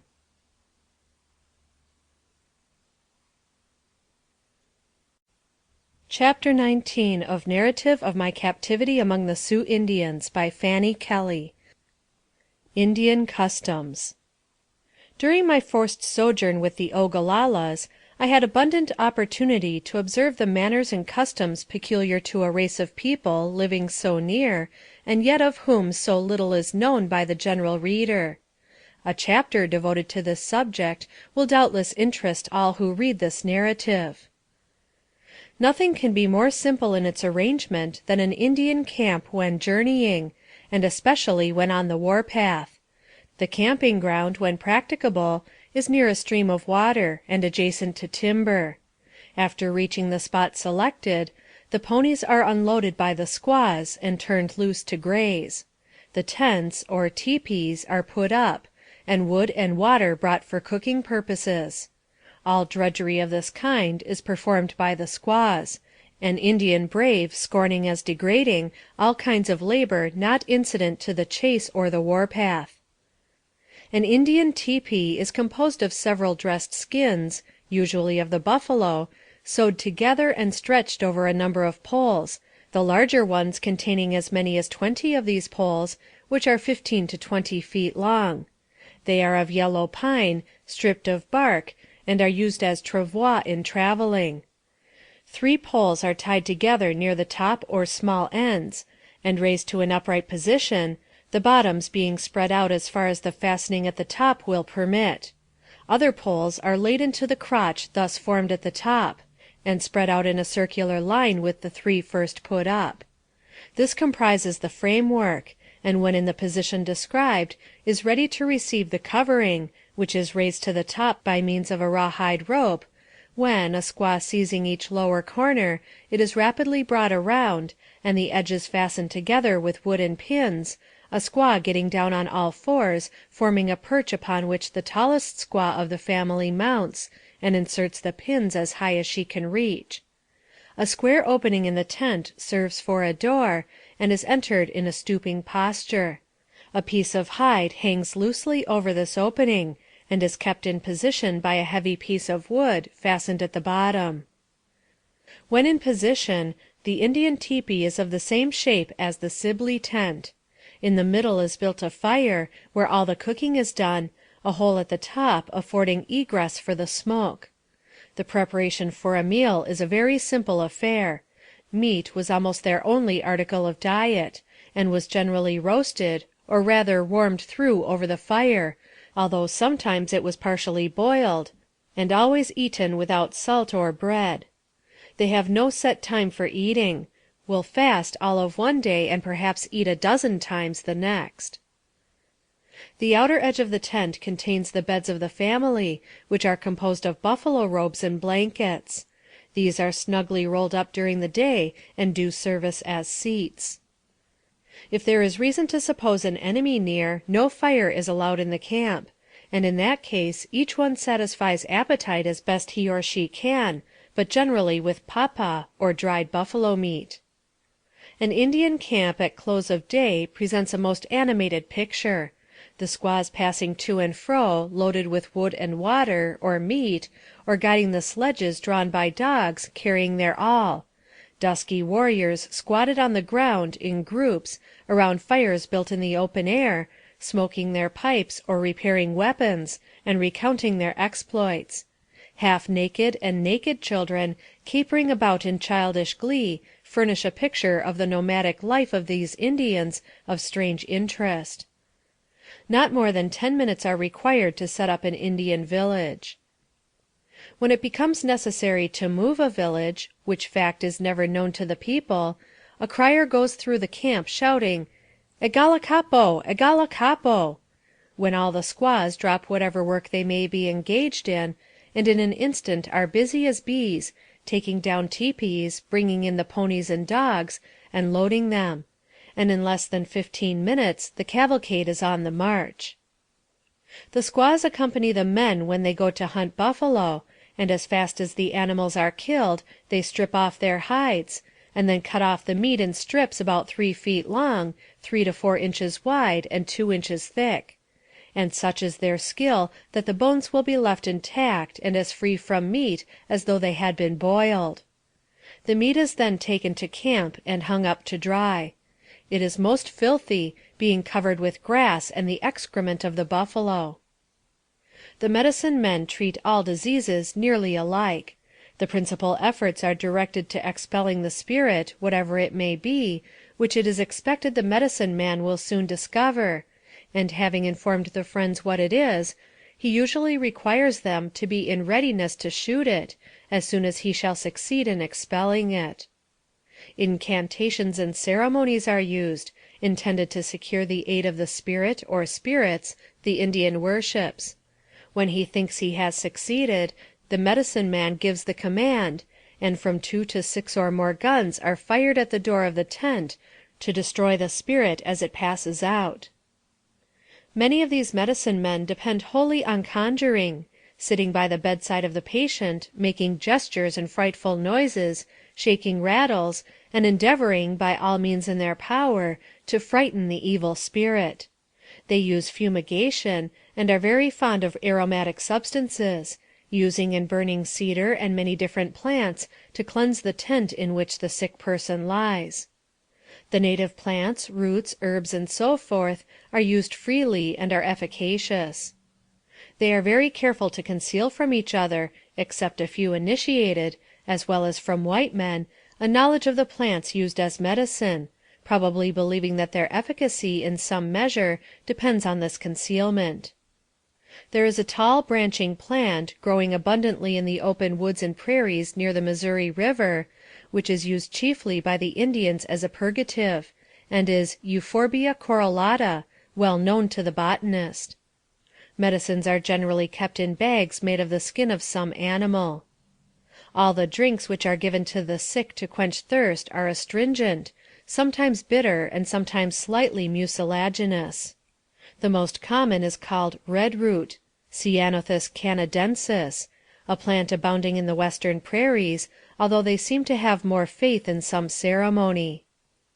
A dance peculiar to the tribe where I was, called the pipe dance, is worth mentioning, and is called by the Indians a good medicine. A small fire is kindled in the village, and around this the dancers, which usually consist of young men, collect, each one seated upon a robe. The presiding genius is a chief, or a medicine man, who seats himself by a fire with a long pipe which he prepares for smoking. Offering it first to the Great Spirit, he then extends it toward the north, south, east, and west, muttering unintelligibly. Meanwhile, an equally august personage beats a drum, singing and leaping and smoking.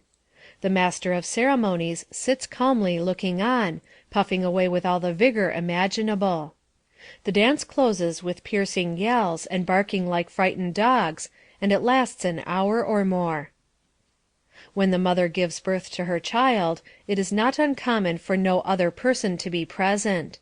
She then lives in a hut or lodge by herself until the child is 25 or 30 days old, when she takes it to its father, who then sees his child for the first time. Females after parturition and also in other conditions bathe themselves, swim, as they express it, in the nearest river or lake. This is, no doubt, a most efficacious means of imparting strength and vigor to the constitution, and it is certain that Indian females are less subject to what are termed female complaints than white women. It is an uncommon occurrence that an Indian woman loses her life in parturition. When the child is old enough to run alone, it is relieved of its swathings, and if the weather is not too cold, it is sent off without a particle of clothing to protect it or impede the action of its limbs, and in this manner it is allowed to remain until it is several years old, when it receives a limited wardrobe. Despite the rugged and exposed life they lead, there are comparatively few cripples and deformed persons among them. It is said that deformed infants are regarded as unprofitable and a curse from the Great Spirit, and disposed of by death soon after birth. Sometimes, at the death of a mother, the infant is also interred. An incident of this kind was related to me. A whole family had been carried off by smallpox except an infant. Those who were not sick had as much to do as they could conveniently attend to, Consequently, there was no one willing to take charge of the little orphan. It was placed in the arms of its dead mother, enveloped in blankets and a buffalo robe, and laid upon a scaffold in their burying place. Its cries were heard for some time, but at last they grew fainter, and finally were hushed altogether in the cold embrace of death, with the moaning wind sounding its requiem, and the wolves howling in the surrounding gloom, a fitting dirge for so sad a fate. The Indians believe that God, or the Great Spirit, created the universe and all things just as they exist. They believe the sun to be a large body of heat, and that it revolves around the earth. Some believe it is a ball of fire. They do not comprehend the revolution of the earth around the sun. They suppose the sun literally rises and sets, and that our present theory is an invention of the white man, and that he is not sincere when he says the earth moves around the sun. They say that paradise, or the happy hunting grounds, is above, but where they have no definite idea, although all think the future a happier state. They regard skill in hunting or success in war as the passport to eternal happiness and plenty, where there is no cold or wet season. Still, they all acknowledge it is the gift of the Wahontanka, the Great Spirit. The manner of disposing of their dead is one of the peculiar customs of the Indians of the plains which impresses the beholder for the first time most forcibly. 4 forked posts are set up, and on them a platform is laid, high enough to be out of reach of wolves or other carnivorous animals, and on this the body is placed, wrapped in buffalo robes or blankets, and sometimes both, according to the circumstances of the deceased, and these are wound securely with a strip of buffalo hide. If in the vicinity of timber, the body is placed on a platform securely fixed in the crotch of a high tree. The wrappings of buffalo robe or blankets protect the body from ravenous birds that hover around, attracted by the scent of an anticipated feast. All that pertained to the dead while living, in the way of furs, blankets, weapons, cooking utensils, etc., are also deposited with the body. In some instances, the horse belonging to the deceased is shot. They believe that the spirit wanders off to distant hunting grounds, and as it may have to pass over a country where there is no game, a quantity of dried buffalo meat is usually left with the body for its subsistence. While on a journey, these burial places are held sacred as those of a Christian nation, and when a tribe is passing such localities, they will make a detour rather than go the more direct road by the resting place of their dead, while the relatives leave the trail and go alone to the spot, and there renew and repeat their mourning as on the occasion of his death. They also leave presents for the dead of such little trinkets as he most prized before he departed to his new hunting grounds. The boys are early taught the arts of war. A bow and arrows are among the first presents that an Indian youth receives from his parents, and he is soon instructed in their use. Indeed, the skill of a hunter seems to be a natural endowment, and, although some are more accurate and active than others, they all shoot with wonderful precision and surprising aptitude, seeming to inherit a passionate love for the sports of the chase. The Indian boy receives no name until some distinguishing trait of character or feat suggests one, and changes it from time to time as more fitting ones are suggested. Some of their names are very odd, and some quite vulgar. The wife is sometimes wooed and won, as if there was something of sentiment in the Indian character, but oftener purchased without the wooing. When the desired object is particularly attractive, and of a good family, the courting and purchasing both may be required. When a young brave goes courting, he decorates himself out in his best attire, instinctively divining that appearances weigh much in the eyes of a forest belle, or dusky maiden, who receives him bashfully, for a certain kind of modesty is inherent in Indian girls, which is rather incongruous when considered in connection with their peculiar mode of life. Discretion and propriety are carefully observed, and the lovers sit side by side in silence, he occasionally producing presents for her acceptance. These express a variety of sentiment, and refer to distinct and separate things, some signifying love, some strength, some bravery. Others allude to the life of servitude she is expected to live if she becomes his wife. If they are accepted graciously, and the maiden remains seated, it is considered equivalent to an assurance of love on her part, and is acted upon accordingly. Although no woman's life is made less slavish by the marriage connection, and no one is treated with respect, it is scarcely known in Indian life that a girl has remained unmarried even to middle age.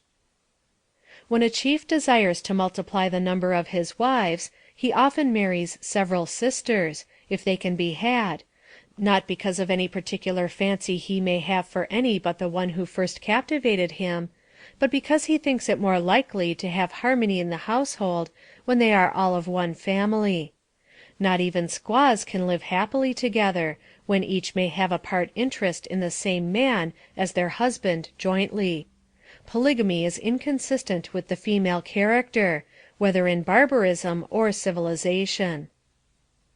As many skins as they can transport on their ponies, of the game killed while on their hunts, are dressed by the squaws, and then taken to some trading post, military station, or agency, and bartered off for such articles as are most desired by them, such as beads, paints, etc., and powder, lead, and caps. They are willing to allow much more proportionately for ammunition than any other articles. They are most outrageously swindled by the traders whom our government licenses to trade with them. A buffalo robe which the trader sells for from $10 to $15 is bought from the Indians for a pint cap of sugar and a small handful of bullets, while furs of all kinds are exchanged for paints and trinkets at equally disproportionate rates. The Indians know they are cheated whenever they barter with the white traders, but they have no remedy, as there is no competition, and hence much of their dissatisfaction. Buffalo robes, bear skins, and deer, and antelope skins are brought in great numbers. They shoot and trap the beaver and otter expressly for their furs. The Indians are almost universally fond of whiskey, and have a strong propensity for gambling. They will risk at cards almost everything they own, and if unsuccessful appear quite resigned to their loss, resting in the gambler's hope of better luck next time. The squaws play a game with small bones of oblong shape, which seems to have a great fascination for them, as I have known them to spend whole days and nights at it, and in many instances gambling away everything they owned. 5 of these pieces are used, each possessing a relative value in the game, designated by spots from 1 to 5 on one side, the other being blank. They are placed in a dish or small basket, which is shaken and then struck upon the ground with a jar, tossing the pieces over, and, according to the number of spots up, so is the game decided, very similar, I imagine, to the white man's game of high die. They have a peculiar way of defining time. When they wish to designate an hour of the day, they point to the position the sun should be in at that time. The number of days is the number of sleeps. Their next division of time is the number of moons, instead of our months, and the seasons are indicated by the state of vegetation. For instance, spring is when the grass begins to grow, and the autumn is when the leaves fall from the trees, while years are indicated by the season of snows.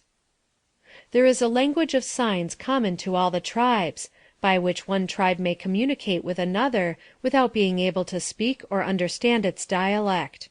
Each tribe is known by some peculiar sign. The Indian is noted for his power of endurance of both fatigue and physical pain. I have thought much upon the fear manifested by these reputed brave barbarians.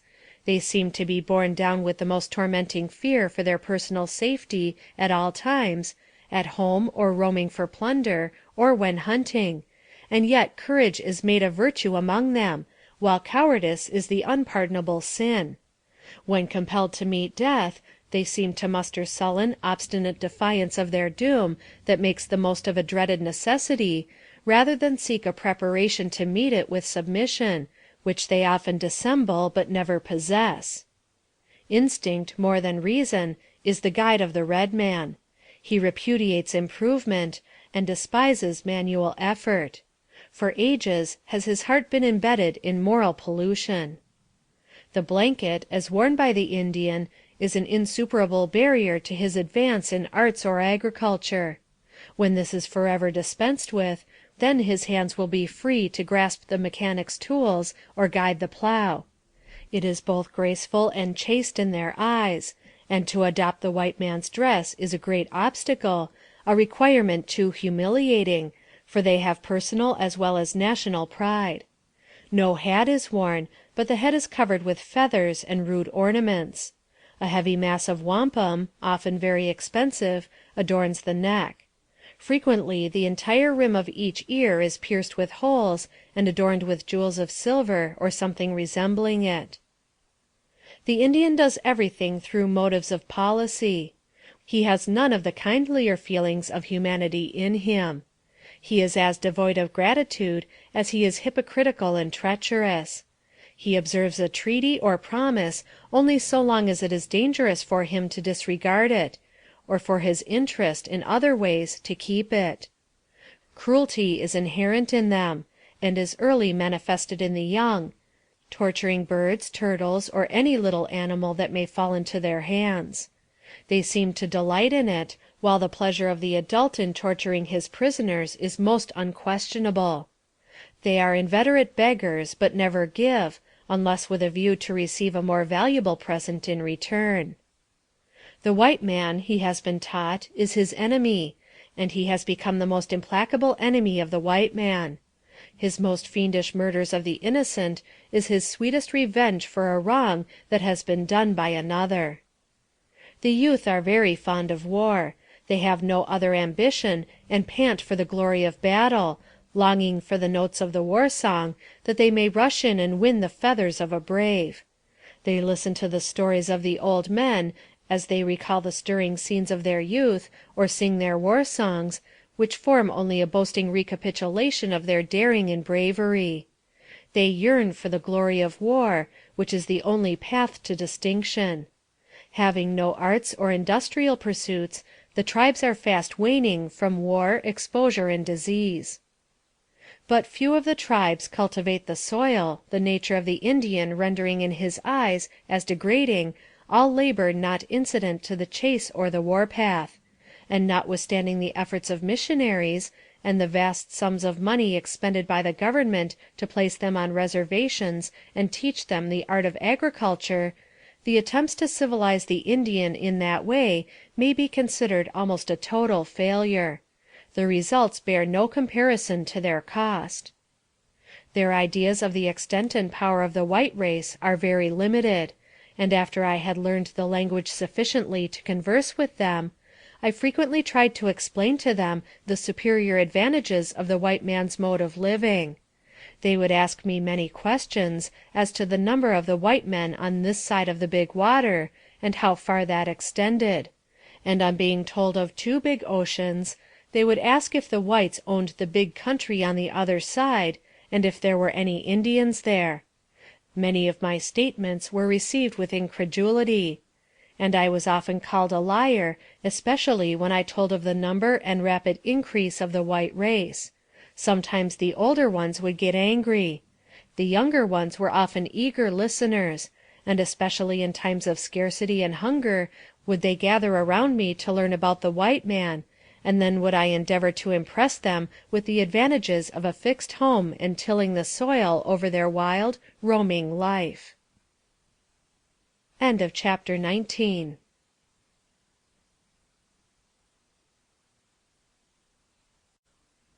Chapter 20 of Narrative of My Captivity Among the Sioux Indians by Fanny Kelly. An Indian Tradition. Arrival at the Blackfeet Village. An offer to purchase me indignantly rejected. A Yankton attempts my capture. The Blackfeet village was 150 miles from the Ogalallas, and the way thither lay often over the tops of bare and sandy hills. On the summits of these heights I found shells such as are picked up at the seaside.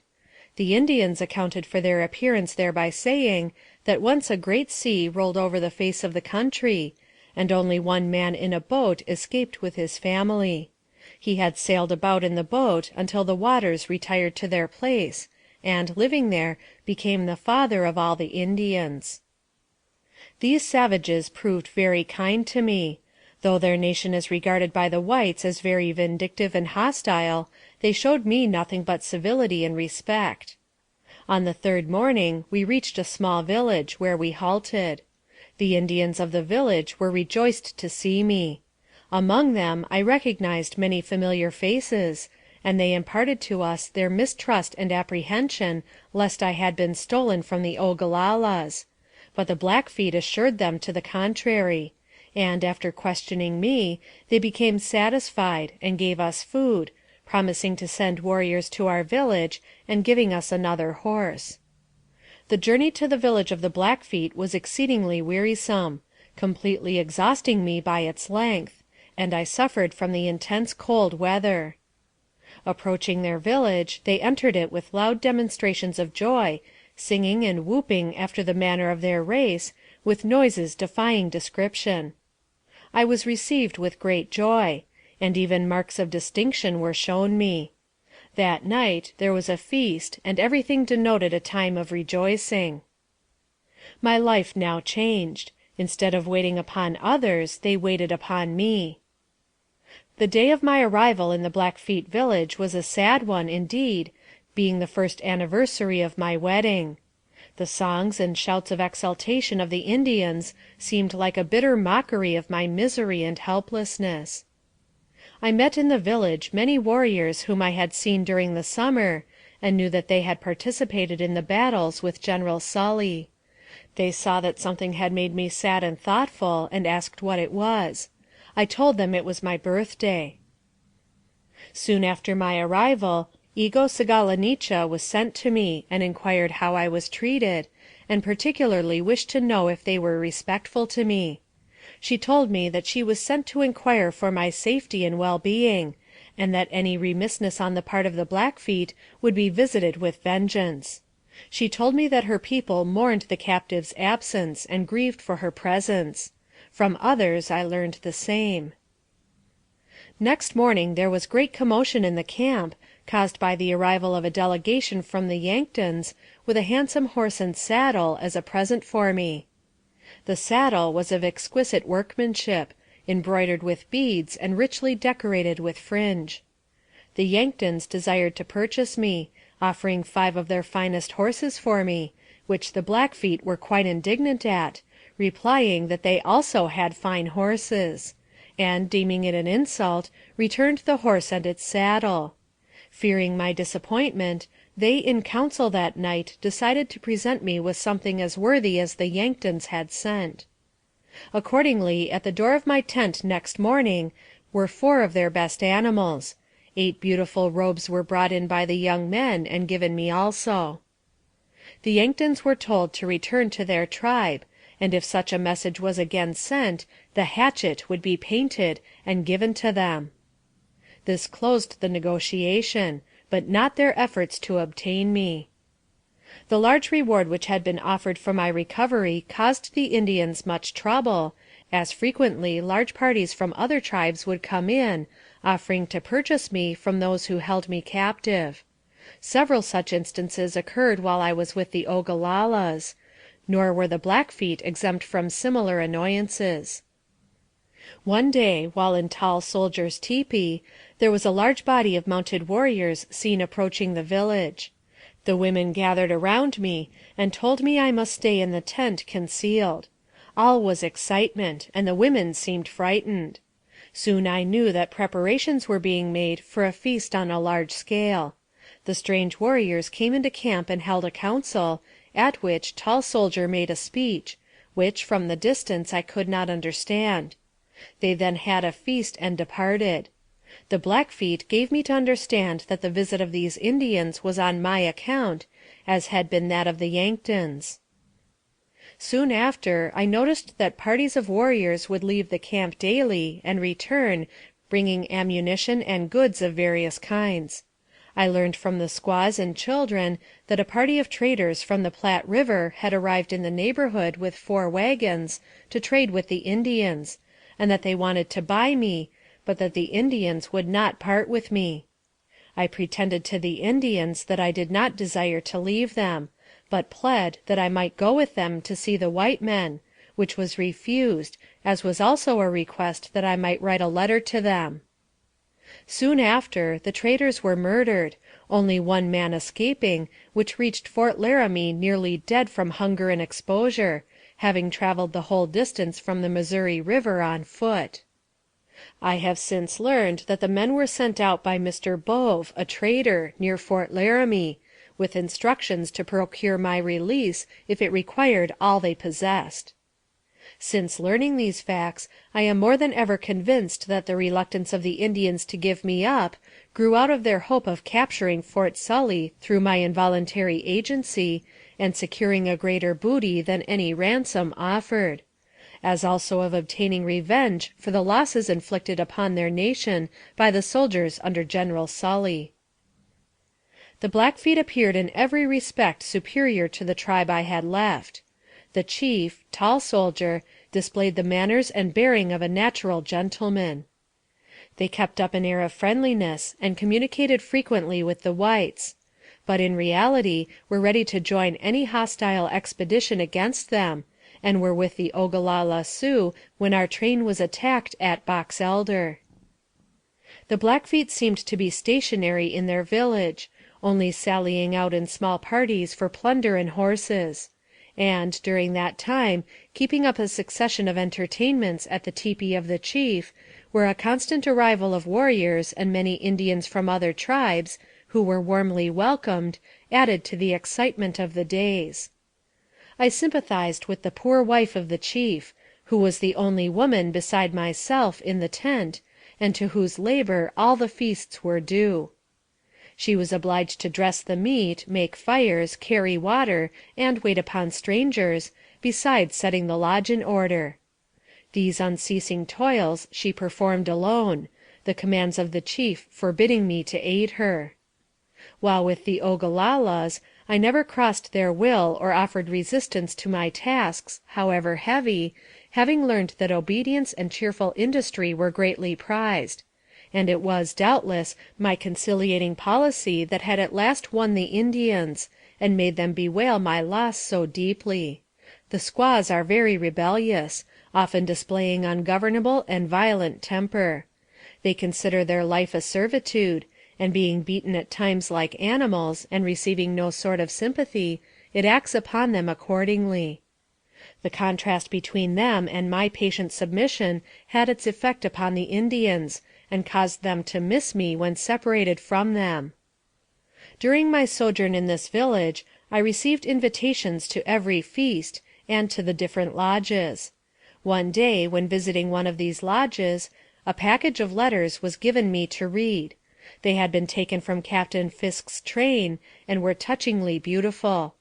Some of them were the correspondence of a Mr. Nichols with a young lady, to whom he seemed tenderly attached.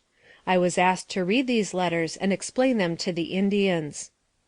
I was removed at different times to various lodges, as a sort of concealment, as I learned that the Yanktons had not given up the idea of securing me; and, one night, I awoke from my slumbers to behold an Indian bending over me, cutting through the robes which covered me, after making a great incision in the tent whereby he entered. Fearing to move, I reached out my hand to the squaw who slept near me, whose name was Chahampa Say, White Sugar, pinching her to arouse her, which had its effect, for she immediately arose and gave the alarm, at which the Indian fled. This caused great excitement in the camp, and many threats were made against the Yanktons. The intense cold and furious storms that followed my arrival among the Blackfeet precluded the possibility of their setting out immediately on the proposed journey to Fort Sully. The snowdrifts had rendered the mountain passes impassable, and the chief informed me that they must wait until they were free from danger, before taking leave of the shelter and security of their protected village.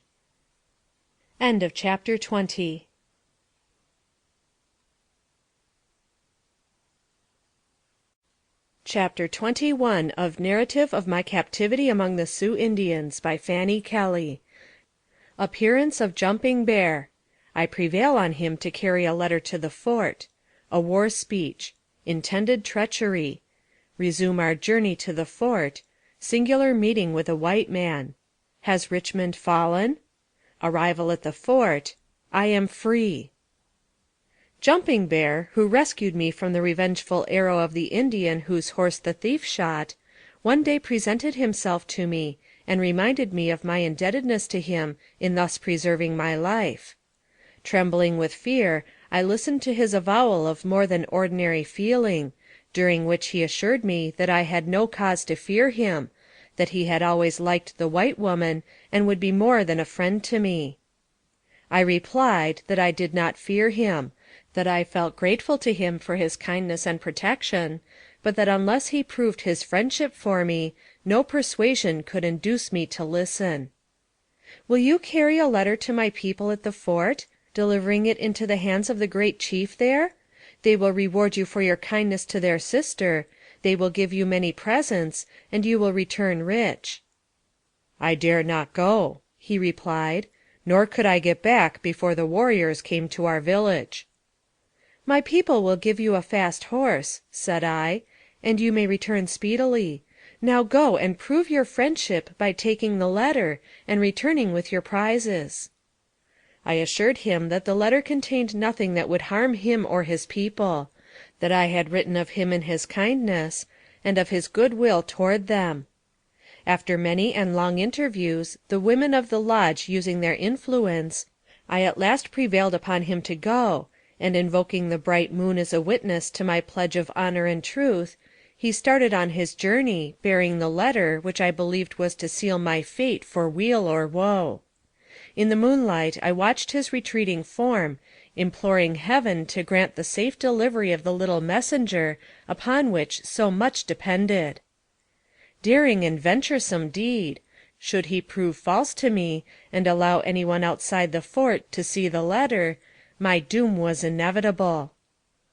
Many days of intense anxiety were passed after his departure. The squaws, fearing I had done wrong in sending him, were continually asking questions, and it was with difficulty I could allay their anxiety, and prevent them from disclosing the secret to the other women. The contents of the letter were a warning to the big chief and the soldiers of an intended attack on the fort and the massacre of the garrison, using me as a ruse to enable them to get inside the fort, and beseeching them to rescue me if possible. The messenger reached the fort, and was received by the officer of the day, Lieutenant Hesselberger, and conducted to the commander of the post, Major House, and Adjutant Pell, who had been left there to treat with the Indians on my account. [Footnote: A written statement from Lieutenant Hesselberger, setting forth the fact of my writing and sending the letter of warning, and that it undoubtedly was the means of saving the garrison at Fort Sully from massacre, is on file in the Treasury Department at Washington. A certified copy is published in connection with this narrative.] General Sully was absent at Washington, but every necessary precaution was taken to secure the fort. Jumping Bear received a suit of clothes and some presents, and was sent back with a letter for me, which I never received, as I never saw him again. These facts I learned after my arrival at Fort Sully. The night before our departure from the Blackfeet village, en route for the fort, I was lying awake, and heard the chief address his men seriously upon the subject of their wrongs at the hands of the whites. I now understood and spoke the Indian tongue readily, and so comprehended his speech, which, as near as I can recollect, was as follows: "Friends and sons, listen to my words. You are a great and powerful band of our people. The inferior race, who have encroached on our rights and territories, justly deserve hatred and destruction. These intruders came among us, and we took them by the hand. We believed them to be friends and true speakers. They have shown us how false and cruel they can be. They build forts to live in and shoot from with their big guns. Our people fall before them. Our game is chased from the hills. Our women are taken from us, or won to forsake our lodges, and wronged and deceived. It has only been 4 or 5 moons since they drove us to desperation, killed our brothers and burned our teepees. The Indian cries for vengeance. There is no truth nor friendship in the white man. Deceit and bitterness are in his words. Meet them with equal cunning. Show them no mercy. They are but few, we are many. Whet your knives and string your bows, sharpen the tomahawk and load the rifle. Let the wretches die who have stolen our lands, and we will be free to roam over the soil that was our fathers'. We will come home bravely from battle. Our songs shall rise among the hills, and every tepee shall be hung with the scalp locks of our foes." This declaration of hostilities was received with grunts of approval, and silently the war preparations went on, that I might not know the evil design hidden beneath the mask of friendship.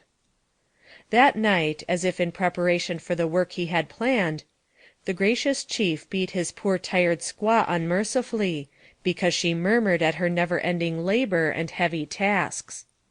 His deportment to me was as courteous as though he had been educated in civilized life.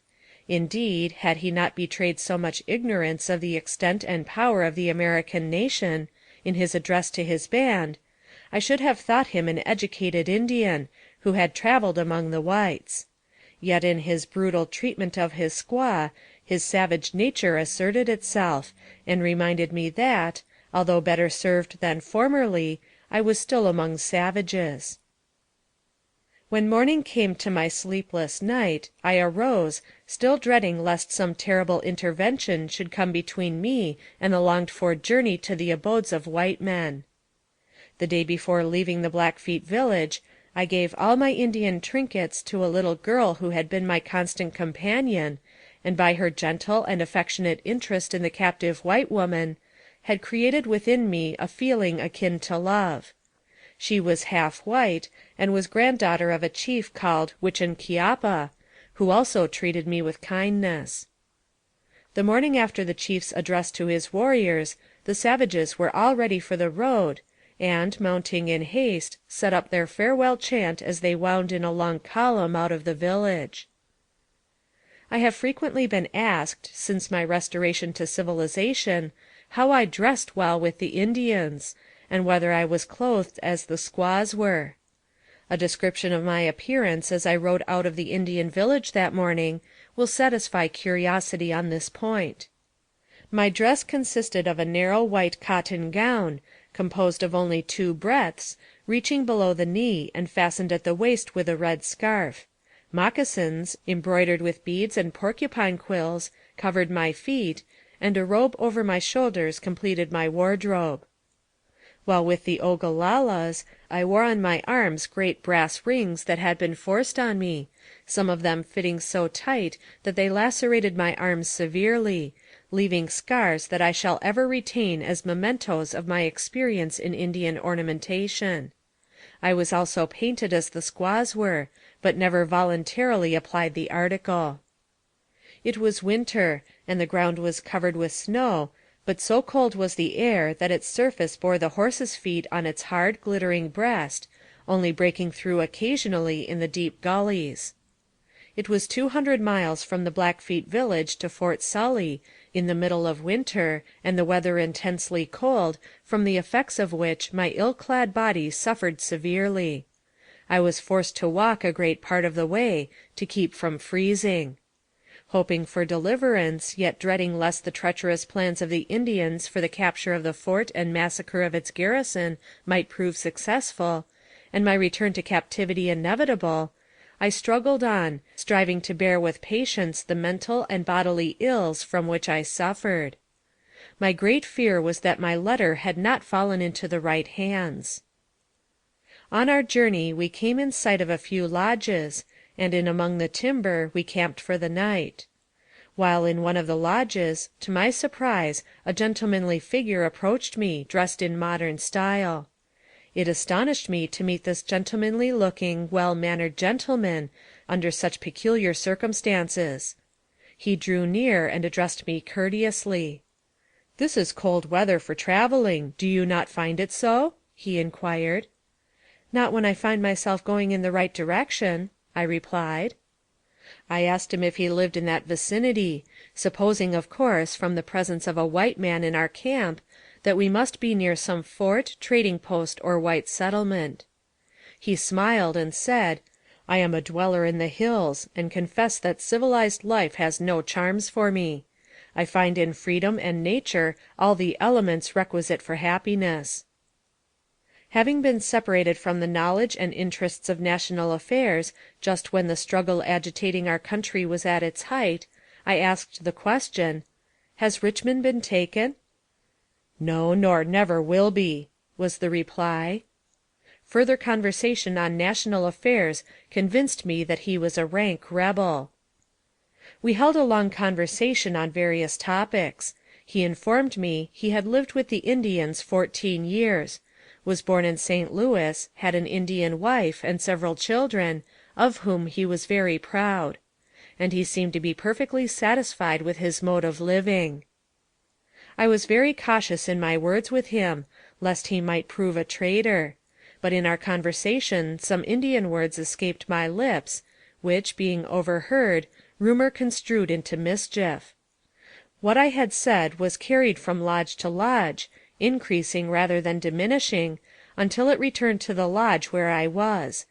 The Indians, losing confidence in me, sent the young men, at midnight, to the camp of the white man, to ascertain what had been said by me, and my feelings toward them. He assured the messengers that I was perfectly friendly, had breathed nothing but kindliness for them, and was thoroughly contented; had so expressed myself, and there was no cause to imagine evil.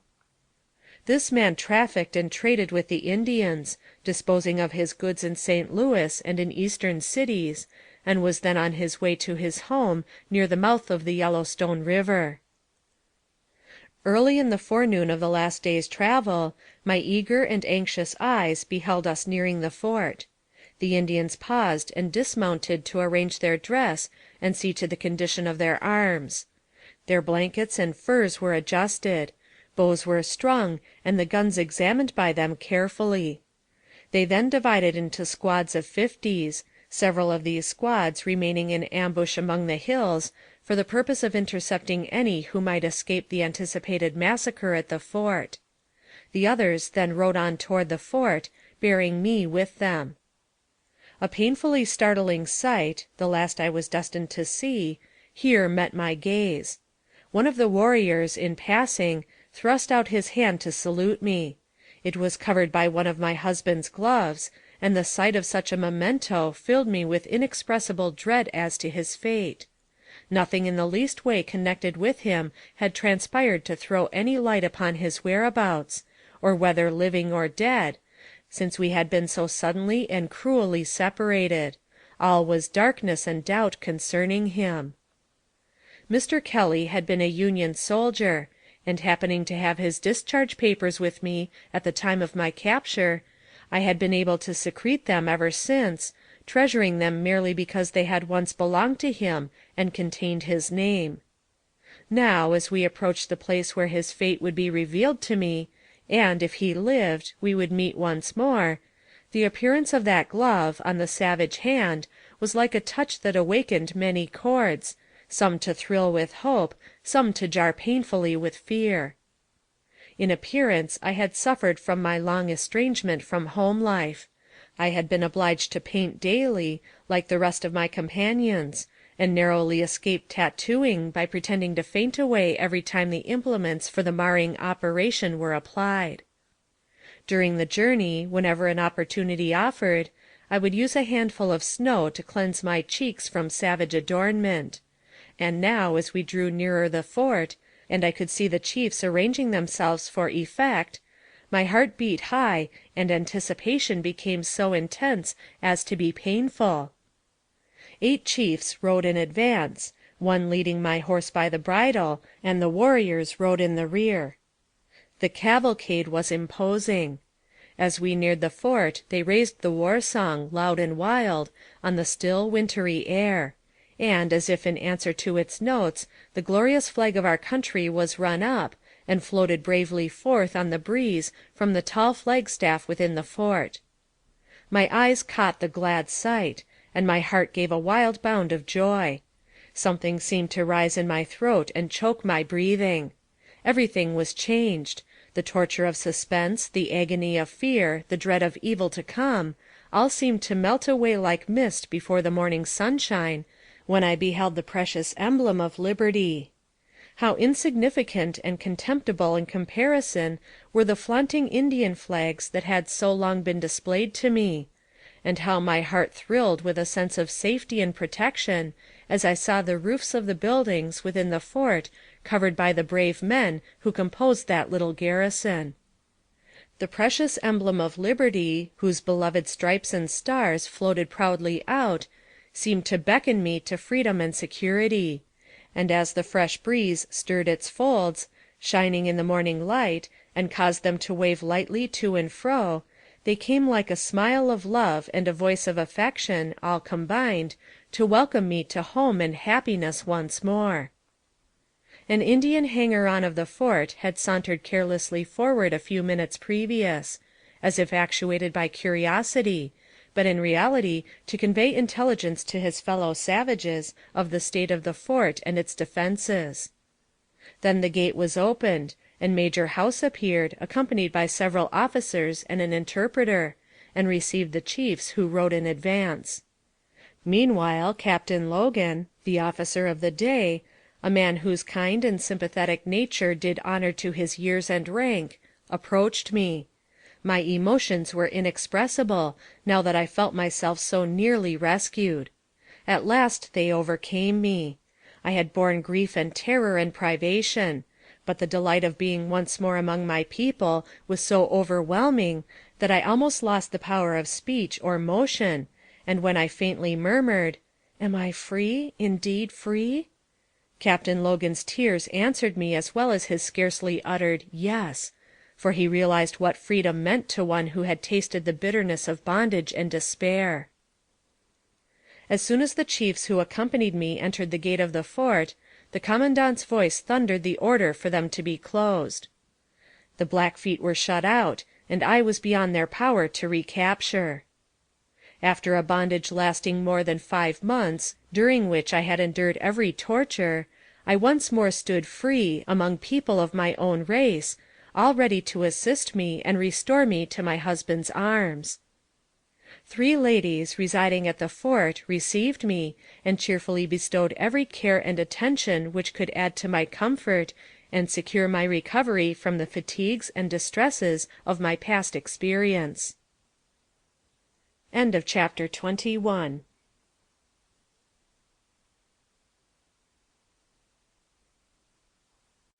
Chapter 22 of Narrative of My Captivity Among the Sioux Indians by Fanny Kelly. Retrospection. A Border Trading Post. Garrison Hospitality. A Visit from the Commandant of Fort Rice. Arrival of my husband. Affecting Scene. At first, and some time afterward, at intervals, the effects of my life among the savages preyed upon my mind, so as to injure its quiet harmony. I was ill at ease among my new friends, and they told me that my eyes wore a strangely wild expression, like those of a person constantly in dread of some unknown alarm. Once more free and safe among civilized people, I looked back on the horrible past with feelings that defy description. The thought of leaving this mortal tenement on the desert plain for the wolves to devour and the bones to bleach under the summer sun and winter frosts had been painful indeed. Now I knew that if the weary spirit should leave its earthly home, the body would be cared for by kind Christian friends, and tenderly laid beneath the grass and flowers, and my heart rejoiced therein. Hunger and thirst, long days of privation and suffering, had been mine. No friendly voices cheered me on. All was silence and despair. But now the scene had changed, and the all-wise Being, who is cognizant of every thought, knew the joy and gratitude of my soul. True, during the last few weeks of my captivity, the Indians had done all in their power for me, all their circumstances and condition would allow, and the women were very kind, but their people were not my people, and I was detained a captive, far from home and friends and civilization. With Alexander Selkirk I could say, "Better dwell in the midst of alarms than reign in this horrible place."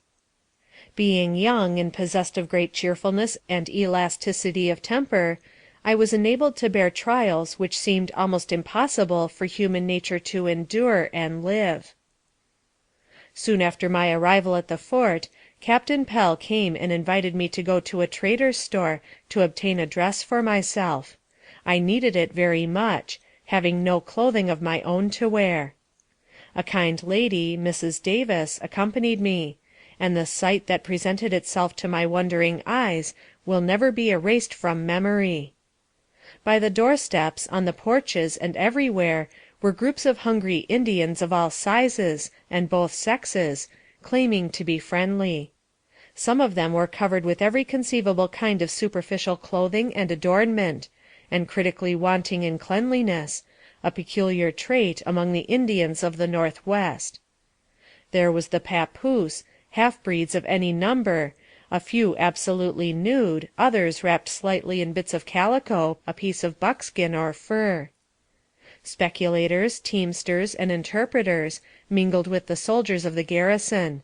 Squaws, with their bright, flashing shawls, or red cloth, receiving in their looped-up blanket the various articles of border traffic, such as sugar, rice, flour, and other things, tall warriors bending over the same counter, purchasing tobacco, brass nails, knives, and glass beads, all giving words to thought, and a stranger might well wonder which was the better prototype of tongues. The Cheyennes supplement their words with active and expressive gestures, while the Sioux amply use their tongues as well as their arms and fingers. To all, whether half-breed, Indian, or white man, the gentlemanly trader gave kind and patient attention, while himself and clerks seemed ready and capable of talking Sioux, French, or English, just as the case came to hand. It was on the 12th of December when I reached the fort, and like heaven the place appeared after the trials of savage life. The officers and men were like brothers to me, and their tender sympathy united me to them in the strongest bonds of friendship, which not even death can sever. A party and supper was made for my special benefit, and on New Year's morning I was serenaded with cannon. Every attention and kindness was bestowed upon me, and to Dr. John Ball, post surgeon, I owe a debt of gratitude which mere words can never express. He was my attendant physician during my sojourn at the fort, and, as my physical system had undergone very severe changes, I needed great care. Under his skillful treatment and patient attention, I soon recovered health and strength. I had been severely frozen on the last days of my journey with the Indians toward the fort. Colonel Diamond, from Fort Rice, came to visit me ere I left Fort Sully. He was attended by an escort of 180 men. He told me of his efforts to obtain my release, and that he, with his men, had searched the Indian village for me, but found no warriors there, as they had already taken me to the fort. The Indian women had made him understand by signs that the white woman had gone with the chiefs. He said the Indians were so enraged about giving me up, that they killed 3 of his men, and scalped them, by orders of the chief Ottawa, who was unable to do any service himself, being a cripple. He bade them bring him the scalps of the white men. An Indian, who had killed one of the men, fell dead in his lodge the same day, which frightened the people not a little; for, in their superstition, they deemed it a visitation of the Great Spirit for a wrong done. Colonel Diamond did not forget me, neither did he cease in his efforts on my behalf.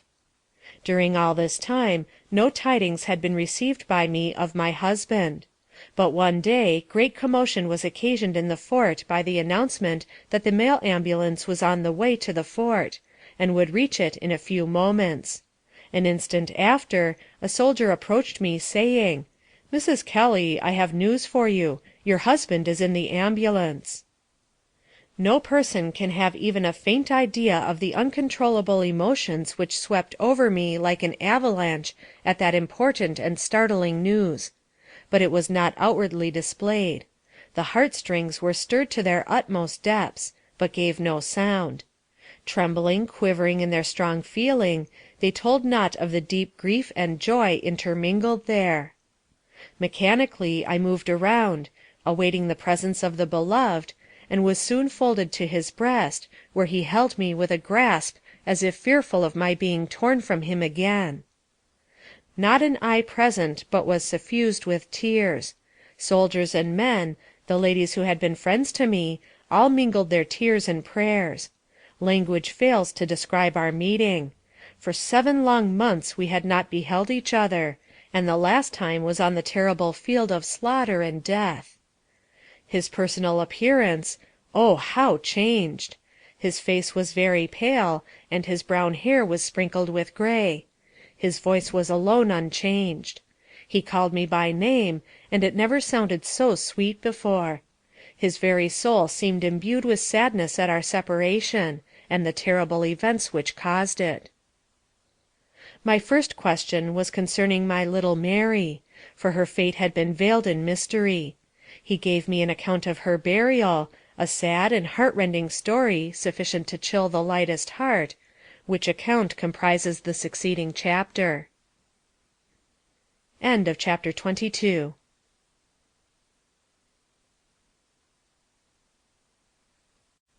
Chapter 23 of Narrative of My Captivity Among the Sioux Indians by Fanny Kelly. Sad Fate of Little Mary.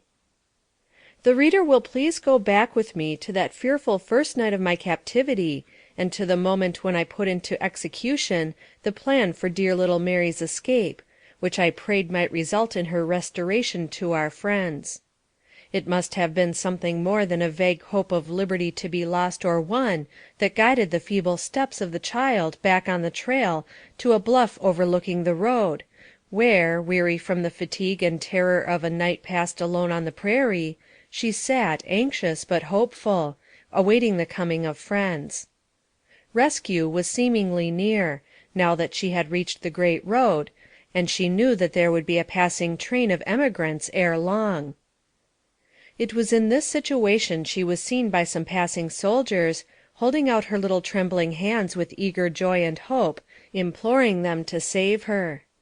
It was a party of but 3 or 4 soldiers returning from Fort Laramie, where they had been to meet the paymaster. They had been pursued by Indians the day before, had also passed the scene of the destruction of our train, and believed the country swarming with Indians. Their apprehensions were, therefore, fully aroused, and, fearing the little figure upon the distant bluff might be a decoy to lead them into ambush, hesitated to approach. There was a large ravine between, and it is not strange that their imagination should people it with lurking savages. However, they were about crossing to the relief of the little girl, when a party of Indians came in sight, and they became convinced it was a decoy, and turned and fled. They returned to Deer Creek Station, and related the circumstance. Mr. Kelly, arriving soon after, heard it, and his heart sank within him at the description of the child, for he thought he recognized in it the form of our little Mary. He applied to the officer in command for a detail of soldiers to go with him to search for her, but all entreaty and argument were in vain. The agony that poor child endured as the soldiers turned away and the war whoop of the savage rang upon her terrified soul, is known only to God. Instead of the rescue and friends, which in her trusting heart and innocent faith she had expected to find, fierce Indians stood before her, stringing their bows to take her life, thus to win another trophy, marking the Indian murder. The whizzing arrows were sent into the body of the helpless child, and with the twang of the bowstrings, the delicate form of the heroic child lay stretched upon the ground, and the bright angel spirit went home to rest in the bosom of its Father.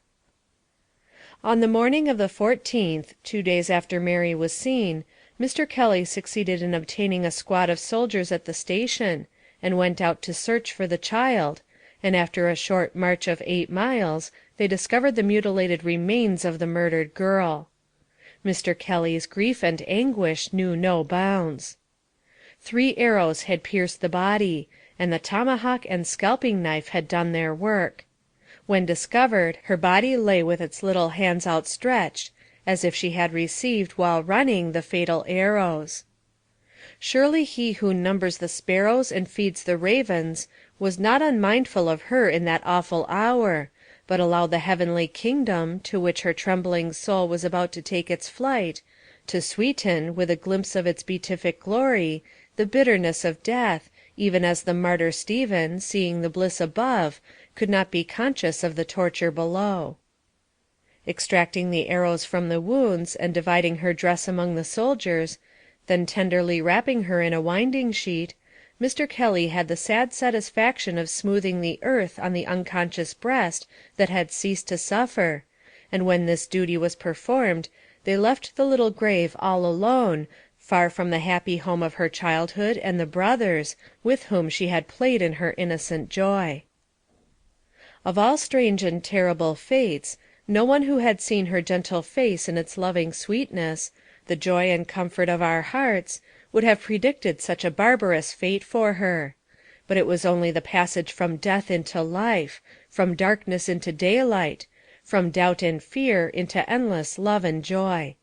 Those little ones, whose spirits float upward from their downy pillows, amid the tears and prayers of broken-hearted friends, are blessed to enter in at heaven's shining gate, which lies as near little Mary's rocky, blood-stained pillow in the desolate waste as the palace of a king, and when she had once gained the great and unspeakable bliss of heaven, it must have blotted out the remembrance of the pain that won it, and made no price too great for such a delight.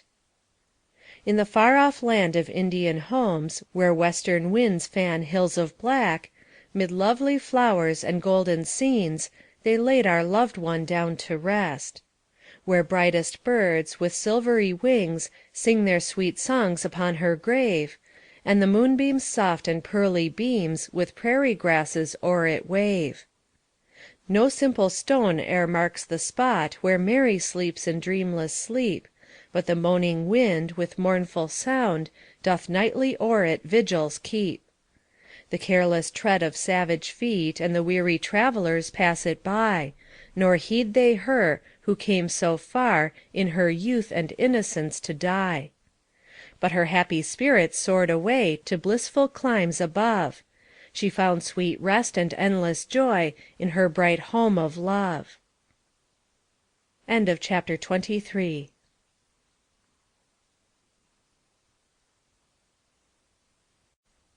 Chapter 24 of Narrative of My Captivity Among the Sioux Indians, by Fanny Kelly. What occurred at Fort Laramie after my capture. Efforts to rescue. Lieutenant Brown killed. Reward offered. It is the means of restoring another white woman and child. Her rescuers hung for former murders. A letter announcing my safe arrival at Fort Sully.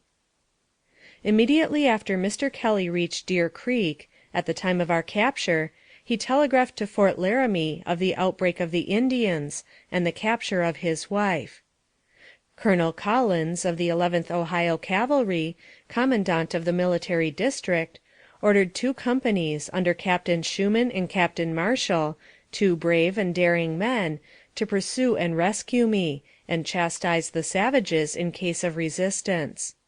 But the distance of 100 miles lay between these forts, and they only arrived on their way too late for rescue. They continued their march, however, and after an absence of 3 days returned unsuccessful. Sad to relate, a young and daring officer, Lieutenant Brown, of the 11th Ohio Volunteers, fell a victim to savage cruelty in my behalf, for with a view of prospecting the neighborhood, he, with Mr. Kelly, left the main body with a small squad of men in quest of the Indians. Coming suddenly upon a band of warriors, in their encampment, the brave lieutenant indiscreetly ordered an attack, but the men, seeing the futility of opposing such numbers, fled, and left Mr. Kelly and the officer. Becoming conscious of his dangerous situation, he feigned friendship, addressing them in the usual way, "How koda," which means, "How do you do, friend?"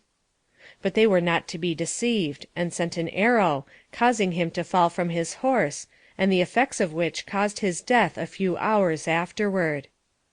He was immediately reported dead, and with all the speed the men could command they pursued his murderers, but the fresher horses of the savages carried them off beyond their reach, and the soldiers were compelled to return in disappointment. Brave young man! The ardent friend of Mr. Kelly, and the husband and father of an affectionate wife and child, stricken down in his early manhood, we would humbly lay the wreath of immortelles upon thy lonely grave. After several expeditions in like manner which proved unsuccessful, Mr. Kelly offered a reward of 19 horses, the money value of which was deposited with the commander of Fort Laramie, and it was circulated through all the Indian villages, that upon my safe delivery the reward would be paid. Every effort possible was made by my husband and his brothers to procure my rescue or ransom. No money or efforts were spared, and the long days of agonizing suspense to them were worse than death. The reward which had been offered for my ransom was the means of rescuing another white woman, a Mrs. Eubanks, and her child, held by the Indians. The Indian Two-Face and his son, having a desire to enhance their fortunes, paid a few small sums to the other Indians who claimed her, and, taking her with them, set out for Fort Laramie. When they arrived within a few miles of the fort, the prisoners were left with the son and some others, while Two-Face preceded them to arrange the terms of sale. The commander agreed to the price, and on the following day Mrs. Eubanks and her child were brought in, the Indians thinking it made no difference which white woman it was. This was several months after my capture. Instead of paying the price, the commandant seized and confined them in the guardhouse, to await trial for the murder of the ranchmen and the stealing of women and children. The testimony of Mrs. Eubanks was proof sufficient. They confessed their crimes, and were executed in May following. In crossing the North Platte River, 5 miles below the fort, Mrs. Eubanks had suffered intensely, her child being bound to her back, and she holding on to a log bound by a rope fastened to the saddle of the Indian's horse. The chief passed over easily, but mother and child were nearly frozen to death by clinging and struggling among masses of broken ice, and protected only by a thin, light garment. Mr. Kelly sent deputations of Indians with horses to the Indian villages, with letters to me, which were never delivered. They were not true to their trust, but would come to see me without giving me the messages, then return with the declaration that I could not be found.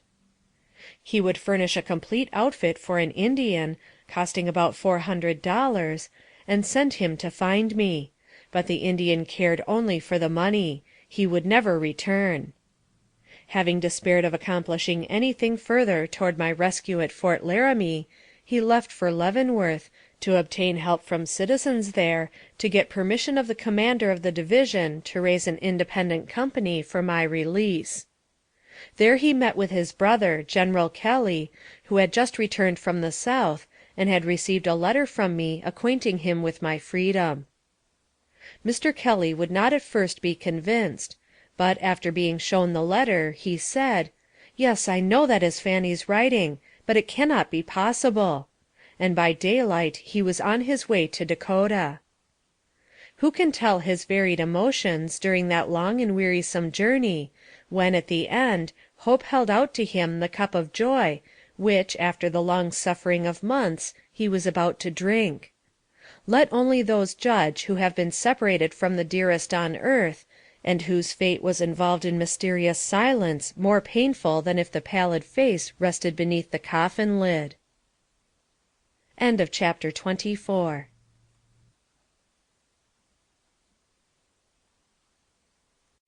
Chapter 25 of Narrative of My Captivity Among the Sioux Indians, by Fanny Kelly.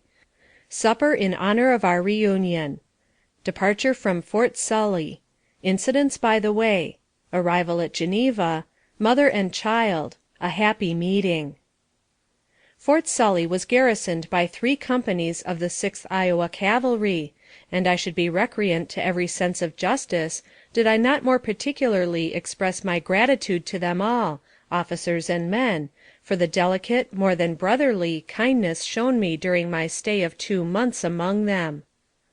They had fought gallantly during that summer, and punished severely the Indians who held me captive; and though my sufferings at the time were increased tenfold thereby, I believe the destitute condition of the Indians had much to do with my final restoration to freedom. Had there been plenty of food in the Indian villages, none would have gone to Fort Sully to make a treaty. On each of the 2 evenings we remained at the fort after my husband's arrival, we were honored with a feast, in marked contrast with those I had attended while with the savages. Stewed oysters relished better than stewed dog, and the abundance of other good things, with the happy-looking, kind, sympathetic faces of my own people around the board, filled me with a feeling of almost heavenly content. Mr. Harry Chatterton presided at the first, and in a feeling manner expressed the delight and satisfaction of his comrades and himself experienced in this hour of our reunion. "Sweet is this dream, divinely sweet, no dream, no fancy, that you meet. Though silent grief has shadowed o'er to crush your love, it had no power; though long divided, you've met once more to tell your toils and troubles o'er. Renew the pledge of other days, and walk in sweet and pleasant ways. May the good Father of mercies ever protect and bless you. May the sun of happiness to brightly shine upon you, and may it never again be dimmed by stern misfortune, is the earnest and heartfelt wish of every person in this fort today." With deep emotion these words were spoken, and we felt convinced they were from the innermost depths of the heart. How many affectionate, generous natures are among us, whom we can never appreciate until some heavy cloud drops down upon us, and they, with their cheerful words and kind acts, assist us to rise, and in hours of joy they are ready to grasp us by the hand, and welcome us to happiness. Anxious for a reunion with our friends, and to be once more with my dear mother, we bade farewell to those who had shown us so much kindness and attention, and commenced our journey at daylight, to prevent the Indians, many of whom remained about the fort, knowing of my departure, as I was in constant dread of recapture. Fort Sully is on the Missouri River, 300 miles from Sioux City, by land, which distance we traveled in an ambulance. At all the military posts, stations, and towns through which we passed, all, military and civilians, seemed to vie with each other in kindness and attention. Those living in frontier towns know what the nature of the Indian is, and could most heartily sympathize with one who had suffered from captivity among them. At Yankton I received particularly kind attention from Mrs. Ashe, of the Ashe Hotel, who also gave me the information, elsewhere written, of the fate of Mrs. Dooley and Mrs. Wright. Here also I met a number of the 6th Iowa Cavalry, to which gallant regiment I was under so great obligation. Dr. Bardwell, a surgeon of that regiment, who was at Fort Sully at the time the Blackfeet came in to make a treaty, and were sent off after me, and who, I had previously been informed, was active in measures tending to my release, was stationed at Yankton, and manifested the kindness of his heart in many ways. At Sioux City, Council Bluffs, and St. Joe, crowds of visitors flocked to see the white woman who had been a captive with the Indians, and I was compelled to answer many questions. From St. Joe we made all haste for Leavenworth, Kansas, where I was received by friends and relatives as one risen from the dead. At last we reached our old home in Geneva. The home from which we had departed but a few months before, lured to new fields by the brightest hopes of future prosperity. Alas, what disappointments had fallen to our lot! But soon I was clasped in my dear mother's arms, and all my sorrows were swallowed up in the joy of that reunion. On the morning of our departure for the plains, she said, while tears of sorrow filled her eyes, that she felt as though it was our final farewell.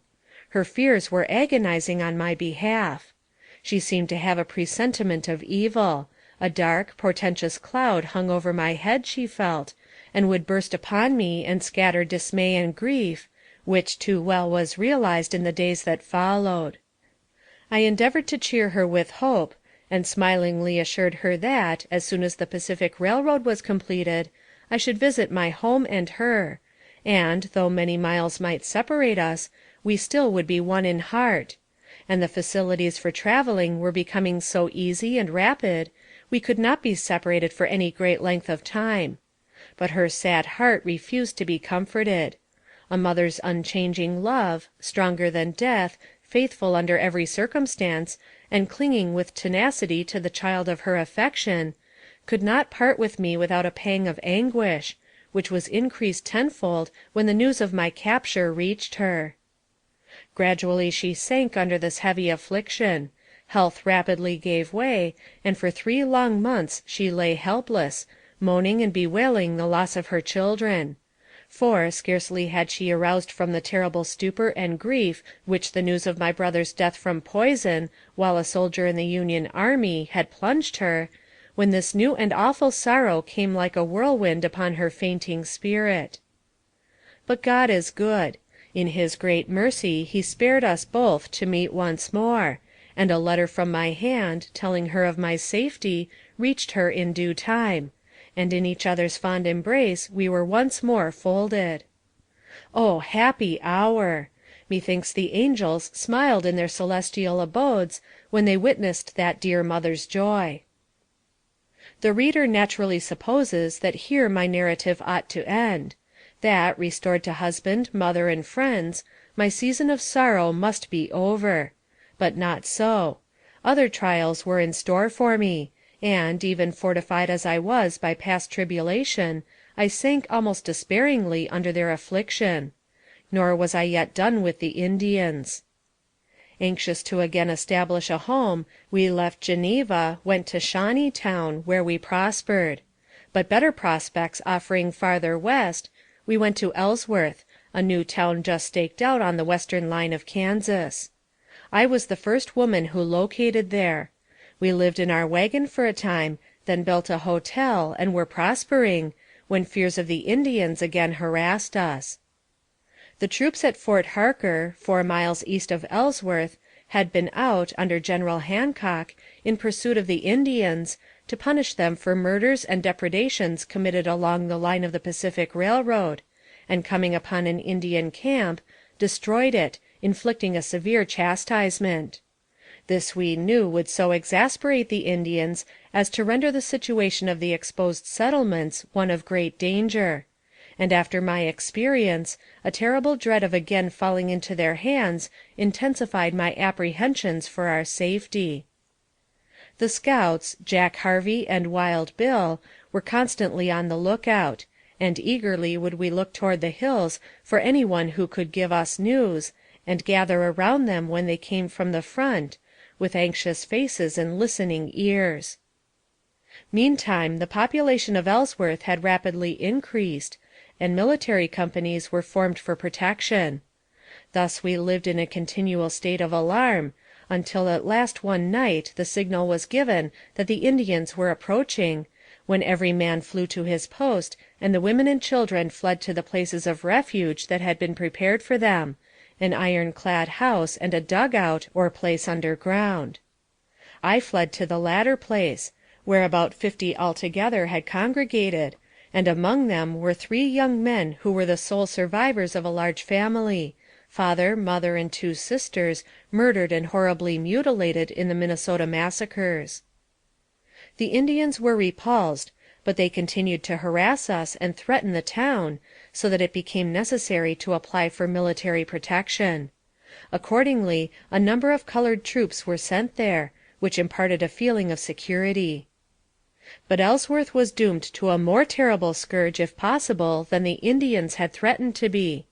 The troops were recently from the South. Soon after their arrival among us, the cholera broke out among them, and, spreading among the citizens, created a terrible panic. The pestilence was most destructive, sweeping before it old and young, and of all classes. My husband fell a victim to the disease. On the 28th day of July, 1867, a violent attack of this terrible disease carried him off, and, in the midst of peril and cares, I was left a mourning, desolate widow. Being in delicate health, I was forced to flee to the East, and stopped at St. George, where 1 week after my little one was ushered into this world of sorrow. The people were panic-stricken in relation to the cholera, and when I went there, they were afraid to receive me into their homes. Consequently, I repaired to a small cabin in the outskirts of the town, and my adopted son and myself remained there alone for several days. A young lady, Miss Baker, called on me in great sympathy, saying she was not afraid of cholera, and would stay with me until after my confinement. I was very thankful for her kindness, and after the fear was over with the people, every attention that humanity could suggest was given me. But alas! my heart was at home, and so deep were my yearnings, the physician declared it impossible for me to recover until I did go home. The events that had transpired seemed like a fearful dream. The physician who attended me went to Ellsworth to see if it was prudent for me to go, sending a letter immediately after, bidding me come, as the cholera had disappeared. Oh, how changed was that home! The voice that had ever been as low, sweet music to my ear, was hushed forever. The eye that had always met mine with smiling fondness, was closed to light and me, and the hand so often grasped in tender love, was palsied in death. Mr. Kelly, the noble, true, and devoted husband, my loved companion, the father of my innocent child, was gone. Oh, how sad that word! My heart was overwhelmed with grief, and that did its work, for it prostrated me on a bed of illness nigh unto death. Dr. McKennon very faithfully attended me during my illness, and as I was recovering, he was seized by severe sickness himself, which proved fatal. He was anxious to see me before he died, and desired assistance that he might be taken down stairs for the purpose. His attendants allowed him to do so, but he fainted in the attempt, and was laid on the floor until he recovered, then raised and placed on the sofa. I was then led into the room, and, seating myself beside him, he grasped my hand, exclaiming, "My friend, do not leave me. I have a brother in New York." But his lips soon stiffened in death, and he was unable to utter more. It was a severe shock to my nervous system, already prostrated by trouble and illness, and I greatly missed his attention and care. No relative or friend was near by to lay his weary head upon the pillow, but we laid him to rest in the burial ground of Ellsworth with sad hearts and great emotion. In the spring I went to the end of the road further west with an excursion party, to a place called Sheridan. On our return we stopped at Fort Hays, where I met 2 Indians who recognized me, and I also knew them. We conversed together. I learned that they had a camp in the vicinity, and they were skulking around, reconnoitering. They were well treated here, and very liberally dealt with. They inquired where I lived. I told them way off, near to the rising sun. The next morning, when the train left town, the band, riding on horseback, jumped the ditch, and looked into the windows of the cars, hoping to see me. They told the people that I belonged to them, and they would take my papoose and me way off to their own country. We were their property, and must go with them.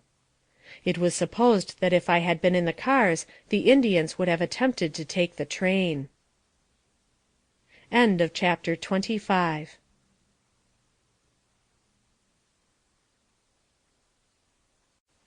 Chapter 26 of Narrative of My Captivity Among the Sioux Indians by Fanny Kelly.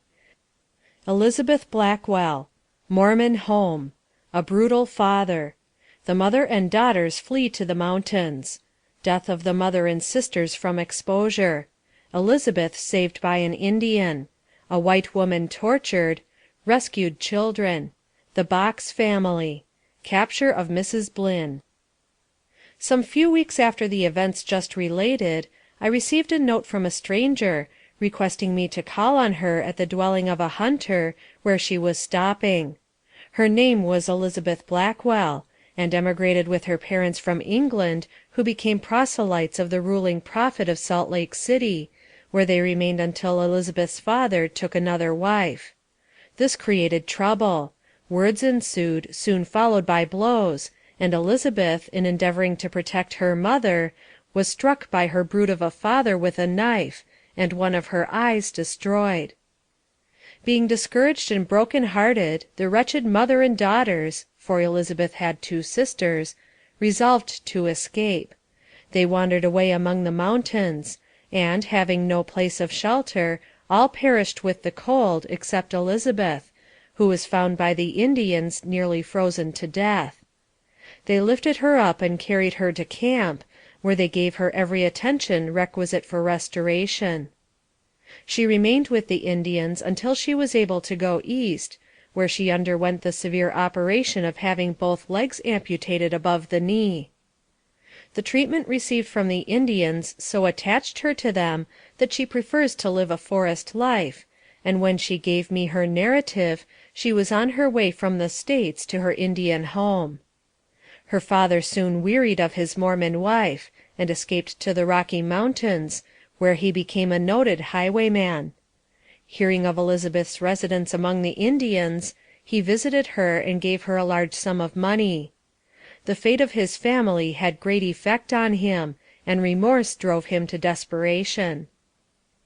The husband of Elizabeth took his second wife and Elizabeth's child from Salt Lake to Cincinnati, where they now live. She was 26 years old when I saw and conversed with her, a lady of intelligence, and once possessed more than ordinary beauty. She had just received the news of her father's death. He was killed near Fort Dodge, Kansas.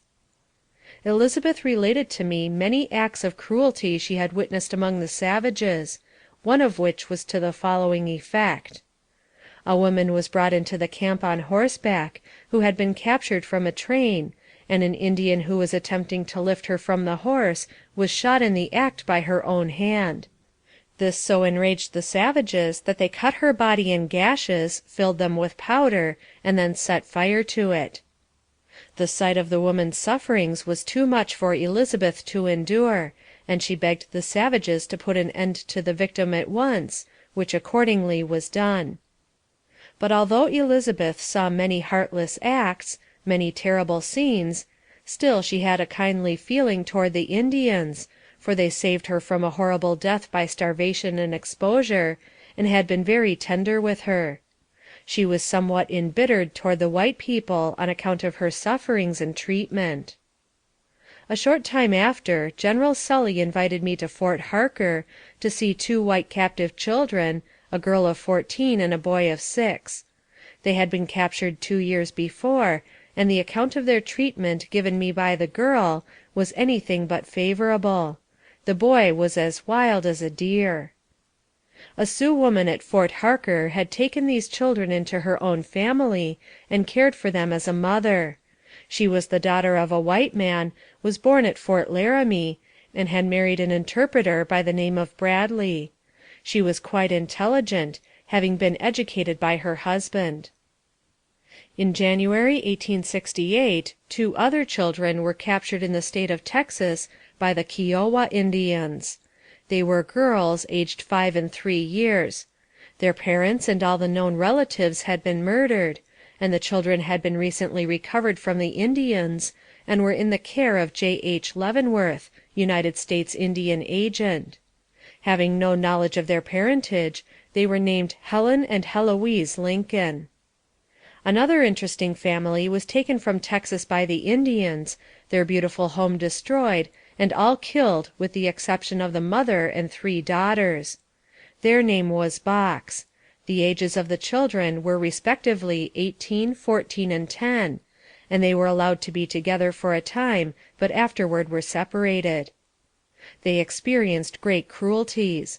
The youngest was compelled to stand on a bed of live coals in order to torture the mother and sisters.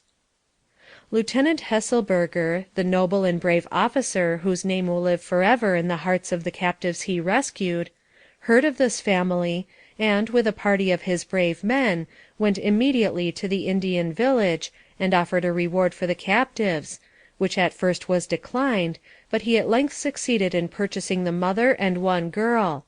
He afterward procured the release of the others. Lieutenant Hesselberger braved death in so doing, and his only reward is the undying gratitude of those who owe their lives to his self-sacrificing, humane devotion and courage. In the fall of 1868, the Indians commenced depredations on the frontier of Kansas, and after many serious outbreaks, destroying homes and murdering settlers, the governor issued a call for volunteers to assist General Sheridan in protecting the settlers and punishing the Indians.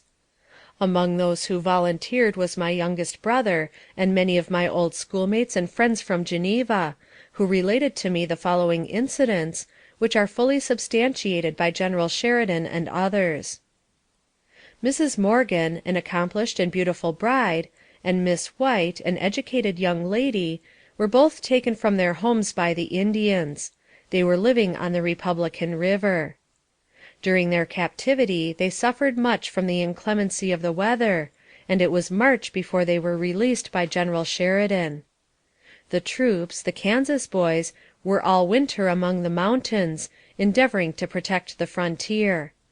They suffered great privation, being obliged sometimes to live on the meat of mules, and often needing food. All honor to these self-sacrificing men, who braved the cold and hunger of the mountains to protect the settlers on the frontier. A Mrs. Blynn, whose maiden name was Harrington, of Franklin County, Kansas, who was married at the age of 19 and started with her young husband for the Pacific coast, was taken prisoner by the Indians and suffered terrible brutality. About that time the savages had become troublesome on the plains, attacking every wagon train, killing men and capturing women. But the train in which Mr. Blynn and his wife traveled was supposed to be very strong and able to repel any attack made upon them, should there be any such trouble. Mrs. Blynn had a presentiment of evil, of the fate of their unfortunate company and her own dark impending destiny, in a dream, the realization of which proved too true. When she related her dream to her husband, he tried to laugh away her superstitious fears, and prevent its impression on her mind. It was not many days after that a large number of warriors of the Sioux tribe were seen in the distance, and the people of the train arranged themselves in a shape for attack. The Indians, seeing this preparation, and fearing a powerful resistance, fired a few shots, and, with yells of rage and disappointment, went off. Within the succeeding days the travelers saw Indians, but they did not come near enough to make trouble. Confident of no disturbance or hindrance to their journey, the happy emigrants journeyed on fearless, comparatively, of the redskins, and boasting of their power. But the evil hour at last approached. When the column had reached Sand Creek, and was in the act of crossing, suddenly the wild yells of Indians fell upon their ears, and soon a band of Cheyennes charged down upon them. 2 wagons had already got into the stream, and instead of hastening the others across, and thus putting the creek between themselves and their pursuers, the whites drove the 2 back out of the water, and, entangled in the others, threw everything in confusion. This confusion is just what the Indians like, and they began whooping, shouting, and firing furiously, in order to cause a stampede of the livestock. In 5 minutes all was accomplished. All the animals, except those well fastened to the wagons, were dashing over the prairie. The Indians then circled around, and fired a volley of bullets and arrows. Mr. Blynn was killed at the second fire, while standing before the wagon in which were his wife and child. "God help them," was all he said, as, firing his rifle at the Indians for the last time, he sank down dead. The men returned the fire for a while, then fled, leaving their wounded, all their wagons, and the women and children in the hands of the relentless victors. Santana, who led the band, sprang in first, followed by his braves, whom he ordered to let the cowardly palefaces run away without pursuit. The dead and wounded were scalped, and the women and children taken captive. All were treated with brutal conduct. and, having secured all the plunder they could, the savages set fire to every wagon, and, with the horses they had taken from the train, set out in the direction of their villages. Mrs. Blynn's child, Willie, 2 years old, cried very much, which so enraged Santana that he seized him by the heels, and was ready to dash out his brains, but the poor mother, in her agony, sprang forward, caught the child, and fought so bravely with the infuriated murderer, that he laughed, and told her to keep it, for he feared she would fret if he killed it. Mounted on a pony, her child in her arms, she endeavored to please her savage captor by appearing satisfied, dwelling on the hope that some event would occur, whereby she might be rescued and restored to her friends. It was for her darling child that she endeavored to keep up her heart and resolve to live. When they arrived at Santana's village, Mrs. Blynn was left alone of all the 7 who were taken. Group after group dropped away from the main body, taking with them the women whom they had prisoners. Her hardships soon commenced. For a day or 2 she was fed sufficiently, but afterward all that she had to eat she got from the squaws in the same lodge with her, and, as they were jealous of her, they often refused to give her anything, either for herself or Willie. An Indian girl, in revenge for an injury done her by Santana, the murderer of her best friend, became a spy for General Sheridan, and endeavored by every means in her power to rescue Mrs. Blynn from the grasp of these savages. But her efforts were unsuccessful. She was a true friend to the unfortunate lady, giving her food and endeavoring to cheer her with the promise of rescue and safe deliverance. The squaws abused her shamefully in the absence of Santana, burning her with sharp sticks and splinters of resinous wood, and inflicting the most excruciating tortures upon her. Her face, breasts, and limbs were one mass of wounds. Her precious little one was taken by the hair of the head and punished with a stick before her helpless gaze. Mrs. Blynn, the captive, previous to this torture, had written a letter to the general commanding the department, whoever he might be, and sent it by the Indian girl. We insert a copy of this letter, which is sufficient to draw tears from the eye of any one who may read it. Kiowa Village, on the Washita River, Saturday, November 7, 1868. Kind friend: Whoever you may be, if you will only buy us from the Indians with ponies or anything, and let me come and stay with you until I can get word to my friends, they will pay you well, and I will work for you also, and do all I can for you. If it is not too far to this village, and you are not afraid to come, I pray you will try. The Indians tell me, as far as I can understand, they expect traders to come, to whom they will sell us. Can you find out by the bearer, and let me know if they are white men? If they are Mexicans, I am afraid they will sell us into slavery in Mexico. If you can do nothing for me, write, for God's sake, to W. T. Harrington, Ottawa, Franklin County, Kansas, my father. Tell him we are with the Kiowas, or Cheyennes, and they say when the white men make peace we can go home. Tell him to write to the governor of Kansas about it, and for them to make peace. Send this to him, please. We were taken on October 9th, on the Arkansas, below Fort Lyon. My name is Mrs. Clara Blynn. My little boy, Willie Blynn, is 2 years old. Do all you can for me. Write to the peace commissioners to make peace this fall. For our sake do all you can, and God will bless you for it. If you can let me hear from you, let me know what you think about it. Write to my father. Send him this. Goodbye. Mrs. R. F. Blynn. P.S. I am as well as can be expected, but my baby, my darling, darling little Willie, is very weak. Oh, God, help him. Save him, kind friend, even if you cannot save me. Again, goodbye. Mrs. Blynn passed her time in drudgery, hoping against hope up to the morning of the battle, when General Sheridan's gallant soldiers, under the command of General Custer, came charging with loud huzzas upon the village. Black Kettle's camp was the first attacked, though all the village was, of course, aroused.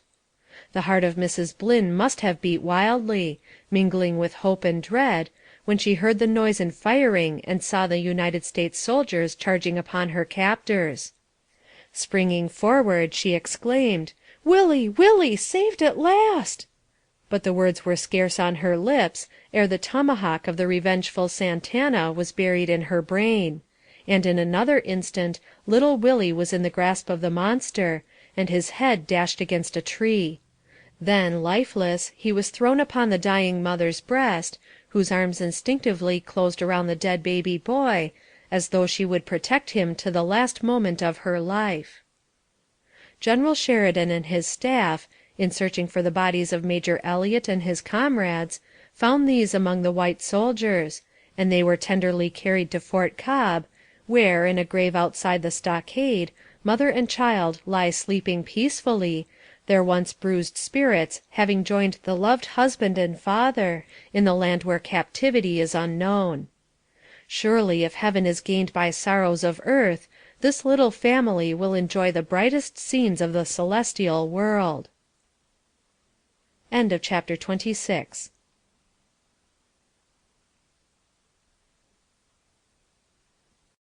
Chapter 27 of Narrative of My Captivity Among the Sioux Indians, by Fanny Kelly. Moved to Wyoming. False friends.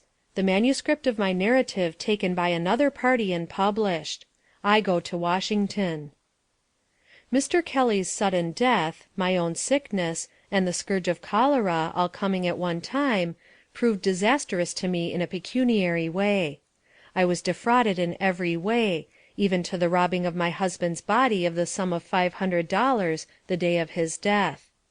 However, I finally disposed of the remnant of property left, and started for Wyoming, where lived the only persons beside myself who survived the attack on our train. They had prospered, and in a spirit of kindness, as I then thought, invited and prevailed upon me to share their home. It proved a most disastrous move for me. My leisure hours, since my release from captivity, had been devoted to preparing for publication, in book form, a narrative of my experience and adventures among the Indians, and it was completed.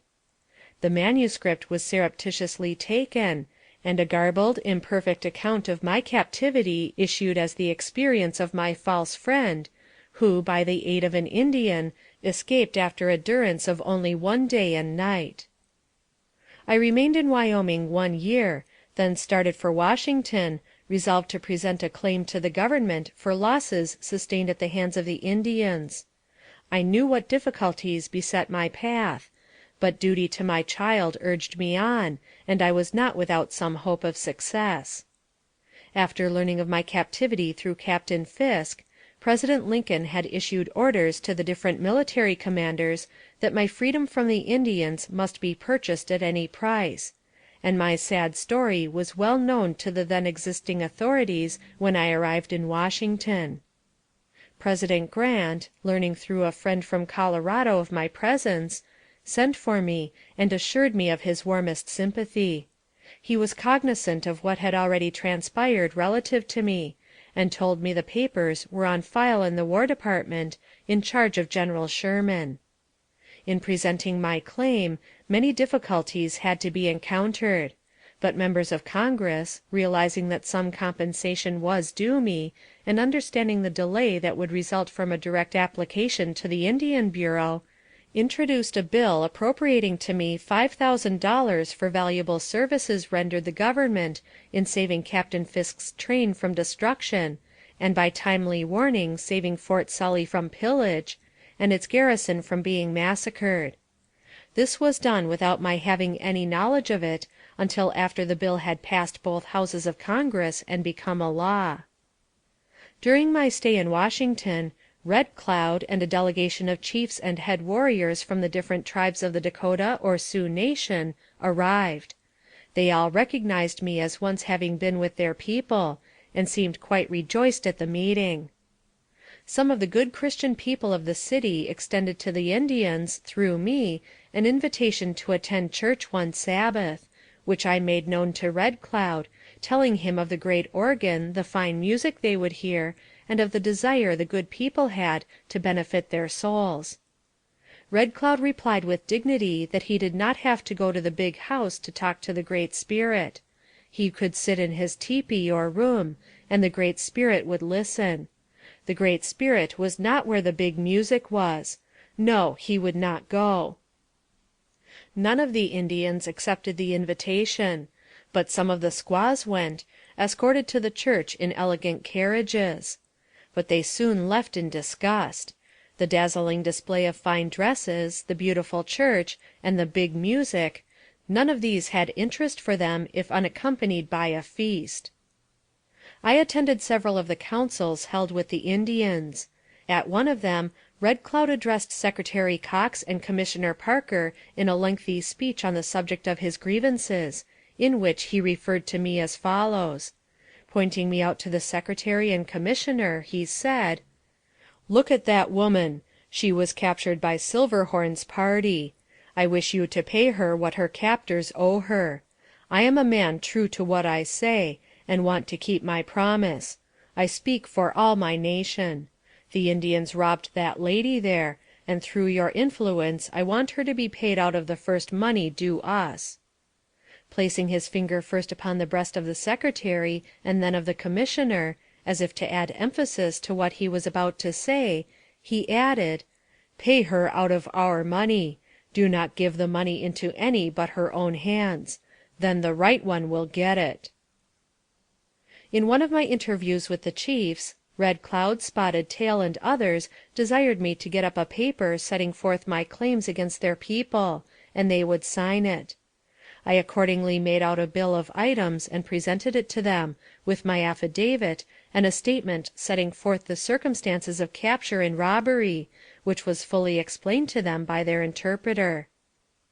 This document the chiefs representing the different bands signed readily. It is inserted elsewhere, with other documents corroborative of the truth of this narrative. It is also signed by another delegation of chiefs I met in New York. With this last interview with the delegation of Indians I met in New York, ends, I trust forever, my experience with Indians. The preparation of the manuscript for this plain, simple narrative of facts in my experience has not been without its pangs. It has seemed, while writing it, as if with the narration of each incident, I was living over again the fearful life I led while a captive. And often I have laid aside the pen to get rid of the feelings which possessed me. But my task is completed, and with the ending of this chapter I hope to lay aside forever all regretful remembrances of my captivity, and, looking only at the silvery lining to be found in every cloud, enjoy the happiness which every one may find in childlike trust in Him who ordereth all things well. End of chapter 27.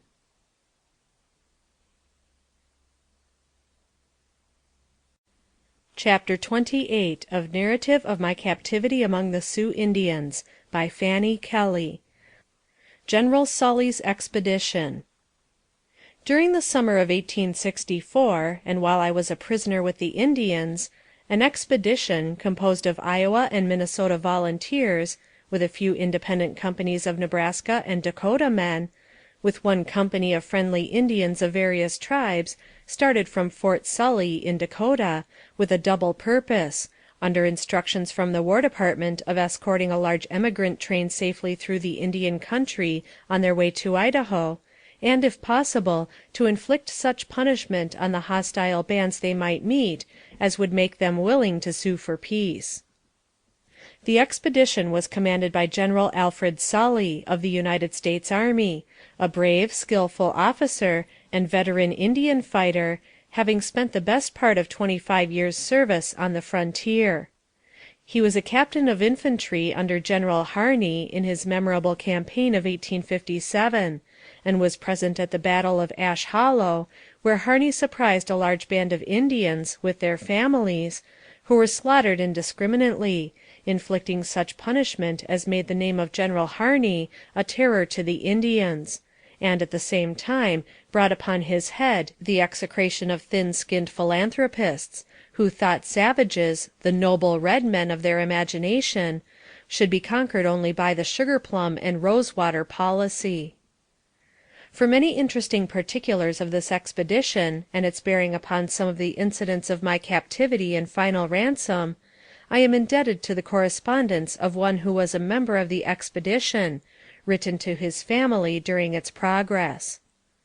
The first day's march carries the command to the Cheyenne River, where the topographical engineer, to whom I have referred, was killed. His fate was sad indeed. An officer in the regular army, he served with distinction in the South during the rebellion, participating in over 50 battles, and passing through all without a wound. He was captured by the rebels, paroled, and sent to join General Sully's expedition to make a topographical survey of the country. Having faced danger on many a well-contested field, he held the Indian in utter contempt, and roamed the country along the line of march with reckless indifference to danger. A short time before reaching the place where the command intended to go into camp, Captain Fielner started in advance, accompanied by only one man, a half-breed. Reaching the river, they dismounted, and were about fastening their horses to graze near a grove of wild plum trees, when 2 Indians stepped out, and one of them shot Captain Fielner, the ball from his rifle passing through both arms and the breast. The advance guard arriving soon after, word was sent back to General Sully, who ordered the company of Dakota cavalry to deploy and occupy so much of the country as to make it impossible for the Indians to escape. This was done, and, closing toward a center, the 2 savages were found in a buffalo wallow, a depression in the ground made by the buffaloes, and forming a very good rifle pit. Being addressed in their own language, they refused to surrender, and were shot. General Sully afterward had their heads cut off, and when the command left camp next morning, they graced 2 pointed stakes on the bank of the river, placed there as a warning to all straggling Indians. The feeling manifested by General Sully on the occasion of Captain Fielner's death was intense. A brave officer, a scientific scholar, and a gentleman of rare social qualities, he had won upon the kindlier feelings of his associates in rank, and was respected by all. His untimely death was sincerely mourned by the whole command. Death by the hand of the enemy had seldom touched that little army, so seldom that when a companion failed to answer at roll call, his absence was felt. The only other officer killed during the 3 years of General Sully's operations against the Indians was Lieutenant Thomas K. Leavitt of Company B, 6th Iowa Cavalry. At the Battle of Whitestone Hill in September 1863, after the Indians had been utterly routed, Lieutenant Leavitt went through their deserted camp on foot, his horse having been shot under him, and, approaching a buffalo robe, raised it with the point of his saber, revealing an Indian and squaw who sprang upon him so suddenly that he had no opportunity to defend himself, and, with their knives, stabbed him in several places. Darkness came on, and, separated from his companions, stripped of his clothing and wounded mortally, he was all night exposed to bitter cold. Despite his wounds, he crawled over the ground fully a half-mile, was found next morning and conveyed to camp, where he died soon after. A young man of superior education, of a wealthy family, he relinquished a lucrative position in a bank and enlisted as a private, but was soon promoted to a lieutenancy, and, at the time of his death, was acting adjutant general on General Sully's staff.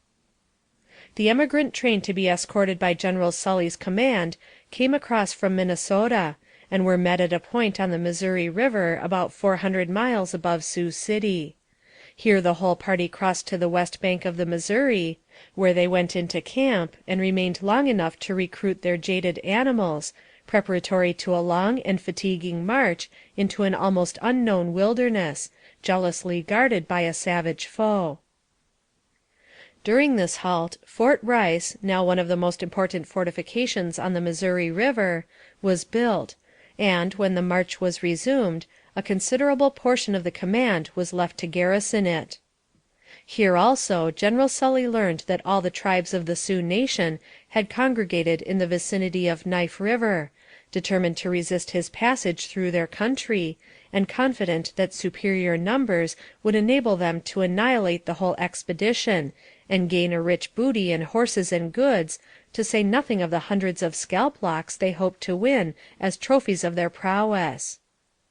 About the middle of July the expedition took up its march westward, and after a few days reached Heart River.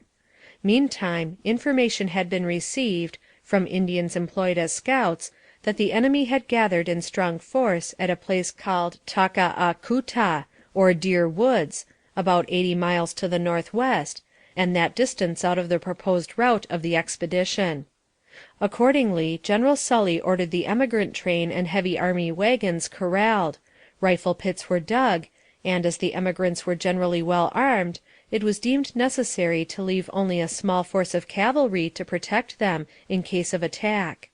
Putting the balance of the command in light marching order, leaving behind tents and all other articles not absolutely necessary, the little band of determined men started for the camp of the enemy.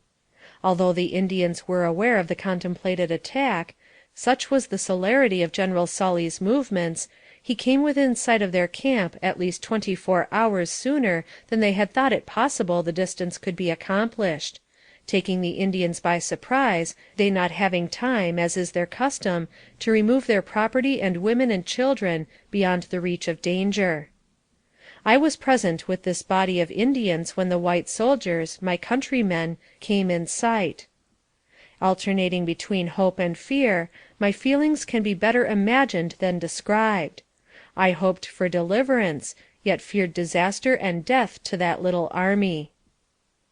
At 1 o'clock in the afternoon the fight commenced, and raged with great fury until night closed on the scene of conflict, leaving the whites masters of the field and in possession of the Indian camp. Early in the day, I, with the women and children and old men, and such property as could be gathered in our hasty flight, was sent off so as to be out of the way, not to impede the flight of the Indians in case of defeat. This was a terrible blow to the Indians. About 8,000 of them were gathered there, and their village, with all their property, except their horses and dogs, including all the stores of provisions they had gathered for the winter, were lost. Without shelter, without food, driven into a barren, desolate region, devoid of game, death from starvation seemed inevitable. Early next morning pursuit was commenced, but after a march of about 5 miles was abandoned, as the country beyond was impassable for cavalry. Returning to the scene of the previous day's battle, General Sully spent several hours in destroying the property abandoned by the Indians in their flight. Lodge poles were piled together and fired, and into the flames was cast furs, robes, tents, provisions, and everything that fell into the hands of the soldiers. That night the command camped about 6 miles from, but within sight of, the battle ground, going into camp early in the afternoon. Picket guards were stationed on the hills, 3 at a post, and soon after the camp was thrown into commotion by the appearance of one of the guard dashing toward camp, at the full speed of his horse, with Indians in pursuit. His companions, worn out with the arduous service of the preceding 3 days, had laid down to sleep, and before the one remaining on guard could give the alarm, a body of Indians was close upon them. Discharging his rifle to arouse his companions, he had barely time to reach his horse and escape. The bodies of the other 2 were found next day horribly mutilated, and that night, being within sight of the battle ground, the firelight revealed the forms of a large body of savages dancing around the burning ruins of their own homes. Returning to Heart River, General Sully took the emigrants again in charge, and resumed the march toward Idaho. Traversing a country diversified and beautiful as the sun ever shone upon, presenting at every turn pictures of natural beauty such as no artist ever represented on canvas, the expedition at last struck the Mauvais Terre, or Bad Lands, a region of the most wildly desolate country conceivable. No pen of writer, nor brush of painter, can give faintest idea of its awful desolation. As the command halted upon the confines of this desert, the mind naturally reverted to political descriptions of the infernal regions reached in other days. The Bad Lands of Dakota extend from the confluence of the Yellowstone and Missouri rivers toward the southwest, a distance of about 100 miles, and are from 25 to 40 miles in width. The foot of white man had never trod these wilds before. The first day's march into this desert carried the expedition 10 miles only, consuming 10 hours of time, and leaving the forces 4 miles from, and within sight of, the camp they left in the morning. On the 7th of August, the advance guard were attacked in the afternoon by a large party of Indians. After a toilsome march of many days, a valley in the wilderness was reached, presenting an opportunity for rest, and here the first vegetation was found for the famished horses. In this valley the troops camped. The advance guard were brought back, having suffered some from the attack of the ambushed savages. Next day commenced one of the most memorable battles ever fought with Indians in the whole experience of the government. The whole Dakota nation, including the supposed friendly tribes, was concentrated there, and numbered fully 8,000 warriors. Opposed to them was a mere handful, comparatively, of white men.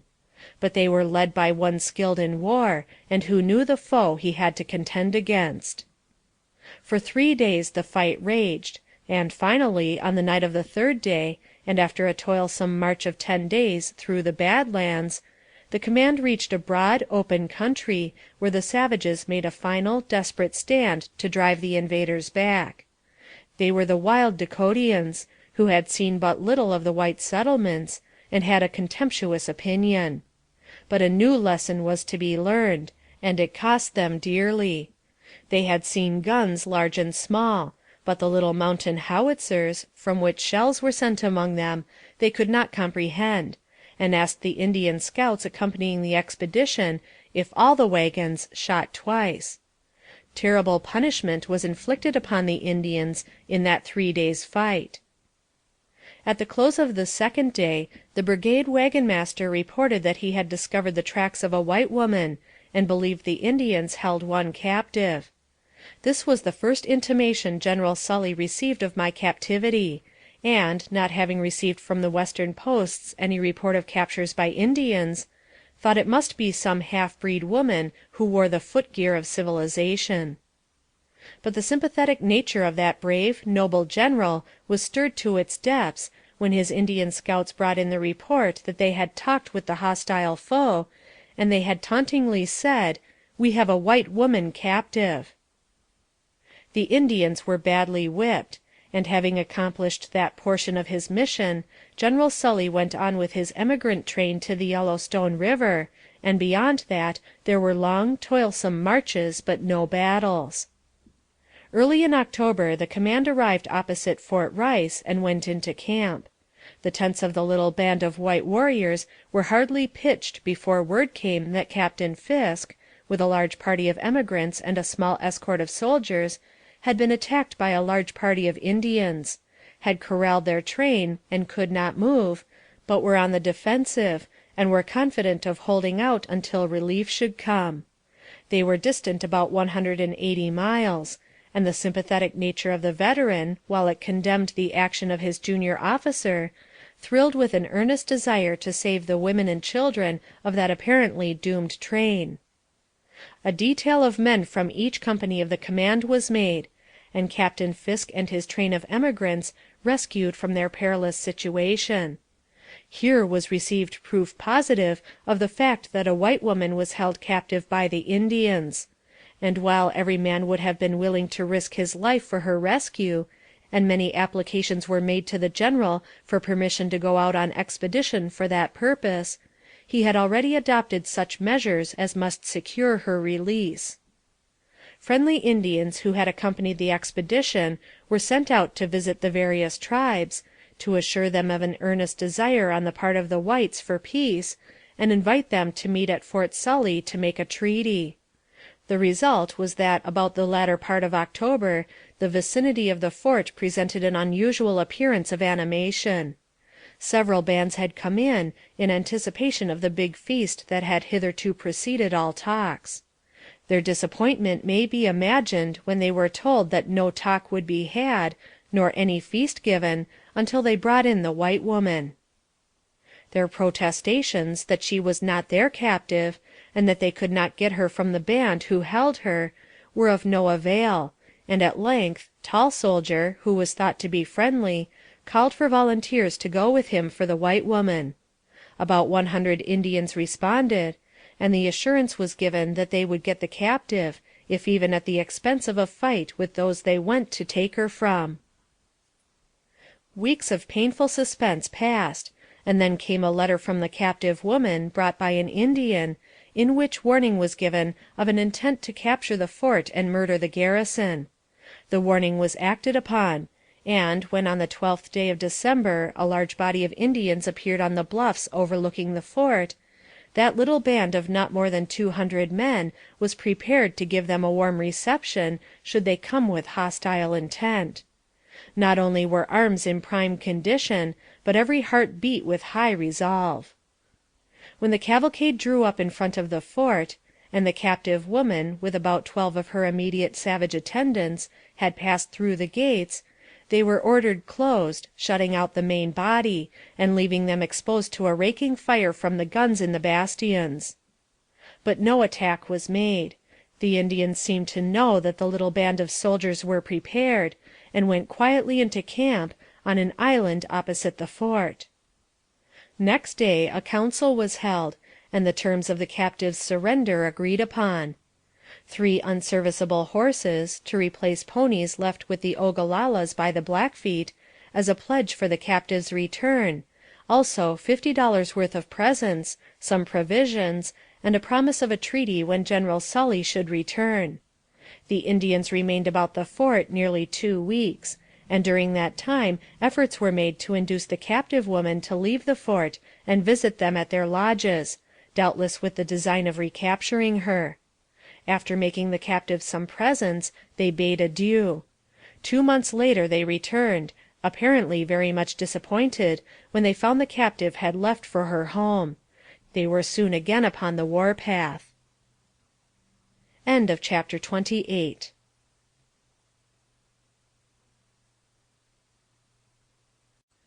Section 29 of Narrative of My Captivity Among the Sioux Indians by Fanny Kelly. Dedicated to Mrs. Fanny Kelly, by a soldier. In early youth, far in the distant west, with gentle steps the fragrant fields you pressed. Then joy rebounded in thy youthful heart, nor thought of care or trouble bore no part. The morn of life, whose sky seems ever bright, and distant hills are tinged with crimson light, when hope, bright hope, by flowing fancies driven, filled thy young heart with raptured thoughts of heaven. 'Twas there, 'neath yonder glorious western sky, where noble forests wave their heads on high, and gentle zephyrs, filled with rich perfume, swept o'er vast prairies in undying bloom, and there, where silvery lakes and rippling streams go murmuring through the hills and valleys green, and birds sing gaily, as they soar along, in gentle notes their ever welcome song. 'Twas there was passed thy youthful life away, and all became a dread reality. Then wooed and wedded to the one you loved, as partner of thy life all else above, to share thy brightest hopes, or gloomy fears, or mingle in thy smiles, or gushing tears; to be to thee a constant bosom friend, faithful and true till life's last hours should end. Those days and years so pleasantly passed by, no tears of grief, thy bosom knew no sigh. But ah, those days, those halcyon days are past, those sunny hours, they were too sweet to last. For far out o'er the broadest prairie plain, onward you pressed a distant home to gain. Days, even weeks, so pleasantly passed o'er, that memory brought back those sweet days of yore, those days of thy youth, for which you did sigh, but ne'er did ye think that some soon should die. For days of sadness, those days that come to all, from the humblest cot to the palace hall, when gathering darkness cloud the clear blue sky, our brightest prospects all in ruin lie. While gathering round the camp at close of day, as the sun shed forth her last but lingering ray, the war-whoop of the Sioux Indian band Was heard, "They come!" and all surrounded stand. A moment more, and then around thee lay, as the dark smoke had cleared itself away, the lifeless forms of those in horror slain, and thou, alas! the only one remain. No bosom friend, no counsellor is near, to soothe thy troubled breast, or quell thy fear. Those dearest by all earthly ties are fled, and you, a captive, stood among the dead. For months in bondage to this savage band, with none to rescue from his cruel hand, to rove with them o'er prairies far and wild, far from thy husband and thy murdered child. No star of hope, nor sun's resplendent light, sends down one gleam upon this fearful night. No power to pierce the dark and hidden gloom that veils the heart while in this earthly tomb. But lo, a change, a wondrous change to thee! Once held a captive, but now from bondage free. The great Jehovah reigns, his arm is strong, he sets the captive free, though waiteth long, and turns the darkest hours of midnight gloom into the effulgent brightness of noon. W.S.V.H. Certificate of Indian Chiefs. Personally appeared before me, a notary public for the District of Columbia, Mrs. Fanny Kelly, who is at this time a citizen of the State of Kansas, and being duly sworn, deposes and says, that in the year 1864 she started from Geneva, Allen County, Kansas, for the purpose of settling with her husband and family in Montana, and for this purpose she with her husband took all the goods and chattels they had, which are enumerated below, with amount and value. She further says she is now a widow, and has a family to support. But she was for many months a prisoner, and taken captive by a band of the Sioux Indians, at the time at war with the white people and with the United States, as follows. On the 12th day of July, 1864, while on the usually traveled road across the plains, and west of Fort Laramie, she, with her husband and family, with several other persons, were attacked by these Indians, and 5 of the party were killed, while she was taken captive. That the Indians took or destroyed all they had. She was a captive for 5 months, suffered hardships and taunts, and was finally delivered to the military authorities of the United States in Dakota, at Fort Sully. That the following is a statement of their goods and effects, including stock, as near as she can remember. The whole account was made out and placed, as she is informed, in the hands of Dr. Burleigh, late delegate from Dakota, but which she cannot find at this time. The amount and the leading items she knows to be as follows. Omission. Fanny Kelly, subscribed and sworn to before me this 24th day of February, A.D. 1870. James H. McKenney, Notary Public, Washington County, D.C. City of Washington, District of Columbia, June 8, 1870. We the undersigned, chiefs and head men of the Dakota or Sioux Indians, do hereby acknowledge and certify to the facts set forth in the foregoing affidavit of Mrs. Fanny Kelly, as to her captivity and to the destruction of her property by members of our nation. We acknowledge the justness of her claim against us for the loss of her goods, and desire that the same may be paid her out of any moneys now due our nation, or that may become due us by annuity or by any appropriation made by Congress. And we would respectfully request that the amount as set forth in the foregoing bill be paid to Mrs. Fanny Kelly by the Department, out of any funds that may now or hereafter belong to us. Spotted Tail, Chief of the Brule Sioux. Swift Bear, Chief of the Brule Sioux. Fast Bear, Warrior, Brule Sioux. Yellow Hair, Warrior, Brule Sioux.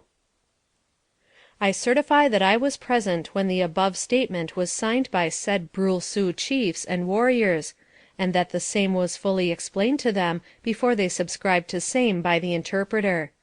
Charles E. Guerru, Sioux Interpreter. Washington, D.C., June 9, 1870.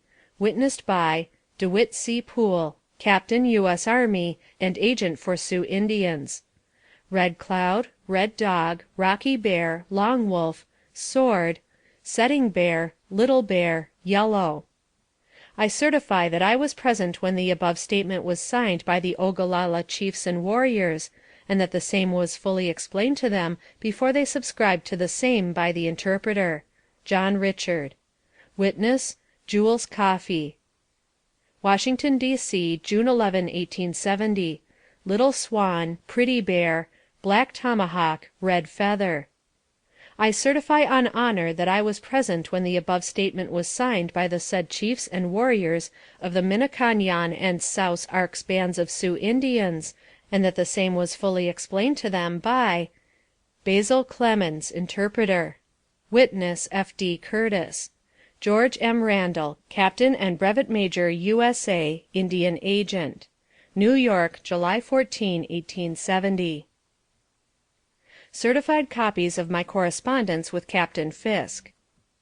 Washington, D.C., January 13, 1865. L. Thomas, Adjutant General, U.S.A., Washington, D.C.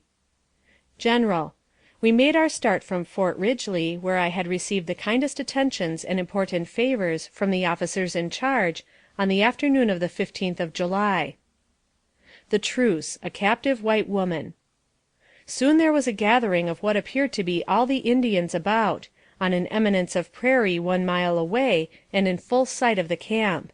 There came from the crowd 3 unarmed warriors toward the train, holding up a white flag which they planted in the ground about 700 yards off, and then retired. This was an unexpected phase to the affair. While we were making extra preparations for war, there came a truce. I sent Mitchell, my brave and efficient officer of the guard, with 2 Sioux half-bred interpreters, to ascertain the meaning of this overture. They found, on reaching the ground, a letter stuck in a stick, and directed to me. Without pausing to converse with the Indians, who were a few rods distant, my assistant returned to camp with the letter.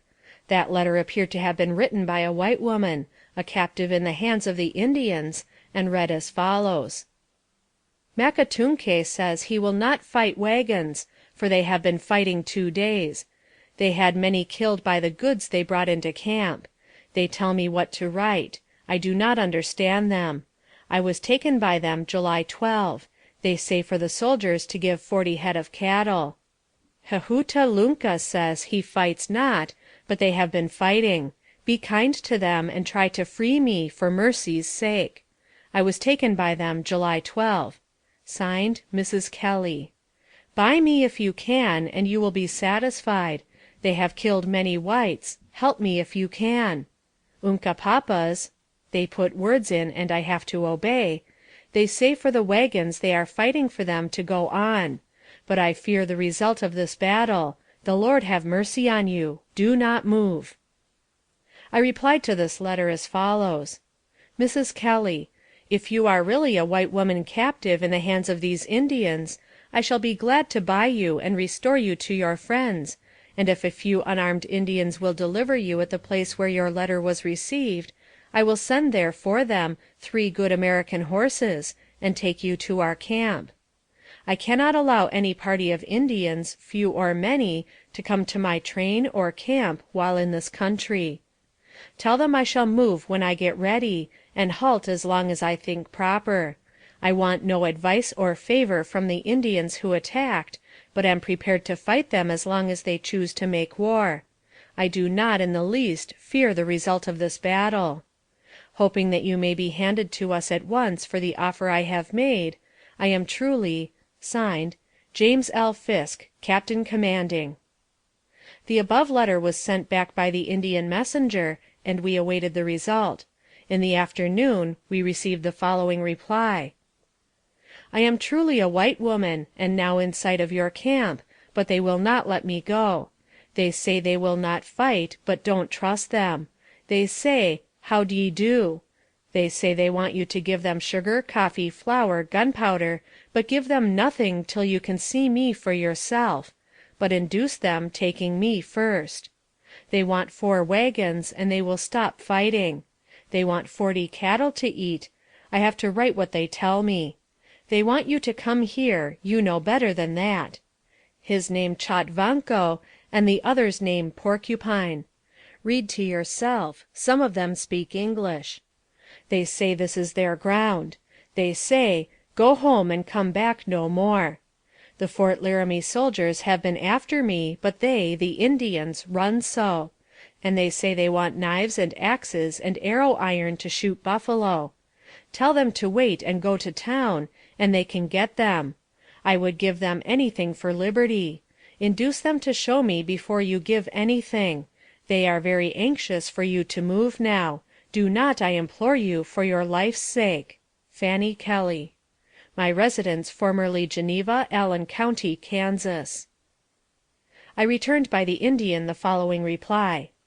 Dear Madame, your second communication convinces me that you are what you profess to be, a captive white woman, and you may be assured that myself and my party are eager for release, but for the present I cannot accede to the demands or gratify the wants of your captors.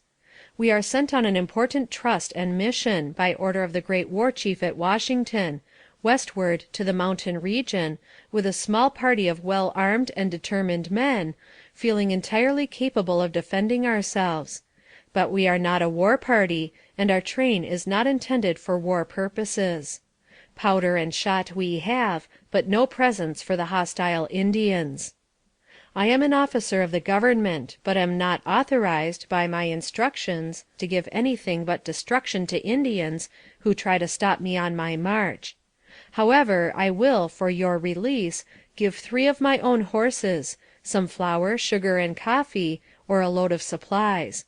Tell the Indians to go back for the night, and tomorrow at noon, if they will send you with 5 men to deliver you to my soldiers on the mound we occupied today, their main body not to advance beyond their present position, I will hand over to them the horses and provisions, which they will be permitted to take away to their headquarters. Should there be occasion, the same opportunity for communicating will be granted tomorrow. The Great Spirit tells me that you will yet be safely returned to your friends, and that all wrongs that have been committed on the defenseless and innocent shall be avenged. In warmest sympathy, I am, Madame, James L. Fisk, Captain and A.Q.M., U.S.A. With high regard, I have the honor to be, yours very truly, James L. Fisk, Captain and A.Q.M., Commanding Expedition. Adjutant General's Office, Washington, March 17, 1870. Official Extract. William Beach, Assistant Adjutant General. Statement of Lieutenant G.A. Hesselberger.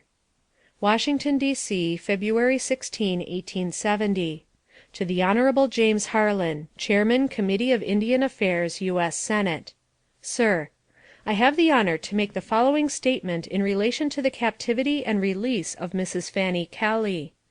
In the summer of 1864 an expedition under the command of General Alfred Sully, U.S.A., started against the hostile Sioux in Dakota Territory, of which expedition I was a member, being then an officer, first lieutenant, in the 6th Iowa Volunteer Cavalry.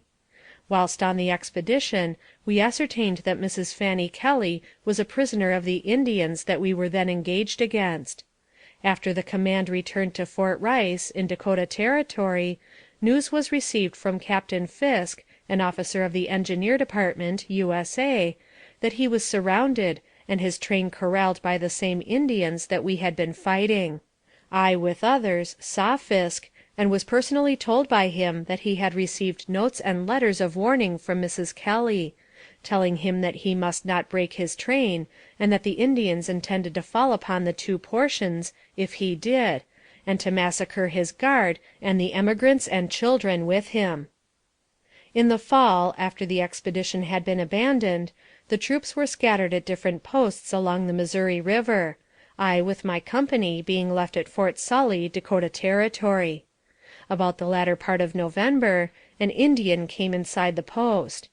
I, being officer of the day, asked him what he wanted. He said he came a long way, and wanted to know if I was the "Big Chief." If so, he had a paper for me to see. He gave it to me. It was a sheet torn out of a business book, and numbered 76 in the corner. The substance of the letter was as follows: I write this letter and send it by this Indian, but don't know whether you will get it, as they are very treacherous. They have lied to me so often. They have promised to bring me to town nearly every day. I wish you could do something to get me away from them. If they do bring me to town, be guarded, as they are making all kinds of threats and preparations for an attack. I have made a pencil of a bullet, so it might be hard to read. Please treat this Indian well. If you don't, they might kill me.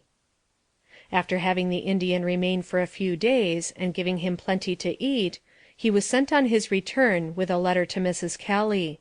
A short time after this, one morning, we discovered, back of the fort on the hill, a large body of Indians. The commanding officer was notified of the fact. He immediately gave orders to prepare the fort for defense. Since the warning received from Mrs. Kelly, we had been unusually watchful of the Indians. The fort was poorly constructed, having been built by soldiers for winter quarters. The Indians were notified not to approach the fort, and only the chiefs, who numbered 10 or 12, were allowed to come inside the gates, bringing with them Mrs. Kelly, and when inside the fort the gates were immediately closed, shutting out the body of Indians, who numbered about 1,000 to 1,200. A bargain was made for her, and the articles agreed upon were delivered for her in exchange. I believe, and it was the opinion of others, that the advice and warning of Mrs. Kelly was very valuable to us, and was instrumental in putting us on our guard, and enabled us to ward off the threatened attack of the Indians. In my opinion, had the Indians attacked the fort, they could have captured it. The day that Mrs. Kelly was brought into the fort was one of the coldest I ever experienced, and she was very poorly clad, having scarcely anything to protect her person. Her limbs, hands, and face were terribly frozen, and she was put in the hospital at Fort Sully, where she remained for a long time, nearly 2 months, for treatment. (Signed) G. A. Hesselberger, 1st Lieutenant, U.S. Army, Residence, Leavenworth City. Treasury Department, 2nd Auditor's Office, June 3, 1870. The foregoing is a correct copy of the statement of Lieutenant Hesselberger on file in this office. E. B. French. Statement of Officers and Members of the 6th Iowa Cavalry. We, the undersigned, late officers and members of the 6th Iowa Cavalry, being duly sworn, do hereby depose and say that, during the winter of the years 1864 and 1865, the said 6th Iowa Cavalry was stationed, and doing military duty, at Fort Sully, in the territory of Dakota; that we, in our respective military capacities, were present during the winter stated at the aforesaid post of Fort Sully. Deponents further say that, on or about the 6th day of December, in the year 1864, an Indian appeared before the fort, and signified to the officer of the day, Lieutenant G. A. Hesselberger, that he had something to communicate to those within the fort, and the said Indian was allowed to enter, and he presented to the commanding officer, Major A. E. House, of the regiment before stated, a note or letter, which letter we all thoroughly knew the purport of, and it was seen and read by . It was written, or purported to be, by one Mrs. Fanny Kelly, who represented herself as a captive in the hands of certain Blackfeet Sioux Indians, and that, under a pretext of delivering her up to her people, they intended attacking the town or village to which they purposed going. Deponents further say that, at the time of the receipt of this letter, the said Fort Sully was not in such a state of defense as would have enabled the garrison to hold it against the attack of any considerable body of men; that, in consequence of the receipt of said letter, Major House brought the cannon in position to bear on all sides of the fort, and otherwise ordered and disposed of the garrison to withstand any attempt to capture or destroy the fort. Deponents further say that, on or about the 9th day of December, the said Mrs. Fanny Kelly was brought in as a captive, and delivered by the Indians to the commanding officer at Fort Sully; that the Indians came up to the fort painted in war paint, and singing their war songs; that as soon as Mrs. Kelly was within the gates of the fort, they were closed, and all the Indians save those who had her directly in charge were shut out from entrance into said fort. Deponents further say that they verily believe, from information then gained, and from that which they afterward learned, it was the intention of the Indians to attack the fort, and they were only prevented from doing so by the preparations which the letter of warning from the said Mrs. Fanny Kelly had induced the commanding officer to make; and they verily believe that, had the attack been made without such preparations, it would have resulted in the capture of the fort and the massacre of its inmates; and such was the expressed opinion of nearly all the members of the said 6th Iowa Cavalry then stationed therein, and further deponents say not. (Signed) John Logan, Captain Company K, 6th Regiment Iowa Cavalry. Dean Cheadle, O.S., 6th Regiment Iowa Cavalry. John M. Williams, Q.M.S., 6th Regiment Iowa Cavalry. John McGee, Sergeant Company H, 6th Regiment Iowa Cavalry. John Cooper, Corporal, Company K, 6th Regiment Iowa Cavalry. Merritt M. Oakley, Corporal, Company H, 6th Regiment Iowa Cavalry. Personally appeared before me, A. J. McKean, Clerk of the District Court, Lynn County, State of Iowa, and made solemn oath that the foregoing is true and correct in all particulars, and that neither of the parties hereto subscribing is interested in any way in any effort which the said Mrs. Kelly may make, or has made, for indemnity on this 22d day of January, A.D. 1870. A. J. McKean, Clerk District Court, Lynn County, Iowa. Treasury Department, Second Auditor's Office, December 2nd, 1870. I certify the foregoing to be a true copy of the original held in this office. E.B. French, Second Auditor. The memoranda below are written with pencil. Captain Logan was the officer of the day when Mrs. Kelly was brought into the fort, Sully. John McGee, Sergeant Company H, 6th Iowa Cavalry, was Sergeant of the Guard at the same time. To Hon. James Harlan, U.S.S., and Hon. William Smith, M.C., 2nd Congressional District, Iowa. Gentlemen: I was at Fort Sully when the arrangement was made for the capture of this woman. Was not there when the Indians brought her into the fort, but am satisfied that the above affidavit in the main is correct. (Signed) T.S. Bardwell, Late Assistant Surgeon, 6th Iowa Cavalry. Treasury Department, Second Auditor's Office, December 24, 1870. I certify the foregoing to be a true copy of the original filed in this office. E.B. French, Second Auditor. End of Section 29. End of Narrative of My Captivity Among the Sioux Indians, by Fanny Kelly.